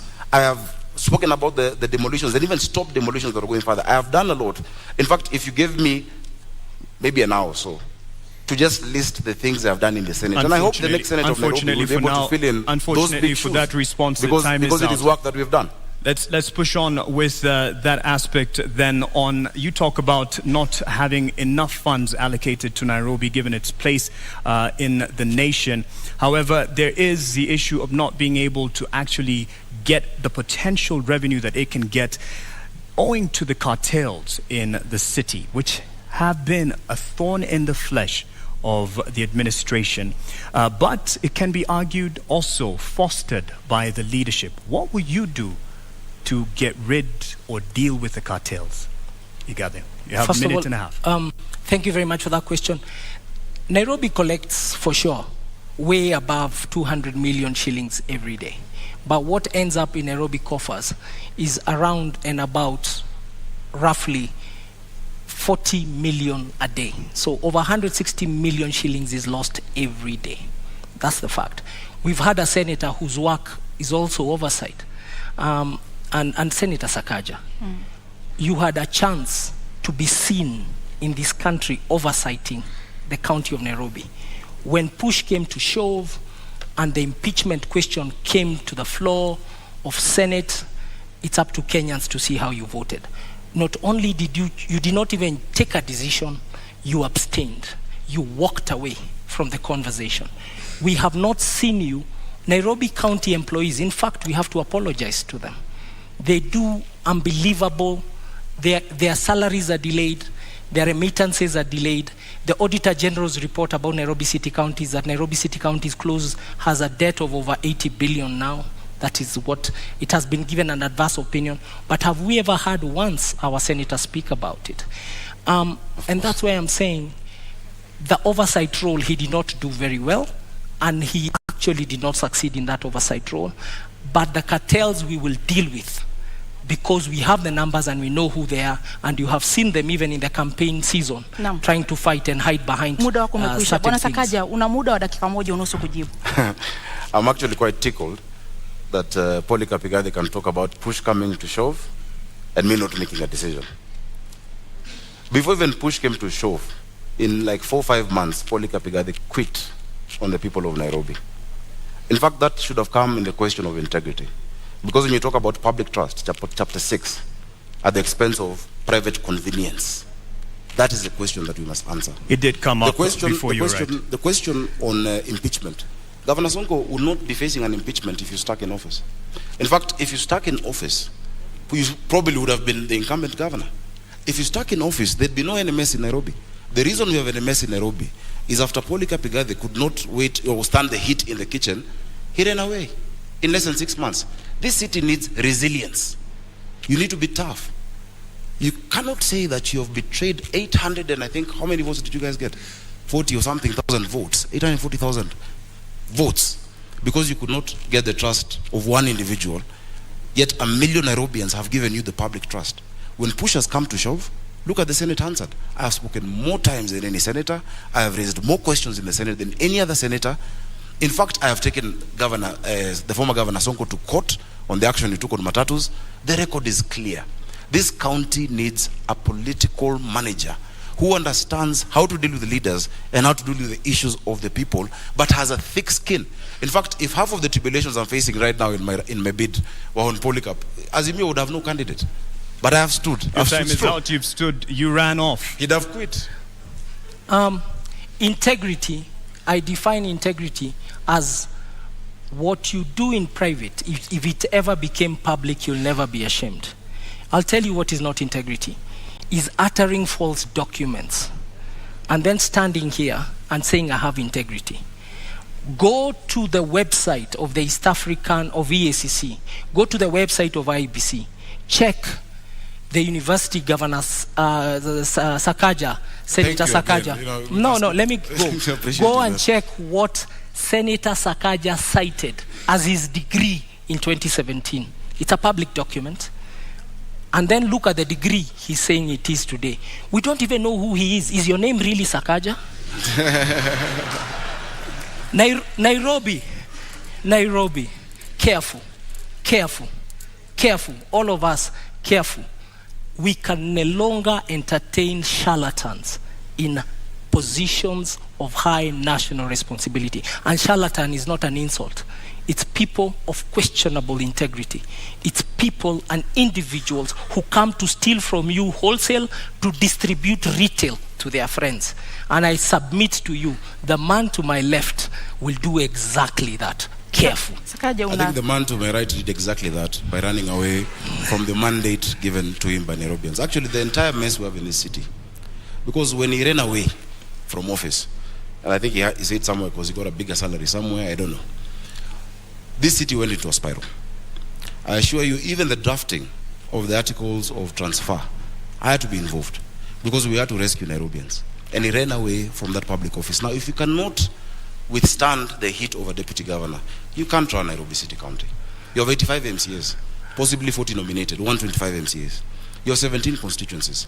If just one Mike Sonko made you run, tomorrow matatus will strike. The next day, hawkers will be on the street. The next day, and you're trying to run this county by being popular, it will not work. Again, as I've said, it is really unfortunate that the only card they had was to try and stop me from being on the ballot. I want to tell you, to wake up, smell the coffee.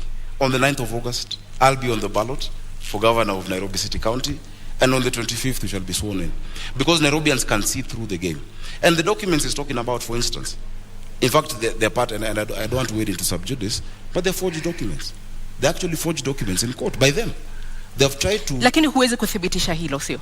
Of course I can, because the signature there is not my signature. Lakini sisi kwa sababu hatuna hizo stakabadhi, hatutakuruhusu kuzitumia. Tuachie hapo, lakini wacha nijieleze, naona dakika zinaenda. Utanipa nafasi nzuri nijieleze. Mimi nimehitimu na nimesoma na nimesimamia watu wa Nairobi. Jina lako ni Sakaja? Not just in fair weather.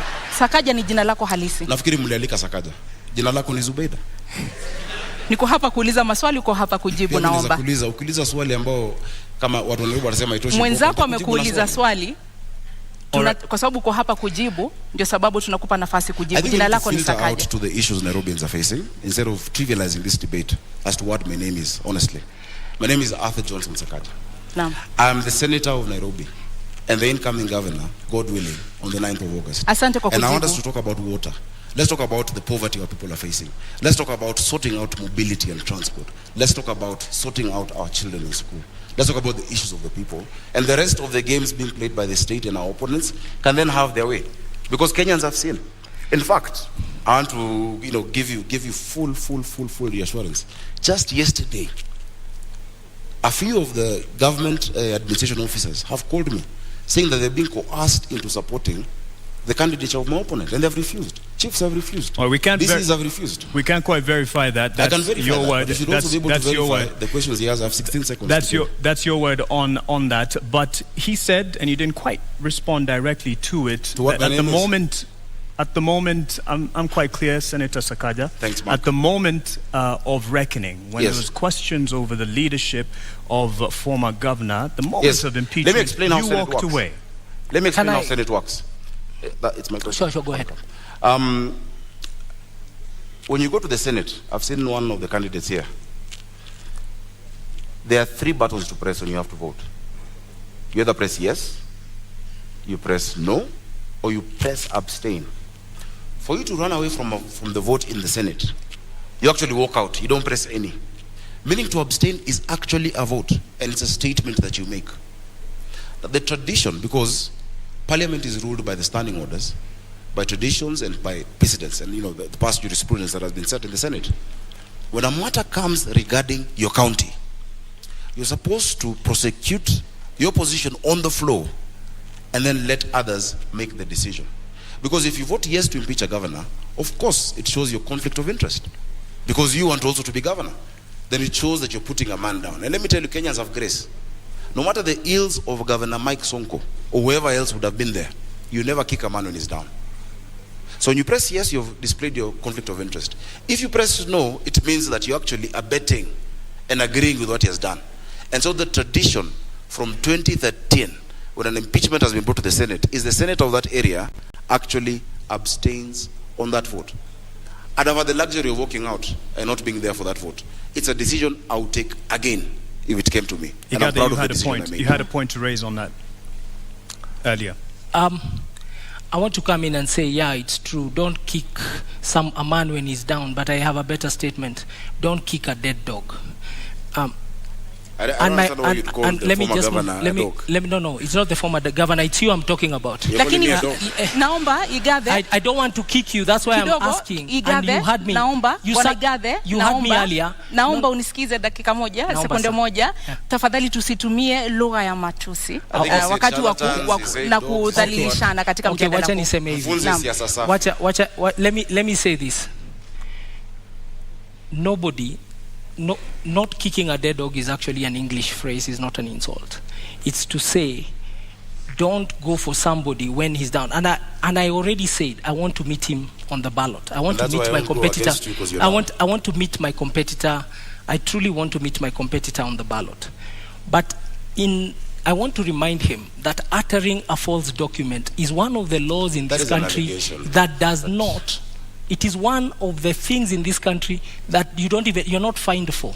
You are taken straight if you are found guilty. And that is for the investigative capacity. We didn't come to do that here. All I'm telling Kenyans... That is an allegation. Can I finish? What the Constitution wants is a competent governor, a capable governor, a governor with a character. Ask yourselves, who amongst two of us can you trust? It also wants a governor who will stay in office for 5 years. All right. You said earlier you know who the cartels are. Enumerate them, put them on notice on how you're going to deal with this. Earlier when you were talking about the cartels. The cartels of Nairobi have persisted for 4 decades. Who are they? You said you know. It is a clique of people who have choked the city, and especially the biggest symptom of cartel behavior is in the situation with garbage collection in the city of Nairobi, the situation with pending bills, the situation with suppliers in the city of the county of Nairobi. We need to look at suppliers in the city, in the county city of Nairobi, and ask ourselves, who are they? Do they meet the threshold of our public procurement laws, procedures, and regulation? And I want to ask Kenyans to read Auditor General Nancy Gathungu's reports to really see what I'm talking about. Errors and omissions, the statement of assets and liabilities of Nairobi City County, the statement of cash flow, the statement of appropriation, recurrent budget, and development budget. When you read that statement, she's actually saying these numbers don't reflect the fair data of proper financial practices, proper HR practices. And that is where you see the name of the cartels. And only a president who is running on an anti-corruption platform like Raila Amolo Odinga can tackle this issue. And people who have been stood up to scrutiny. I have always been an employee. I've always been audited. I have never taken a shilling that does not belong to me apart from my salary. Naam, kabla tuvuke kwake, ulikuwa naibu gavana katika kaunti ya Nairobi kwa takriban miezi 6. Katika muda huo ulijukumika vipi katika kuwakabili hawa cartels, hawa walaghai, hawa watu ambao wana kwanza walaghai tulionana nao kwa sababu for the time when I was a governor, Nairobi City County moved its revenues from the 12 million we used to find to 100 million levels, 120 million a day. You're never a governor. When I was deputy governor, I was in the governor's office. Thank you. For that period when I was a deputy governor, that is what was going on. And we started to pay salaries on the 25th of every month. There was also remission of all statutory deductions. When I was there, I started the titling program for Nairobi to give title deeds into Nairobi. That process has taken 5 years, is now being completed as we speak. When I was there, I formulated and changed the management of Nairobi City County Water, the Nairobi Water and Sewer System. The new existing chief executive and their team came in. So there are a couple of things that we did within those 6 months. So we had some achievements, and I want to assure you that we'll accelerate them when we come to office when you vote for us. Kama seneta unakubaliana naye kwamba waliweka mikakati ya kuweza kukabili hawa cartels na kuweza kulinda rasilimali za kaunti ya Nairobi? Kwanza nafikiri vile amesema vile alikuwa alianzisha na ikakamilika bila yeye. Inamaanisha Nairobi haikumuhitaji. Kwa sababu it's just demonstrated that even whether he was there or not, it happened. I think if you stayed true and didn't quit and run away when things got hot, maybe things would have been better for the people of Nairobi. We'd never know. And unfortunately, we'll never get to learn. Cartels are a lazy word. It's a word used by lazy leaders who fail to master the courage and the guts and the resilience to deal with corruption. That is what cartels are. Cartels are a weak excuse. Because all of these are human beings. If you say you know them, and even here, just at this debate, you're afraid to name them, yet you said you knew them, you'll not deal with them. If you know them, name them. Kwa hivyo huamini kama seneta kwamba kuna cartels katika kaunti ya Nairobi? Sio cartels. Ni wana biashara ambao, the first way not to be, to have cartels in Nairobi is to refuse to be part of that system. Lakini kama unaogopa hata wizi wasema, kesho wakikutisha utajiuzulu tena. You cannot have that in Nairobi. You just need to set systems that actually remove the place they are playing. Don't be afraid of cartels, Polycarp. Whatever name you choose. I will invite you on 10th of August when we are naming them.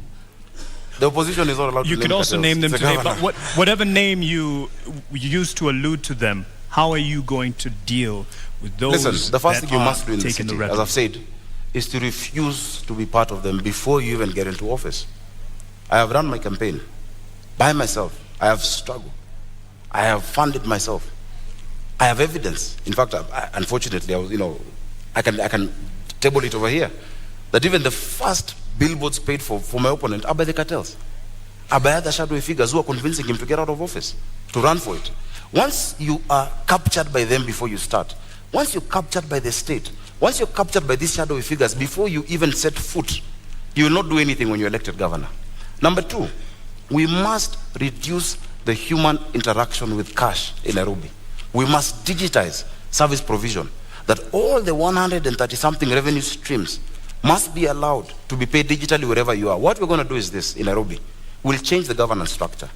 We're going to have 5 boroughs in this city: Nairobi North, East, West, South, and Central. Each of those boroughs, pursuant to the Urban Areas and Cities Act and the County Government Act, Section 14, will have a urban area board or a borough board. And in that borough, there will be an assistant city manager who will report to my deputy governor, Mushiri Njoroge, who we have agreed is not going to quit. They will report to Mushiri Njoroge, and Njoroge Mushiri is going to be the chief city manager. Now, once you localize them to an area, that these few sub-counties, these are who will deal with garbage, these are who will deal with water, these are who will deal with education and all those issues, then you reduce the capacity of that corruption.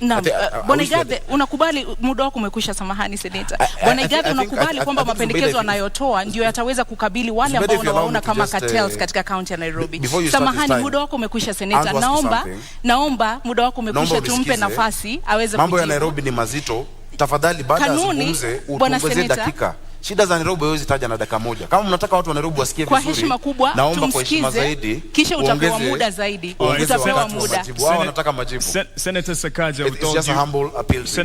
with all due respect, you did come late, and in keeping time, there are rules that we announced at the beginning of this debate, and an answer to a question is 1.5 minutes, and you can see it clearly on the screen here. Rebuttal is 1 minute, and we did accommodate your lateness. It's not enough, but we'll summarize. Over to you, Igathe. Ukosefu wa nidhamu ni jambo la kawaida kwa watu ambao hawajamaliza shule.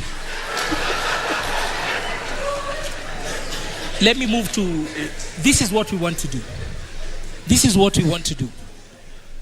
We want improve the society in Nairobi by ensuring we tackle the issue of hunger and depravity in the city, by tackling the issue of poor access to education in the city and poor quality access to healthcare. We want to fix the economy in Nairobi by ensuring decent jobs, proper mobility and transport. We are going to form what I'm calling the Nairobi Go portal. It's really e-government, making sure we have time and attendance for every employee. We make a fit for purpose government to serve. And lastly, to really fix the environment. Kuimarisha mazingira yetu, maji na mambo hayo. Your time is up on that, but there was something he brought up, and he said even he claims to be funding his own campaigns, and says you're under state capture and you have a right to respond to this. A minute for that in terms of those who are funding your campaign. My campaign is funded by myself and my friends, and I would like him, because he has said so, to provide that evidence before the morning. That is a liar. Those are lies told by a lying liar. I'll be glad to do that. Please, you say you have some evidence to this effect. Of course, we have receipts of billboards and of, different meetings of chiefs, meetings of DCCs, them being casual. You cannot force individuals, DCCs, assistant chiefs, and many of them, even represented here, know the meetings at St. George's Primary School, where they're being asked to support those candidates. We know all of that. It is obvious. But if you'd like me to table that, I'll be glad to table it before the country. So they can see. But I don't think even I will in equal measure table all the false documents Senator Sakaja has cited to the Republic of Kenya and to constitutional institutions tomorrow morning on my Twitter. All right, tomorrow morning there's a lot of news to look forward to, and do you agree? And then you will know what we are facing. Because the contest on 9th of August is a simple contest. It's a contest in this country. It's a census, actually. It's not an election. How many Kenyans believe in competence, character, capability, honesty, unity, moving forward? And how many believe in lies and all the other bad things we don't want and don't value as a society? That's the contest. We've moved into the governorship domain of this conversation, and we just like to cover more issues here. And there was a mention of Nairobi Metropolitan Services, NMS. First of all, do you agree with it having been brought in as an intervention? And in your view, was it because of a failed leadership? No, I celebrate the Nairobi Metropolitan Services. The NMS and General Badi and his team have done a wonderful job. And it was a creature of the law. We saw how it was formed. And because it's a creature of the law, it extinguishes naturally by law in November of this year. Look at what they have done. They have sunk 193 boreholes in the metropolitan area. 144 of those boreholes has been in our informal settlement. That has truly helped us fight COVID-19. The Metropolitan Authority has further worked on pedestrianizing the central business district, which is something we must do in this city. Make sure that non-motorized transport, we democratize transport, that the most important transporter is not the private car, but the pedestrian, the cyclist. They have done it, and we are now walking better. They've really tried to improve the environment, and they are it is part of the military to do civilian duty, and they came and answered the call of duty, and we truly celebrate what they have been able to achieve. And we are reverting back to a civil authority. As we speak, I believe General Badi is in transition, waiting for the election and then for the next people to take over office. He should not be vilified. And he really worked, and he's been able to deliver. It's been a band-aid to the city of Nairobi. Labda kwa sekunde 30, iwapo utapewa nafasi ama ungepewa nafasi, ungetaka NMS iendelee kuhudumu katika kaunti ya Nairobi? NMS siwezi pata hiyo nafasi kwa sababu sheria inasema NMS muda wao utakwisha Novemba mwaka huu. But it was extended, and there's an opportunity to extend it. I will give better service as governor of Nairobi than NMS. Bwana Sakaja, on the issue of governorship and how Nairobi Metropolitan Services, beg your pardon, came in to rescue the day. Do you agree with this? And under governorship of Sakaja, would this continue? It is very interesting to hear a man praising his ex-wife's husband. The reason any mess came about is because he got the quit. It's as simple as that. If the deputy governor of Nairobi, Polycarp Igathe, did not quit, there'd be no need to have any mess. Those boreholes you're naming, you should have done them. Those interventions you're talking about, you had a chance to do them. Devolution cannot be trivialized in this country. Devolution is the greatest gift we've given to our people. That every Kenyan, wherever they are, has a right to self-determine. I wrote about this in 2010 with the International Commission of Jurists. Fiscal decentralization and devolution in this country. That lady in Mutwini deserves a county government and a governor she can hold to account and who can listen to and who she can vote for.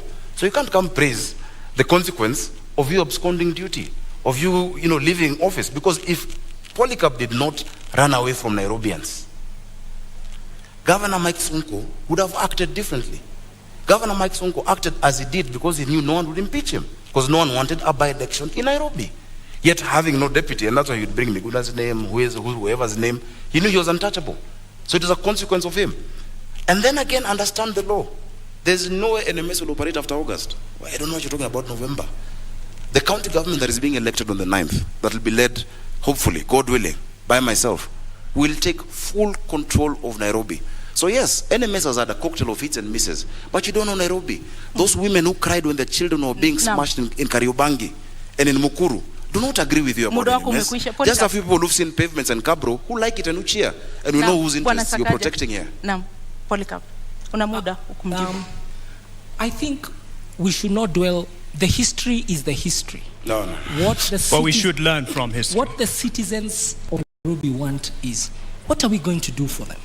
And I'm being really clear that we are going to fix the financing model of the city. We're going to have a city that is well funded, and with those funds, with my deputy, Professor Kaloki, a distinguished public servant and politician, we want, in Kiswahili kusema, tutastawisha jamii, tutaboresha uchumi, na tutaimarisha mazingira hapa Nairobi. Mambo matatu makubwa ambayo tutayatenda. Na tunataka kuwaeleza watu wote Nairobi kwamba manifesto yetu iko kwa magazeti yote siku ya Wednesday, kesho, day after. In this week, muisome the abridged version, muone the pledges we are making to you, because in 3 seconds we're not able to extrapolate those pledges, but I want to assure you Nairobi will be something of your dreams. It will be a city of your vision. It will be truly a global hub in Africa for everybody. Senator Sakaja, I believe you do agree that Nairobi is in deep debt and there's wasteful use of funds. What are the factors behind this? How will you fix it? Again, I must say, Nairobi is in a dire situation that needs proper planning and proper political management. A lot of these issues are relational. If you look at the 76 billion debt, including even the 4.4 that is owed now, to KCB, and many of these other instruments we've gone into, a lot of them can be sorted out based on how we relate with the national government. That Nairobi is not a branch of the national government or an appendage, or as my brother says, the military interventions are going on. Then Nairobi can negotiate, because there are a lot of areas which we can do debt swaps, that the county of Nairobi owes the national government and the national government owes Nairobi City County. We must balance our books, and we're going to do that. And we have a team that is properly suited to be able to do that. I am very, very confident about my deputy, Njoroge Mushiri, who has a stellar career as well in banking. Actually, a proper corporate career, not 2 years stints here and there. A proper career, 20 years in Absa. So give us the particulars, though, on the issue of the debt that we are in. How will we get out once you are... And that's what I'm saying. We must do a couple of things. One, you must refinance your debt. You must move what is domestic into concessional. That you cannot be borrowing from commercial banks. Have them as concessional.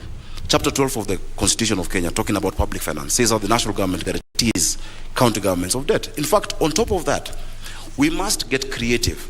For us to sort out the real issues of this city, we need around 200 billion shillings upfront through an infrastructure bond. I've gone across this world and spoken to Kenyans in the diaspora whose remittances are our biggest foreign income earner, who are ready to put in money in certain interventions. When we talk about transit, we need a mass transit system in this county. How are we going to do it? Recently, I was in Imperial College in London, and I met a man, a nice gentleman, who sorted out transit in London.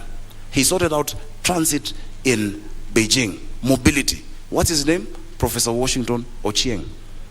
The other day I was in Riyadh. I met a group of guys who did the Dubai Metro and are doing the Riyadh Metro. George Opondo. There are Kenyans out there who are willing. So we must get creative.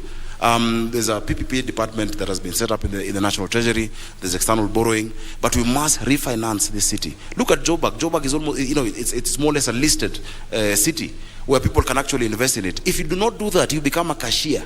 That you're receiving money, you only pay salaries, you will not develop Nairobi unless you get creative in how we actually, structure our financing model for the city. So we're going to restructure the debt, move to concessional loans, re-amortize some of those payments to longer term, and have an infrastructure bond for Nairobi City. Many Kenyans out there are going to put in money on our transit, on our water, and our basic infrastructure. Bwana Polycarp, utakabili vipi matumizi ya mabaya ya rasilimali katika kaunti ya Nairobi, ufujaji wa fedha na madeni ambayo sasa hivi yanaangamiza kaunti ya Nairobi? Jambo la kwanza, Nairobi City County gets its highest revenue from land rates, parking bays, land rates, parking fees, outdoor advertising, building permits. Those would be some of the top, within the top 5 revenue things. And what we are going to do is to make sure that we digitalize the collection of all that revenue so that the leakage, we seal the leakage. Technology is one of the best things to overcome loss of revenue. And we are going to use technology in the public revenue management system. Then secondly, we will deploy that money. Our own source revenue, I can promise, we and Professor Kaloki have done a study, and we've even checked the reports of the Commission for Revenue Allocation. With 6 revenue lines, we can generate 80 billion own source revenue in Nairobi. And with that money, we will build 1,000. We will join the government in building more schools, in making sure there's medicine in our dispensaries, in making sure that there's incinerators to burn garbage, that we start a leasing program for vehicles and equipment for the staff, and also to make sure we pay our staff the right salaries so that they are really motivated. We are very concerned about the welfare of Nairobi City County workers and all the workers of all affiliate bodies of Nairobi City County. Only motivated workers can deliver essential services, and that's what Nairobians want. And that brings me to the next issue, and that is the competence of the Nairobi City County staff, and you will both have an opportunity to respond to this. How will you address the competence or lack thereof, overemployment, cases of ghost workers, and the issue of productivity to make those staff workers, the workers of Nairobi City County, that they will deliver the services for the Nairobians? I'll start with you. Every employee of Nairobi City County, from the 10th of August, we shall have a performance agreement with them. We will bring back to life performance contracting. And that performance agreement means what do they do every day, the few things they do every day to deliver the output Nairobians expect. And that output will be captured in a scorecard. So each one of us will have a scorecard and a performance agreement. The performance agreement is the input, the scorecard is the measure. And who will measure is the neighborhood associations. We're going to run Nairobi with the neighborhood associations as per the Neighborhoods Act. There is an act that demands the city is run in a see-through way, let me not call it transparent. That, and I want to use the analogy of an egg. The executive of Nairobi City County will be the yolk. Surrounding it will be the county assembly as the egg white. The egg shell will be the residents of Nairobi. Kwa sababu, we will not pay an invoice for a road or a broken sewer before the neighborhood association, say of Kayole, sends us a photo. So there's crowdsourcing. We are going to use technology and the cloud and a data center that can really be able to serve the city of Nairobi. And we shall decentralize services from City Hall.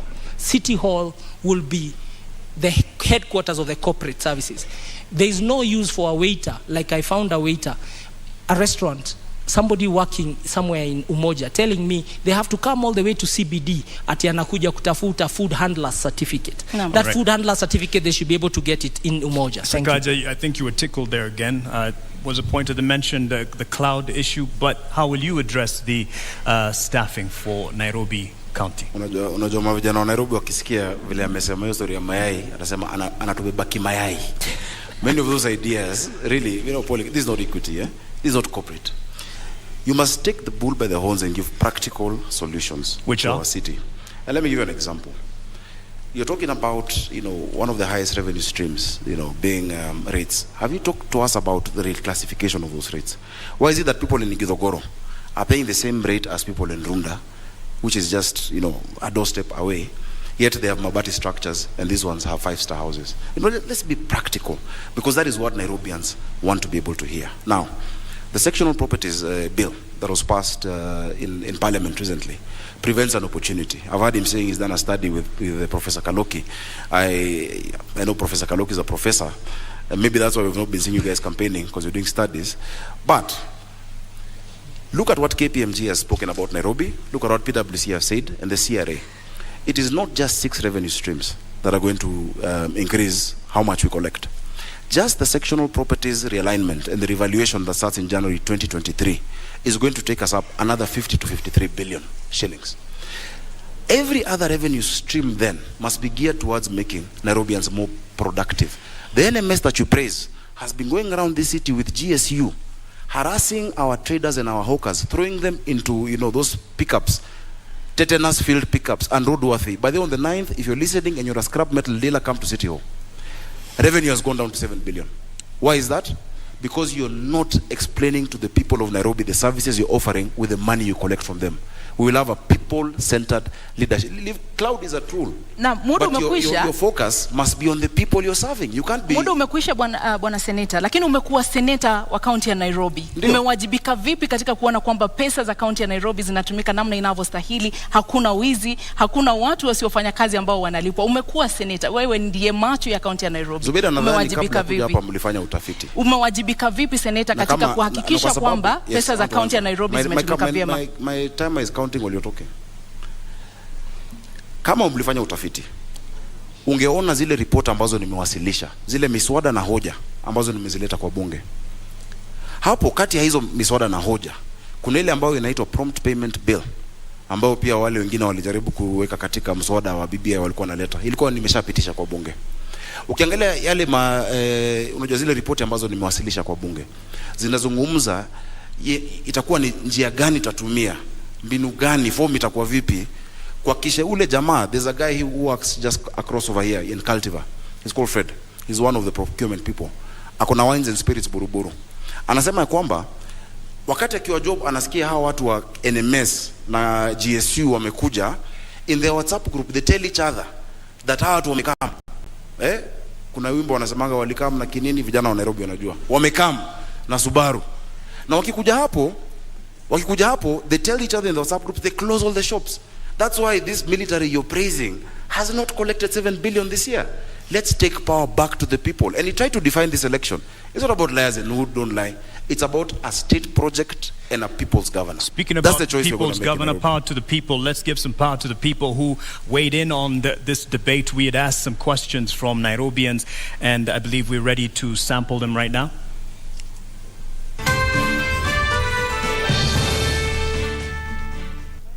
My name is Mercy Masila Achola, an executive program leader with the Maxwell Leadership Team and also serving in the Kenya Daima Steering Committee.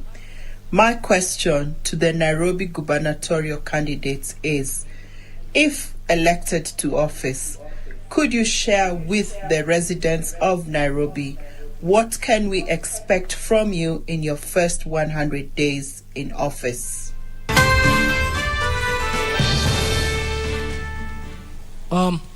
In the first 100 days, I pledge with my deputy to have a very fit for purpose organization to deliver essential services that Nairobians have been deprived of in the past, and especially Nairobians in the informal settlements and in low-income areas.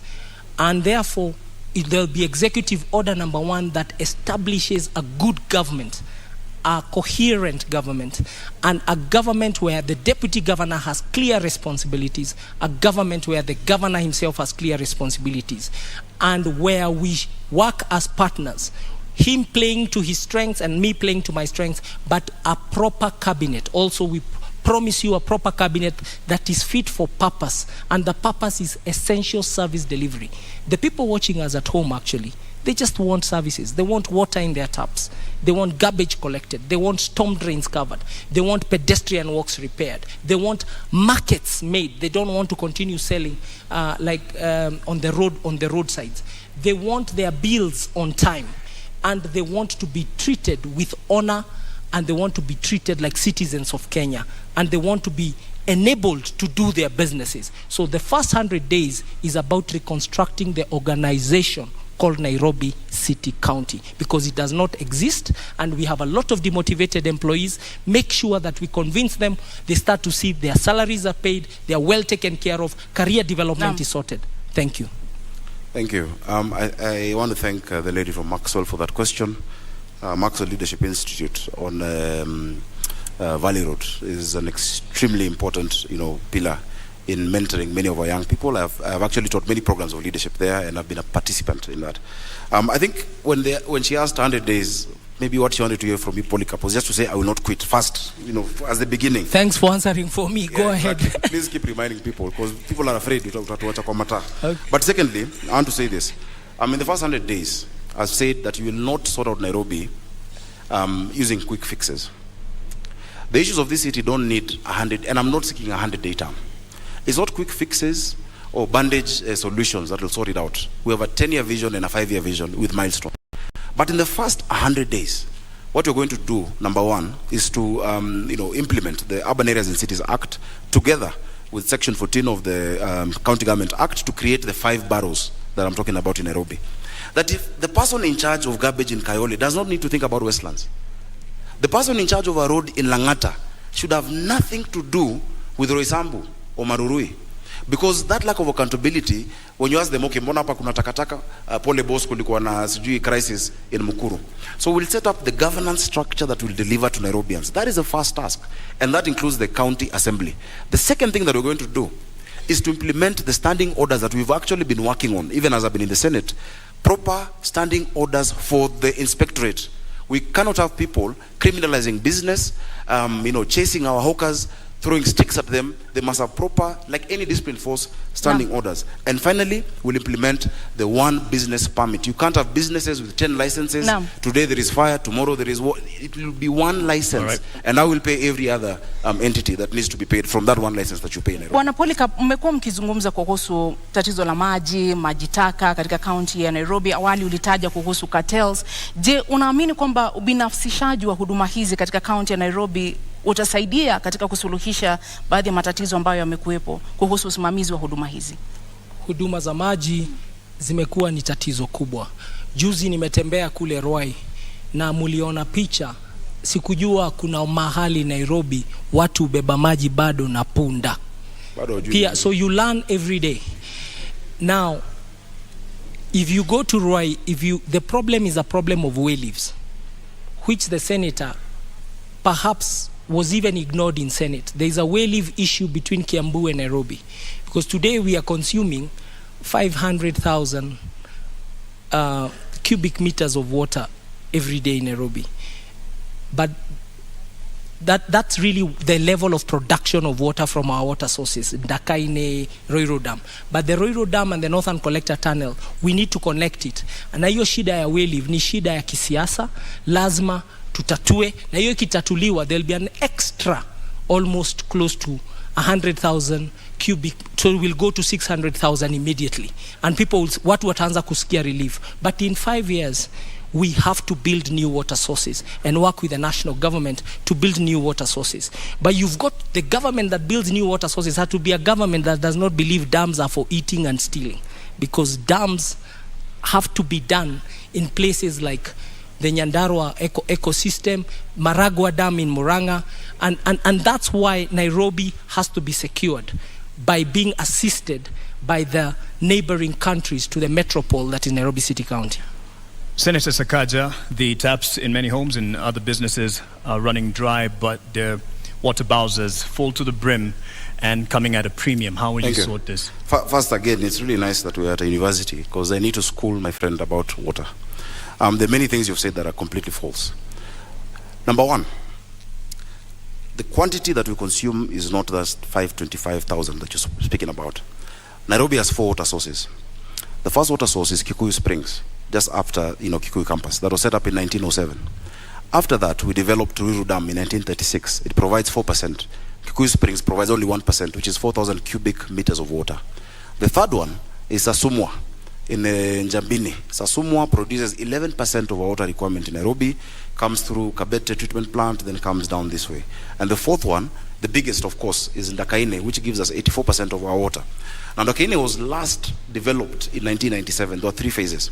After 1997, there's been no additional source. So every single day, the people of Nairobi require 850 million liters of water, but get 525.6 million liters per day. You need to bridge that gap. In fact, you'll be shocked, Polycarp. 70% of the people you're talking about, the ones you didn't know carry water in Mutungi, 70% of them, of Nairobians, have never had a shower from the top. They bathe bottom up, like with the bucket. Bottom up is how many of us shower in this city. We want to give our people dignity. There is no dignity when women are scrambling outside these, boreholes that have been created in the water sources every day for water. The issue of distribution then is the next thing that must be. I asked about this time thing because I've just spoken about the quantity. So when we finish Northern Collector, December 2023, under our administration, I don't like saying our administration, we'll move into Northern Collector 2. One will sort out 85% of the water need, and then 65%, and then Northern Collector 2 will give us 85%. Now the second most important issue, if you allow me on quickly, your time, let's give him an opportunity. Let's give him an opportunity. Just keep time. The challenge of water. The debate in Nairobi is not about what needs to be done and how.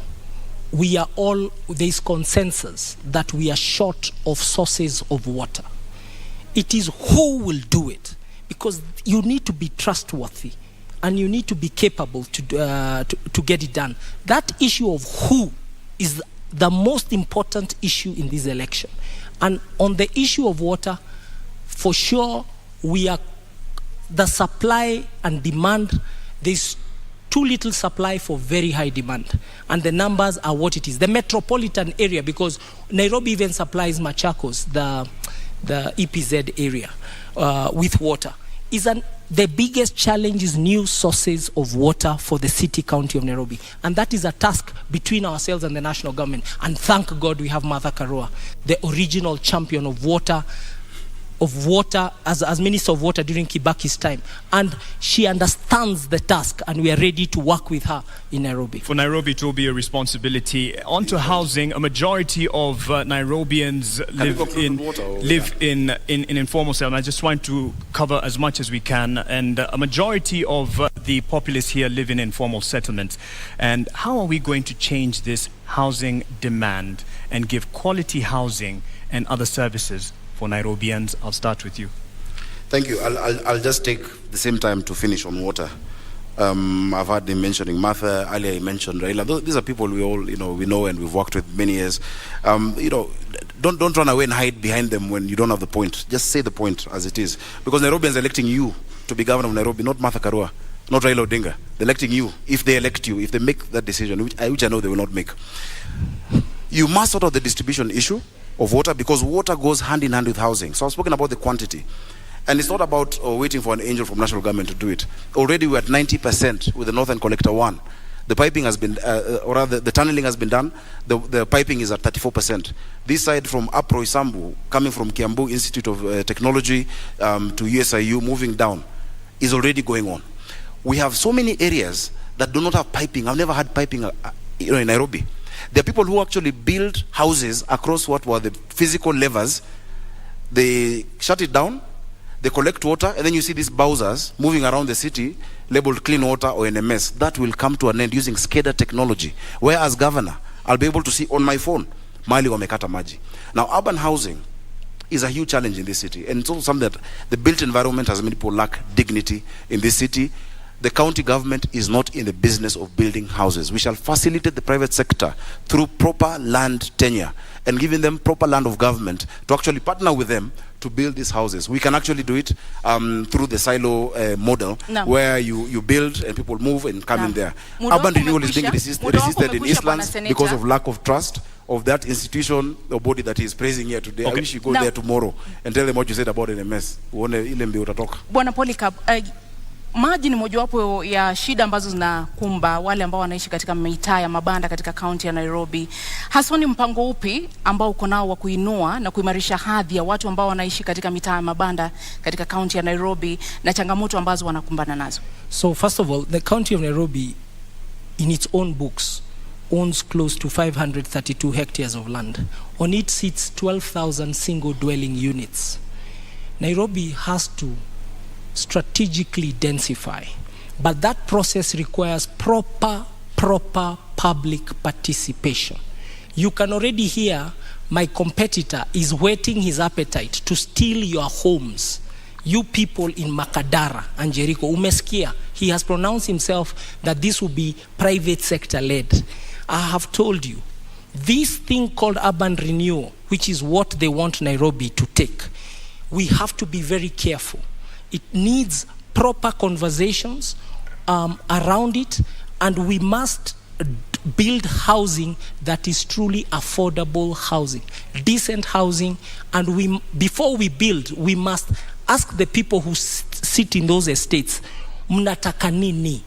How will this work? And how will you be compensated? Before that is done, we are rushing. And you've seen a big rush towards that work, and we are saying, put it on hold.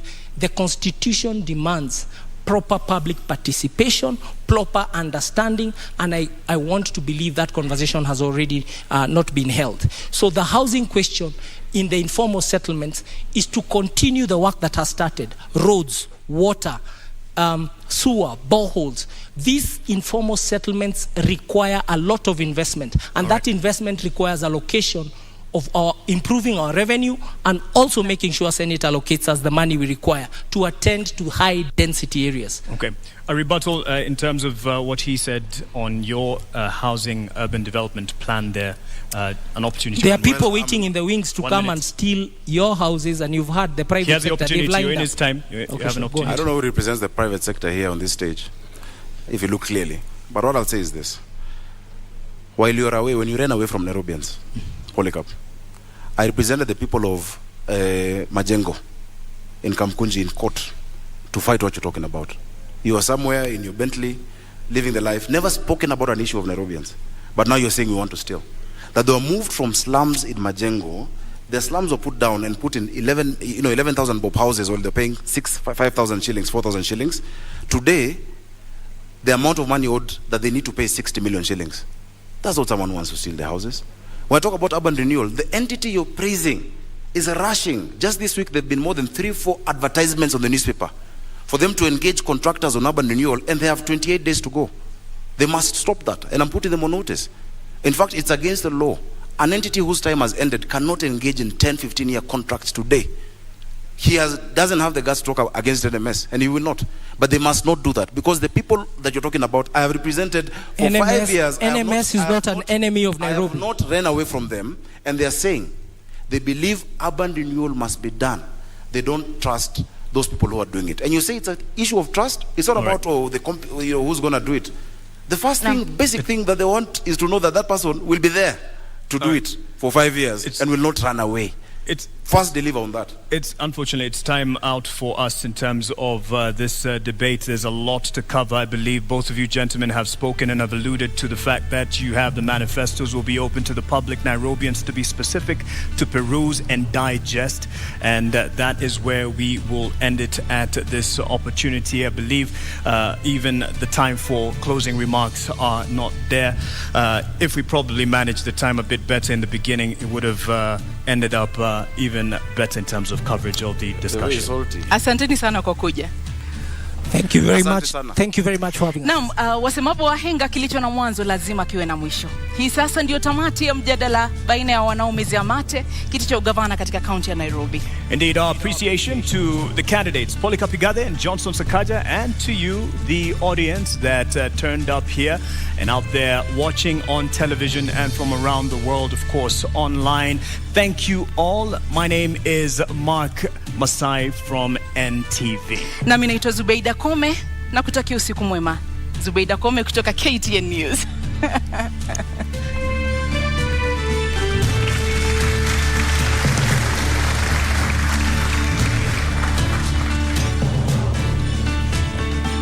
And the teams are invited to join.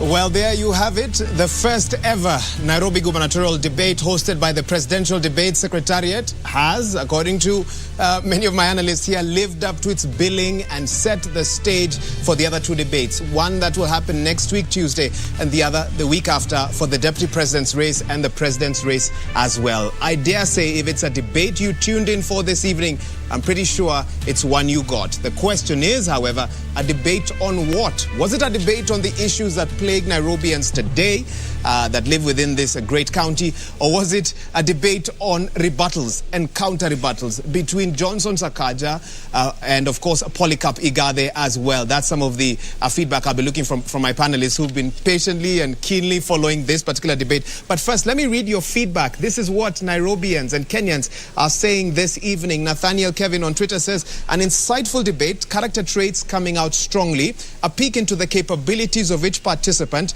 and excavation of their track records as well. I perceive admirable leadership qualities. Let us vote wisely. Limuki Flora says, can these two candidates really articulate the real issues affecting the city, apart from throwing barbs at each other on quitting and degrees and stuff like that? And Paulo Lind says, debates, even chaotic ones, offer a great insight to a politician's character than any political rally. I'll also be reading some of your SMS messages, and we are getting them, but my panel are here with me, and I don't know where to begin. Professor Odote, I think let me start with you and get your immediate reaction to that debate. What do you take out of it? What do you now know about these two men that you did not know before the start? There were two debates. At the same time? Yes, there were two debates. So the first debate was a debate about madness, a debate where people were abusing each other, were shouting at each other, and were focusing on themselves and on the other side. I hated that debate because it didn't help me. I liked the second part of the debate because in the second part of the debate, I started hearing issues. Unfortunately, there were too few issues. The issues that I had that for me made me happy. I like the ideas from Governor Sakaja about governance. The ideas about barrows, I think, was an excellent idea. I like his grasp of Nairobi. He knows Nairobi and he knows the facts. That for me was extremely nice. Professor Dote, I have the unfortunate task of interrupting you. I promise I will give you a chance to finish your point. Frederick Muitiriri, I do have a debt that I owe this man, but I'll come back and repay it. Frederick Muitiriri, I'm told you're on standby with one of the candidates. Let's hear that immediate reaction minutes after that debate concluded. Shukran sana Wahiga Mora kutoka Citizen TV. Nashukuru sana mie Frederick Muitiriri kutoka TV 47. Ninaye hapa mwaniaji wa kiti cha ugavana Polycarp Igathe, na pale ndani mwaniaji kulikuwa kipute ambacho kilikuwa kikubwa sana. Unahisi kwamba zile miezi 6 ambazo zimekuwa zikitajwa sana, huenda wa Nairobi wakawa wanakuona kwa njia tofauti kutokana na wakati ambao ulihudumu kama naibu gavana? Wacha niseme hivi. Umeona wapinzani wetu, kazi yao kubwa ni kuamini kwamba wewe unatakikana ufanye kazi, wewe unatakikana ukae kwa ofisi upate mshahara bila kupata kazi. Hiyo ndio swala kubwa sana ambalo wamegusia leo. Lakini sisi ni waadilifu, sisi ni waaminifu, sisi tunaajibika, sisi ni wachapa kazi, na ni heshima kwa katiba na kwa wananchi wa taifa la Kenya. Wewe ukiona hauwezi fanya kazi, uachane na mshahara wa kiserikali. Lakini hilo ndio jambo ambalo wanaona ni kubwa sana.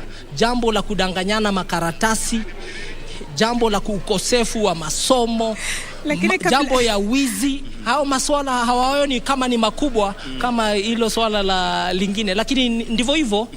Ni wenzetu, tutaendelea na tutawashinda.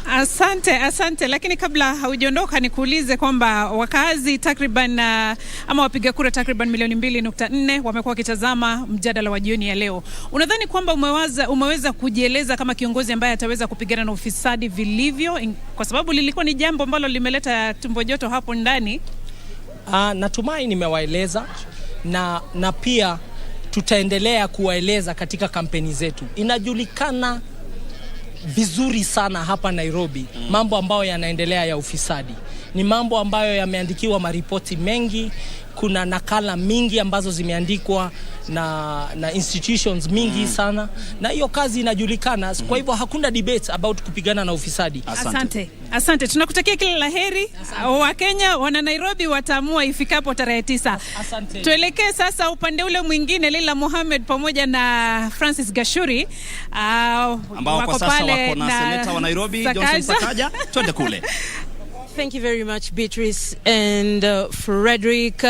It's been 180 minutes, 90 minutes of the second debate. Quite a heated one, Francis. Quite an encounter, a banter that many Nairobians this evening were hoping for. Senator, good evening. For a moment there, we were skipping our heartbeats, hoping you would come, you would not come. You're here. Do you feel you have punched above or below your weight? I feel we needed more time to talk about the real issues of the people of Nairobi. Those issues are real. Today, their families sleeping hungry. There are people who don't know where to go to tomorrow. We have millions of young people without jobs. I wish we had more time to focus on that, apart from the side shows that are, of course, choreographed by those I'm running against. But all the same, I'm glad with the time we've been able to at least speak about certain policy proposals that we have for the city. Nairobi is for all of us. Politics is not an enmity. I believe in siasa safi. Politics is not an enmity. After the election, we'll have one county that we must remain in. And let us also not be divided in terms of parties. Let's not be divided in terms of tribe.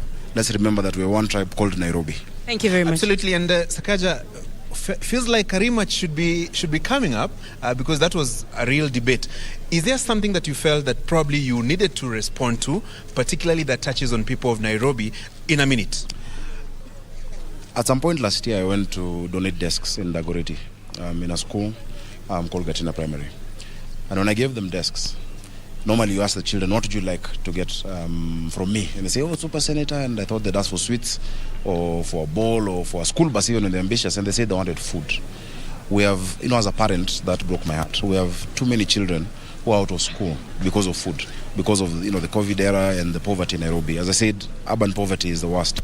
And so I wanted to talk about the school feeding program that we're going to institute in Nairobi for all our children.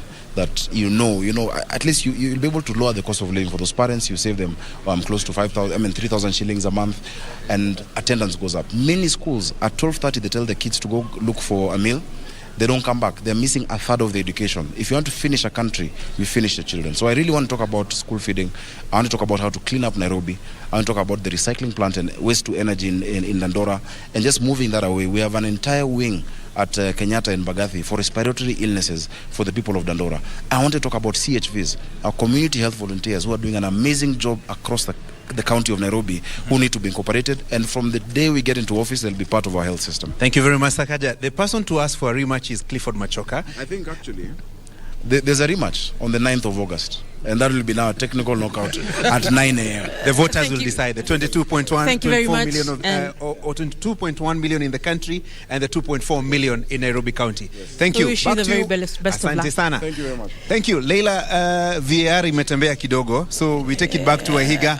Wahiga, take it away. Wahiga, talk to us about the facts and the figures. Has this debate build up to its expectations of 2.4 million registered voters in this great county of Nairobi? Not forgetting that at least 24% of them are undecided, and I don't know whether this debate helped a few of them to make their minds up. Professor Odote, did you get that sense? in the second part of the debate? Because you said you saw 2 debates. In the second part of the debate, but unfortunately, I don't think that it will help a lot because they spent too much time on the other things. So let me finish my conversation in terms of... and I'll ask you to be brief in the interest of time. Yes, very brief in terms of what I liked also about Polycarp. I liked his conversation about involving citizens. I think that was a good conversation. I also like his debate about the unique status of Nairobi in terms of the relationship between national and county government. The things I did not like, I didn't like the fact that Johnson, my good friend, did not apologize for coming late. Shockingly, despite his conversation about Siasa Safi, I didn't like his arrogance. And lastly, I did not like the conversations from Igade of over-focusing on Johnson and not himself. So those are the things I didn't like about the debate. What you call arrogance, others call confidence, but depends on which side of the table you're seated. Let's hear from you, Wanjiru. Bruising, exciting to listen to. I'm not sure the 26% will be able to decipher, but we definitely got a lot. Igade, I got a sense that he had prepared and articulated his implementation strategies pretty well. I liked his revenue strategy, breaking down the streams, sealing the loopholes. I found that to be very pragmatic and a low-hanging fruit. Whether he links it into the cloud, I got a sense that he imagines digitizing is going to cure the governance culture gap. That's not necessarily accurate. I liked the eggs, the neighborhoods, of course. Yeah, I liked the decentralization. Of course, his take on NMS, for me, is, in fact, the word I would use, it's odious, because... This is Igade. Yes. Igade's take on NMS is totally misplaced. And I think Sakaja brought that out very well, because the situation on the ground is that NMS has really, it hasn't been accountable. Contrary to what Igade is espousing in public participation, it hasn't had public participation. It hasn't had accountability. There's been a lot of coercion of citizens. On Sakaja's side, I think he got the NMS very accurately. I think I also like the argument around the 5 boroughs. I like the idea. I didn't hear much about how it would be implemented vis-a-vis the services and the particular sectors, because you need a policy framework for that. So I found his policy grounding to be weak. I thought he had ideas, but I didn't get a sense of policy. I got a real sense of what's happening on the ground. With Igade, I got a sense of the policy, of the implementation, but no sense on the ground. So I found they have different strengths.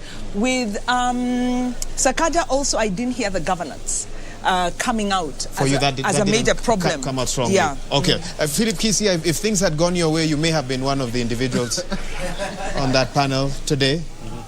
But life has a way sometimes of taking a different tangent. So how do you then rate the 2 men that stood before Kenyans and Nairobians this evening? I mean, I would be unfair. But, rating is something that we cannot avoid. One, like my 2 colleagues have said, I think Sakaja performed quite well. He seems to be understanding the issues affecting Nairobi. But on the flip side, he doesn't seem to have a clear implementation strategy. How do you deliver what you're talking about? On the other side, Polycarp could have been a bit weak on policy and on strategy, developing strategy. But he seemed to be very clear on how it can be implemented. You sound like you want a candidate with both. You want to merge the two. Yeah, you must have both. Would that be the perfect governor for Nairobi? But what was disappointing is the fact, like what Prof said, is the fact that somebody who is expecting to provide leadership to a county like Nairobi comes in late. He doesn't apologize. In fact, he appears to be quite arrogant. And I'm telling you this because Sakaja is my friend. I'll tell him even tomorrow if he's not listening to me. On the other side, just as Prof said, as I've said, they spent almost 60% of their time on personality issues. And very little time was spent on the real issues. At the tail end, they started talking about water, they started talking about housing, they started talking about public transport, and so on and so forth. They were just mentioning. They did, mentioning something and telling us how you intend to go about implementation is quite different. So now, leadership. And I'm one of those people who don't believe that there's somebody called a leader. But I believe there's somebody, a human being, at a point in time who exercises leadership. Now, if you look at those two gentlemen, I leave it to Nairobi to decide. Who has integrity? No, they're not mine. I'm posing to make a very strong statement. Go ahead. Who is humble, humility? Because as somebody exercising leadership, you must show some humility. Who has integrity or integrity questions? Who is confident? Who is empathic? Who is charismatic? Who can we hold accountable? From the two, I can tell you, if there's a weakness I've seen in the two gentlemen, they know it all. So they may end up being very poor team players. So if they don't have a party that can whip them and remind them that they are there to serve people, we are again getting into another disaster. Okay. We had poor leadership, but now we can have arrogant leadership. And that's your concern this evening. Yes. Professor Omenya, I know you have notes and incisive analysis of the debate, but let me first ask a basic question. Did anyone emerge a winner tonight from that debate? You were very clear earlier with your marking scheme for the earlier debates. I'm going to pose the same question to you. What's your marking scheme showing you for this debate? Yes, Who won?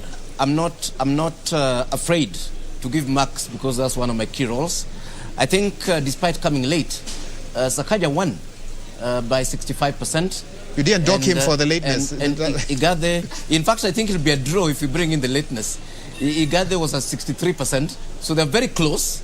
But I can justify why I actually believe that Sakaja did win this debate. And I think when it comes to governance, I was a bit surprised that Igathe did not speak to the law relating to governance of the city, which is basically Urban Areas and Cities Act. And Sakaja elaborated that very well, with the 5 boroughs and so on. And those can actually be aligned, with the wards and so on. I thought that was a very, very good idea. When it came to the issue of revenue, I think both of them had pretty interesting ideas that are workable.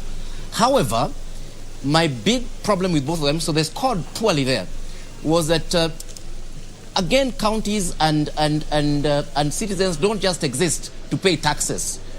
We want counties to be engines of economic growth. So none of them actually articulated how Nairobi can grow its economy. In fact, Sakaja was talking about borrowing on the other side and refinancing debt and stuff. And Igathe was talking about land rates and so on. And I was fearing for Nairobi that both of those fellows are going to milk you dry when they get into office. And then just moving quite quickly on to another issue that they engaged with, which is the final one. When it came to the idea of housing, I think I liked Sakaja's idea. Because, of course, Igathe knows that his Jubilee government has failed to deliver any houses. So trying to do the same thing is stupid. You should know that, and that's partly why, for me, he lost the debate totally. Sakaja says, look here, these people, poor people living in informal settlements, we can improve their lives without necessarily building houses. We can put infrastructure there. We can put in water. We can put in these basic services and so on. So in a way, we're close, but I think Sakaja had an edge. And I think Sakaja was speaking more to governance and politics, while Igathe was, like an elected NMS, if I can call it that. That's how the professor sees it. Karen, coming to you, earlier on you said Nairobi doesn't need a politician, doesn't need a businessman or a corporate titan, it needs a leader. Did you see a leader on that stage tonight? Yeah, both gentlemen showcased qualities of leadership. And let me just point out a few things that I liked and what I did not like in how everything went. Like a number of us have said, I expected that Sakaja would actually apologize for showing up late. But I'm glad he still showed up anyway. But just that apology would send a statement to people that, you know what, I actually respect your time. But that did not come out, so that wasn't good. However, his idea about what he has in terms of housing, in terms of water, resolving the issue about revenue generation, policy implementation, I think that was good because it was quite practical. Igathe, on the other hand, I liked what he said, that he would like to continue with the work that has already happened or work that has already started, because then a lot of times when there's regime change, you then see new MPs, new governors coming up and starting fresh projects and leaving stalling projects, and that is problematic. Something else that I liked with what Igathe said was about performance contracting, making sure that you're getting paid and yes, you're actually performing, because then we can see that is already working very well in public service. The other bit, at the beginning, he actually sort of tried to be relatable to the Nairobians, to the residents of Nairobi, by saying, mimi ningependa kuhudumia watu wa Nairobi. Mimi, I am a product of healthcare, public schooling, and being relatable. I think he did a good job in terms of that. A potential danger, though, although I think maybe it could have been just him getting back at Sakaja by saying wale watu ambao hawakwenda shule wanakosa nidhamu and stuff like that, because then we have a number of individuals, especially young people, who dropped out of school, who are not in training, not in education, and they are like over 40% of the population of the unemployed young people. So I think hapo kuna shida kidogo, but generally this was such a hot, heated debate. It was really good. I like the way you've put it. Go ahead. I think it's only unfortunate that we didn't have choices. We have either Sakaja or Igathe. What do you mean you didn't have choices? There are no choices. Four other candidates duly cleared by the IBC. Those guys some with manifestos. The entire panel gave them 3 out of 10. Now, you see, if we had more choices, and this is why I regret why Timothy Wanyonyi was denied this opportunity. Because Timothy Wanyonyi has everything we are looking for. He's humble, he shows humility, he has experience in leadership, he is a good manager, he's a good team player, he has everything that you are looking for. It is extremely unfortunate that the powers that be never gave him an opportunity to serve. And I know I'm saying this at the cost of a very high cost. I thought you aligned with Azimio, and I'm wondering. No, I'm saying this at a very high cost. But I better say it than keep quiet. That we should have had many choices. Then Nairobians would have said, okay, maybe this one is arrogant, or maybe this one doesn't, but this one doesn't have a certificate, this one has a certificate, and this one's a big private sector. You need somebody with all those skills put together. And that should have been Timothy. Wanjiru is vehemently agreeing. Yes. It was a point. I think the 26%. I think the 26%. A large number of those are unhappy with the choices because they are saying we deserve better. We've invested. We've seen Tim Wanyonyi grow his career. He's been MP now for 2 terms. He's done very well. Been a councillor. And there was an expectation. But what guarantee do you have that if he was here today, you wouldn't be putting him through the same scrutiny that you've put through? No, he would be put, but it's the expectation that we would have a choice. Now we have a tailor-made, we've got a project and we have, somebody else, and we have to choose between these. And like you said, it's not cut and dried, hence the 26%. Prof. Omenya? That is what happens when you have good people who are qualified, who have a track record, who don't present themselves up to run for office. He did present himself, but then there was the party rigged him out. Prof. Omenya, go ahead. Yeah, I think I agree 100%. I'm just adding to those sentiments that, overall, tonight we've been disappointed because Nairobi is the biggest economy outside of Kenya. And the governor of Nairobi, we expect to be a person capable of running this country. And there are expectations we have of that individual in terms of the way they carry themselves, in terms of duty of care, in terms of the depth with which they think through things that affect Wananchi and so on. And what we're seeing here are actually juveniles who still need a lot of growth to be at that particular level where you can say yes. Professor, I don't think it's fair to call adults. I've withdrawn and apologize to the 2 juveniles. But can I put it differently? Professor, please. Let me put it differently. Don't make it worse. I actually want to tell you something that was written in my class WhatsApp group as the debate was going on. They say the 2 boys can govern the city. They use the word boys. But then they go into a better place. Both still remain fine gentlemen, but the city needs more. And that last part that I want to focus on. If we forget the analogies, I think the critical thing, and you hear the percentage 65, 63, if we got a half of what we had in Igathe and a half of what we had in Polycarp, we would be able to get the governor we need. And that is possible. Unfortunately, we are going to get half full as opposed to the complete governor that we need. And I think that's the challenge that we're having in terms of Nairobi. As I said when we were starting this conversation, and remember when I was comparing with my county, Homa Bay, I was making the point that we need governors, good governors across the country, but we need an exceptional governor in Nairobi, because Nairobi is not just one of the 47 counties.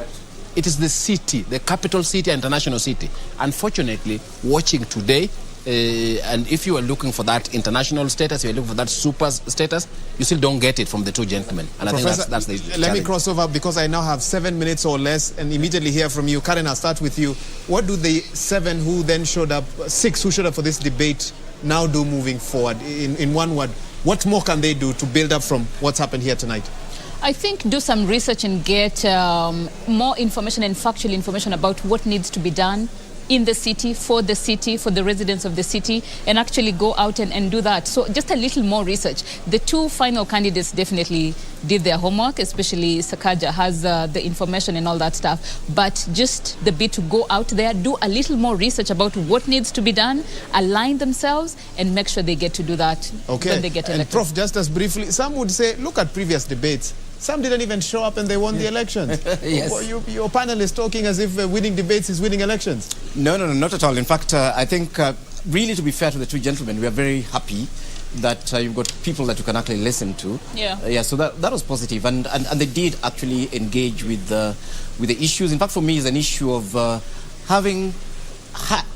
I'm happy that I had high expectations of them, and those expectations are not totally destroyed. Okay. There are some candidates that I would not even have bothered having an expectation about. But my only message to them is this. And your final message, please. And that's my final message. That this is an extremely serious job, governing Nairobians. Please think through your ideas and your policies, especially the critical ones that will take this country forward. Okay, I'll stop you there. I have 5 minutes. Final comment from you. What more can the candidates do? Okay, now for the ones who are calling fringe candidates, 28 days to go. I would suggest that they just pack off and go home, and Philip Kisia, surely. No, I'm telling you, and it came from Wanjiru.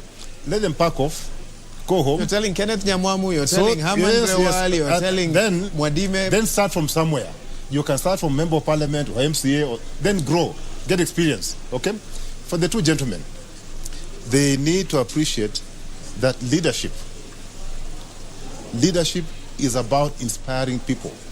Leadership is about being able to get people in one basket to move in one direction willingly, competently, enthusiastically. Okay, I'll take that as your final comment, and that's a good place to leave it.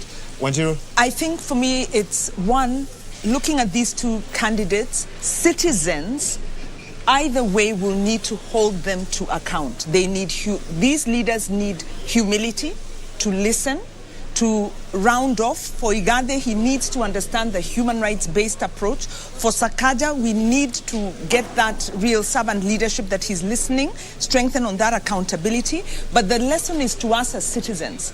Don't be discouraged by the choices. Go and vote for whoever, but let us be vigilant and hold them to account and force them to raise the level of their performance. And all this is possible in 28 or so days.